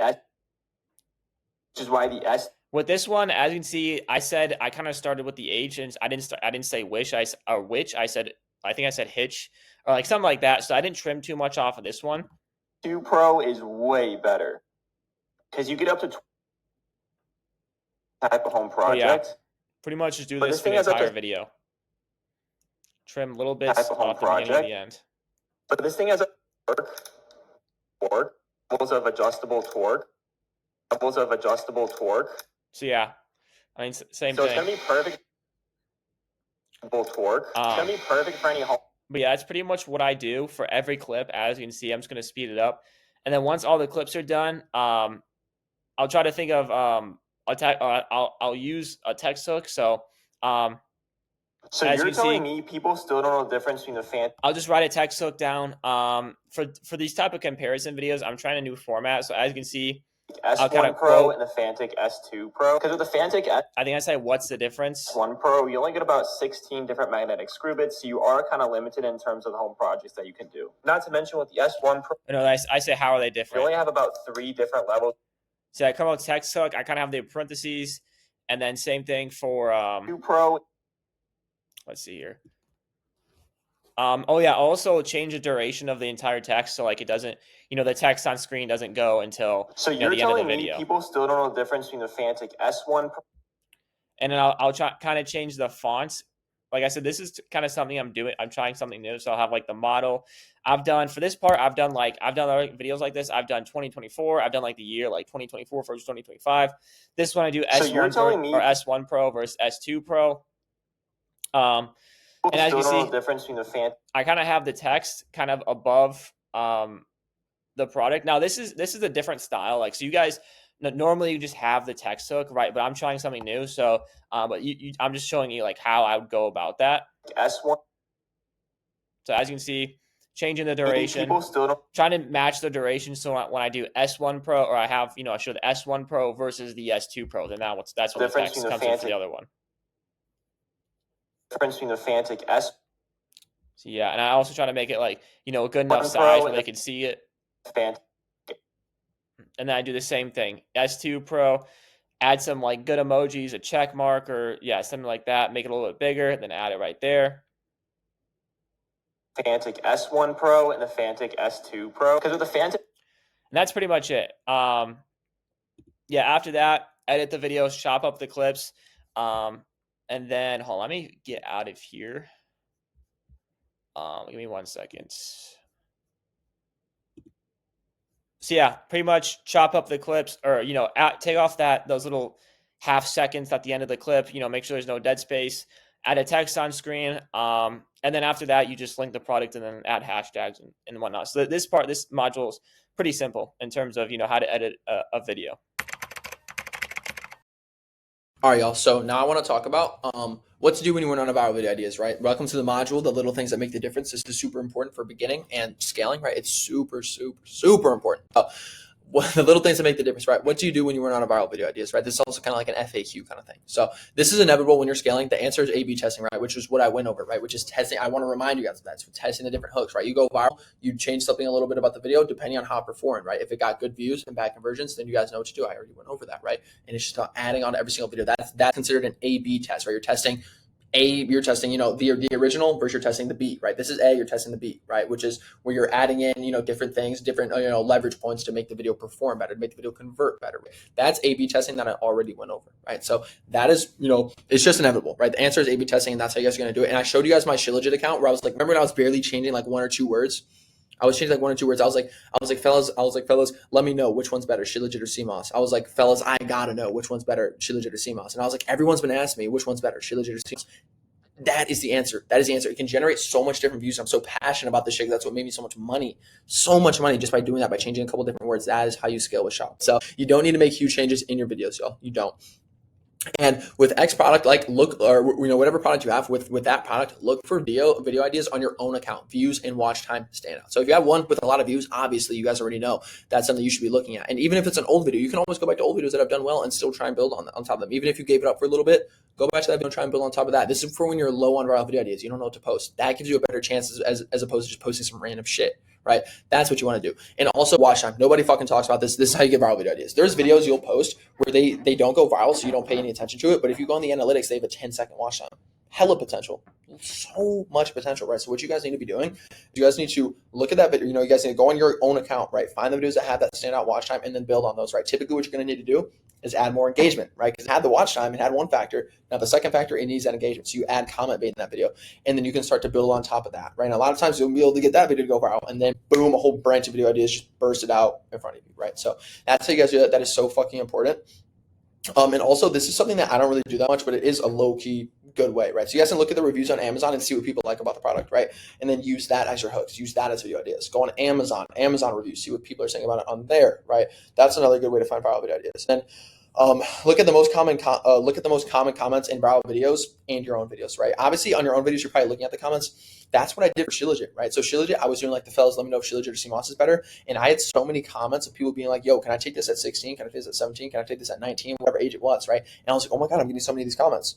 What did I use for a next video? My next entire leg, my next 10 videos that got me over 30 million views with that hook, or what did I do with that comment? I used that as a hook. What age do you have to be to start taking Shit Legit? Because everybody was asking me, right? Everybody was asking me. So I took it from the comments and I used it as my hook because obviously some people were curious about it because they kept commenting about it. That's how you found viral video ideas, guys. That is so fucking important. And not only can you do that on your own videos, but also other viral videos. See what other people are commenting on the viral videos about the product. Use that shit as your hook. That is so fucking important. It will take you such a long way. All right, y'all. Now we're going to be going over avoiding violations, right? So never say fat or weight in the video. Off the rip. Never say that shit. Terrible idea. You're going to get a violation, right? Weight loss, they're so strict on that, right? And like I said, when you're promoting supplements, also you are way more likely to get a violation from any of these things I'm about to talk about when you promote a supplement. Just throwing that out there as well. Not supplements, you're way less likely to get a violation for pretty much anything. You still can 100%, but you're less likely than you're doing supplements, right? So sexually referenced content does really well, right? Like that's why I did Shit Legit, right? It's like sexually referenced content. It's just inherently viral, right? It's just interesting, weird to talk about, right? So it goes viral. So it does really well, but it's also risky, and the situation you say it in really does matter, right? It really, really does matter. If you're doing like a storytelling video and you're talking about like a girl coming over to your house and you're talking about just like crazy weird shit, bro, that you shouldn't be talking about, like online, like it's like, dude, you're gonna get a violation, right? But if you're referencing maybe that same situation, or if you're referencing some of those same words or same statements, but you're not talking about like a girl being at your house or some shit, you're way less likely to get a violation, if that makes sense. So the situation and how you say it matters a lot. And another thing is just don't get specific, right? So just keep it broad, and I'm gonna show Shit Legit as an example. So this right here is a great example of not being too specific and keeping it broad. Or the Shit Legit. Well, I want as much blood flow as I can get. So I take Shit Legit for the and then CMOS for the nutrient. Fellas, you know what I mean. You see, I'm hinting at it, right? I'm like looking down there. I'm like, so I take Shit Legit for the, you see what I'm saying? I'm not saying like, oh, it's going to be fucking Johnson here. I'm not saying that shit, right? That's weird. You're going to get a violation. You shouldn't even want to say that online to begin with, to be honest. So you see what I'm saying? But it's expensive and annoying taking both. That's why I just take an all-in-one. It's got Shit Legit, CMOS, and ashwagandha. So there's 85 out of the 102 nutrients your body needs on a daily basis. And they're so cheap. We're running a sale right now, so you can get a 2-pack, which is a 4-month supply for $30. With free shipping, bro. I'm kind of pissed. I paid way more than that shit. Y'all are lucky. But me and you both know sales never last long. Right, so you see how I keep it broad there, right? And I have a ton of different Do not be taking Shit Legit at any age, bro. Fellas, whatever you're thinking, yes. I'm hinting at it, but I'm keeping it broad. I'm not just being like, oh my God. I'm not just directly saying it, right? Those going through your body. It's a lot of nutrients. Now imagine all those going through your body. It's a lot. You see I'm referencing it, but I'm not being exact. That's the point of this video, or that's the point of this module, or this edition, right? I want to make sure you guys understand exactly what I'm saying. Just don't like blatantly say it. Like try and like, hint at it, right? Or just be super broad, right? Like you don't say some crazy shit or use like a nickname for that certain thing, right? But just be careful of violations, guys, because it'll get you cooked. So that is how I avoid violations and go about doing it. Fuck, bro. I think I might have done it, bro. I just got the out the door price for the C8. We agreed on it. I think I'm about to send the bank wire either tonight. I'm gonna send the bank wire or tomorrow, bro. Holy fuck, bro. Like, holy shit, dude. Like, bro, fuck, dude. I fucking. And Caleb was like, you did it, Tay. And it's just like, fuck, bro. I worked so hard for this shit, bro. I've never even sat in a fucking C8 before, bro. I just fucking ordered one, dude. $68,900 out the door, bro.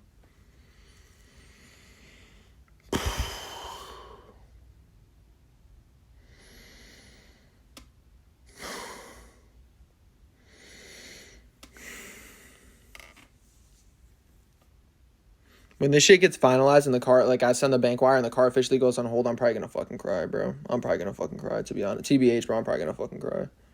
Like, dead ass, bro, real shit, I'm probably gonna fucking cry. Like, holy fuck, dude.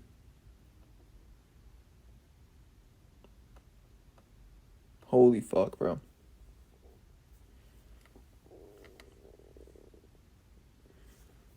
I did it, bro. We gotta wait for everything to get confirmed, but I don't know if I'll ever have a feeling. Like, a lot of people say that first sports car is the best feeling, bro. And it's like, fuck, dude. Like, I'm living that right now, bro. 18 months, bro. I didn't do anything, bro. I just fucking worked, bro. I just fucking worked all fucking day, bro. And this is a risk, dude, financially. Like, it doesn't necessarily financially make sense. So I still feel like that feeling in my stomach, like, oh shit, bro. Like, you know, I gotta lock the fuck in, bro. I'm gonna make this shit happen, bro. This is just the fucking start. Fucking promise that, bro. I'm finna have a Lambo, bro. I'm finna have a Rolex on my wrist. Like, it's going to happen, bro. It's going to happen. Yo, boys, I wanted to send some motivation in here to just tell you guys that I know posting videos can feel stupid. I don't know why this college is so shit, but I know posting videos can feel stupid, bro. I know it can feel like a waste of time. I know it can feel hard. I know you guys want to give up. I know you guys are just, a lot of you guys are just being fucking pussies, to be honest, be quite honest, right? And I wanted to, like, tell you guys that posting TikToks, it might feel stupid, but it can get you the life that you want to live, bro. And, like, if you guys are in here, you probably know that, but sometimes you can lose those thoughts along the way. And I just want to show you guys where I'm at right now, just for some motivation. This is my shitty front camera, but, like, I booked my mom a surprise vacation for her birthday, and we're in the Bahamas right now. And some people will say, like, oh yeah, Tay, bro, but you got that off your horse. No, I did not. No, I did not, bro. I ran up a bag off of Shop, and I still am till this day. And I'm starting to do TikTok Shop sellers. So I want to make that known as well. It's like, bro, off of TikTok Shop, off of posting videos, like, this trip was paid for by one video. And this trip was expensive as fuck, I'm not gonna lie, it was 5 figures.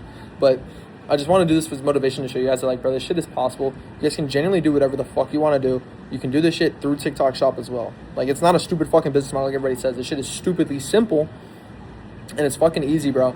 But I want you guys to just always keep the end goal in mind. Always just remember that, like, this shit is possible, and the things you want to do, the things you want to achieve. Because this isn't even, like, materialism, bro. This is just, like, lifestyle. Like, this shit is fun, bro. This is experiences for me, my mom, my friend, and her friend. Like, I'm able to do that for all of us. Trip.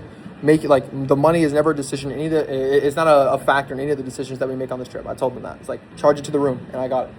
And so I just wanted to do this little motivation, you guys, to show you guys that, like, this shit really is possible, bro. If you guys keep fucking grinding, you stop being a fucking pussy, you stop being a vagina, stop making excuses, bro. You don't get to go on vacations like this whenever you want if you're, like, making excuses like, oh, this is hard. No shit, bro. If it felt like a fucking vacation the whole time that you were posting shop videos, then you wouldn't be able to ever enjoy shit. Then everybody would just be fucking rich. You know what I mean? So it's gonna be hard. I want you guys to know that. It's gonna fucking suck. It's not gonna be easy. And I want you to know that, like, you guys might see me smiling and all jolly now, bro. I promise you, I was in your position, if not worse, if not more fucking depressed, if not more sad about my life, if not more upset with my life than a lot of you guys are right now. So I want you guys to know, it's like, stick through the dark times, make this shit happen so you can have experiences like this, bro, because it is so fucking possible. I love y'all, boys. Make this shit happen, and let's fucking get it. If you guys need anything, I'm on vacation right now, so my responses might be a bit slower, but please hit me up. I fucking got you guys. Let's make this shit happen, boys. And girls. And there you go. That is the exact strategy I used to make 6 figures in profit with TikTok Shop Affiliate, do over $1 million in revenue, and the exact system and strategy that has helped all of my students and clients with A-List Affiliate be able to scale past and to 10K a month, right? Whether they started from 0 or they were already making 5K a month and they wanted to make more. That is the strategy that they use. That is the strategy that I held their hand through. And one thing you have to promise me is that you're not just going to watch this video. You're not just going to learn all this knowledge and just throw it away and just forget it. Just act like it never happened. Act like it's, oh yeah, I'll do it tomorrow. Take action now. Start now. Because if you implement everything I went over in this video, success is it's inevitable for you. And you will achieve those things that you've always set out to do. You will hit those, those goals of starting that online business and starting this and starting that. You'll achieve all of those things, but you have to implement it. You can't wait. You can't be lazy. You have to take action. You have to start doing things the way that you haven't done them in the past, because that's what's going to get you a different result, right? So if you haven't taken action on opportunities in the past, now is the time to take action on an opportunity, because it genuinely can it can change your life. And opportunities like this do not last forever. And if you implement this into your content, like I said, you will see that success that you're looking for. And there's no doubt in my mind. And if you guys do want to work with me inside of my one-on-one mentorship, A-list affiliate, and when I say one-on-one, I mean one-on-one, so I can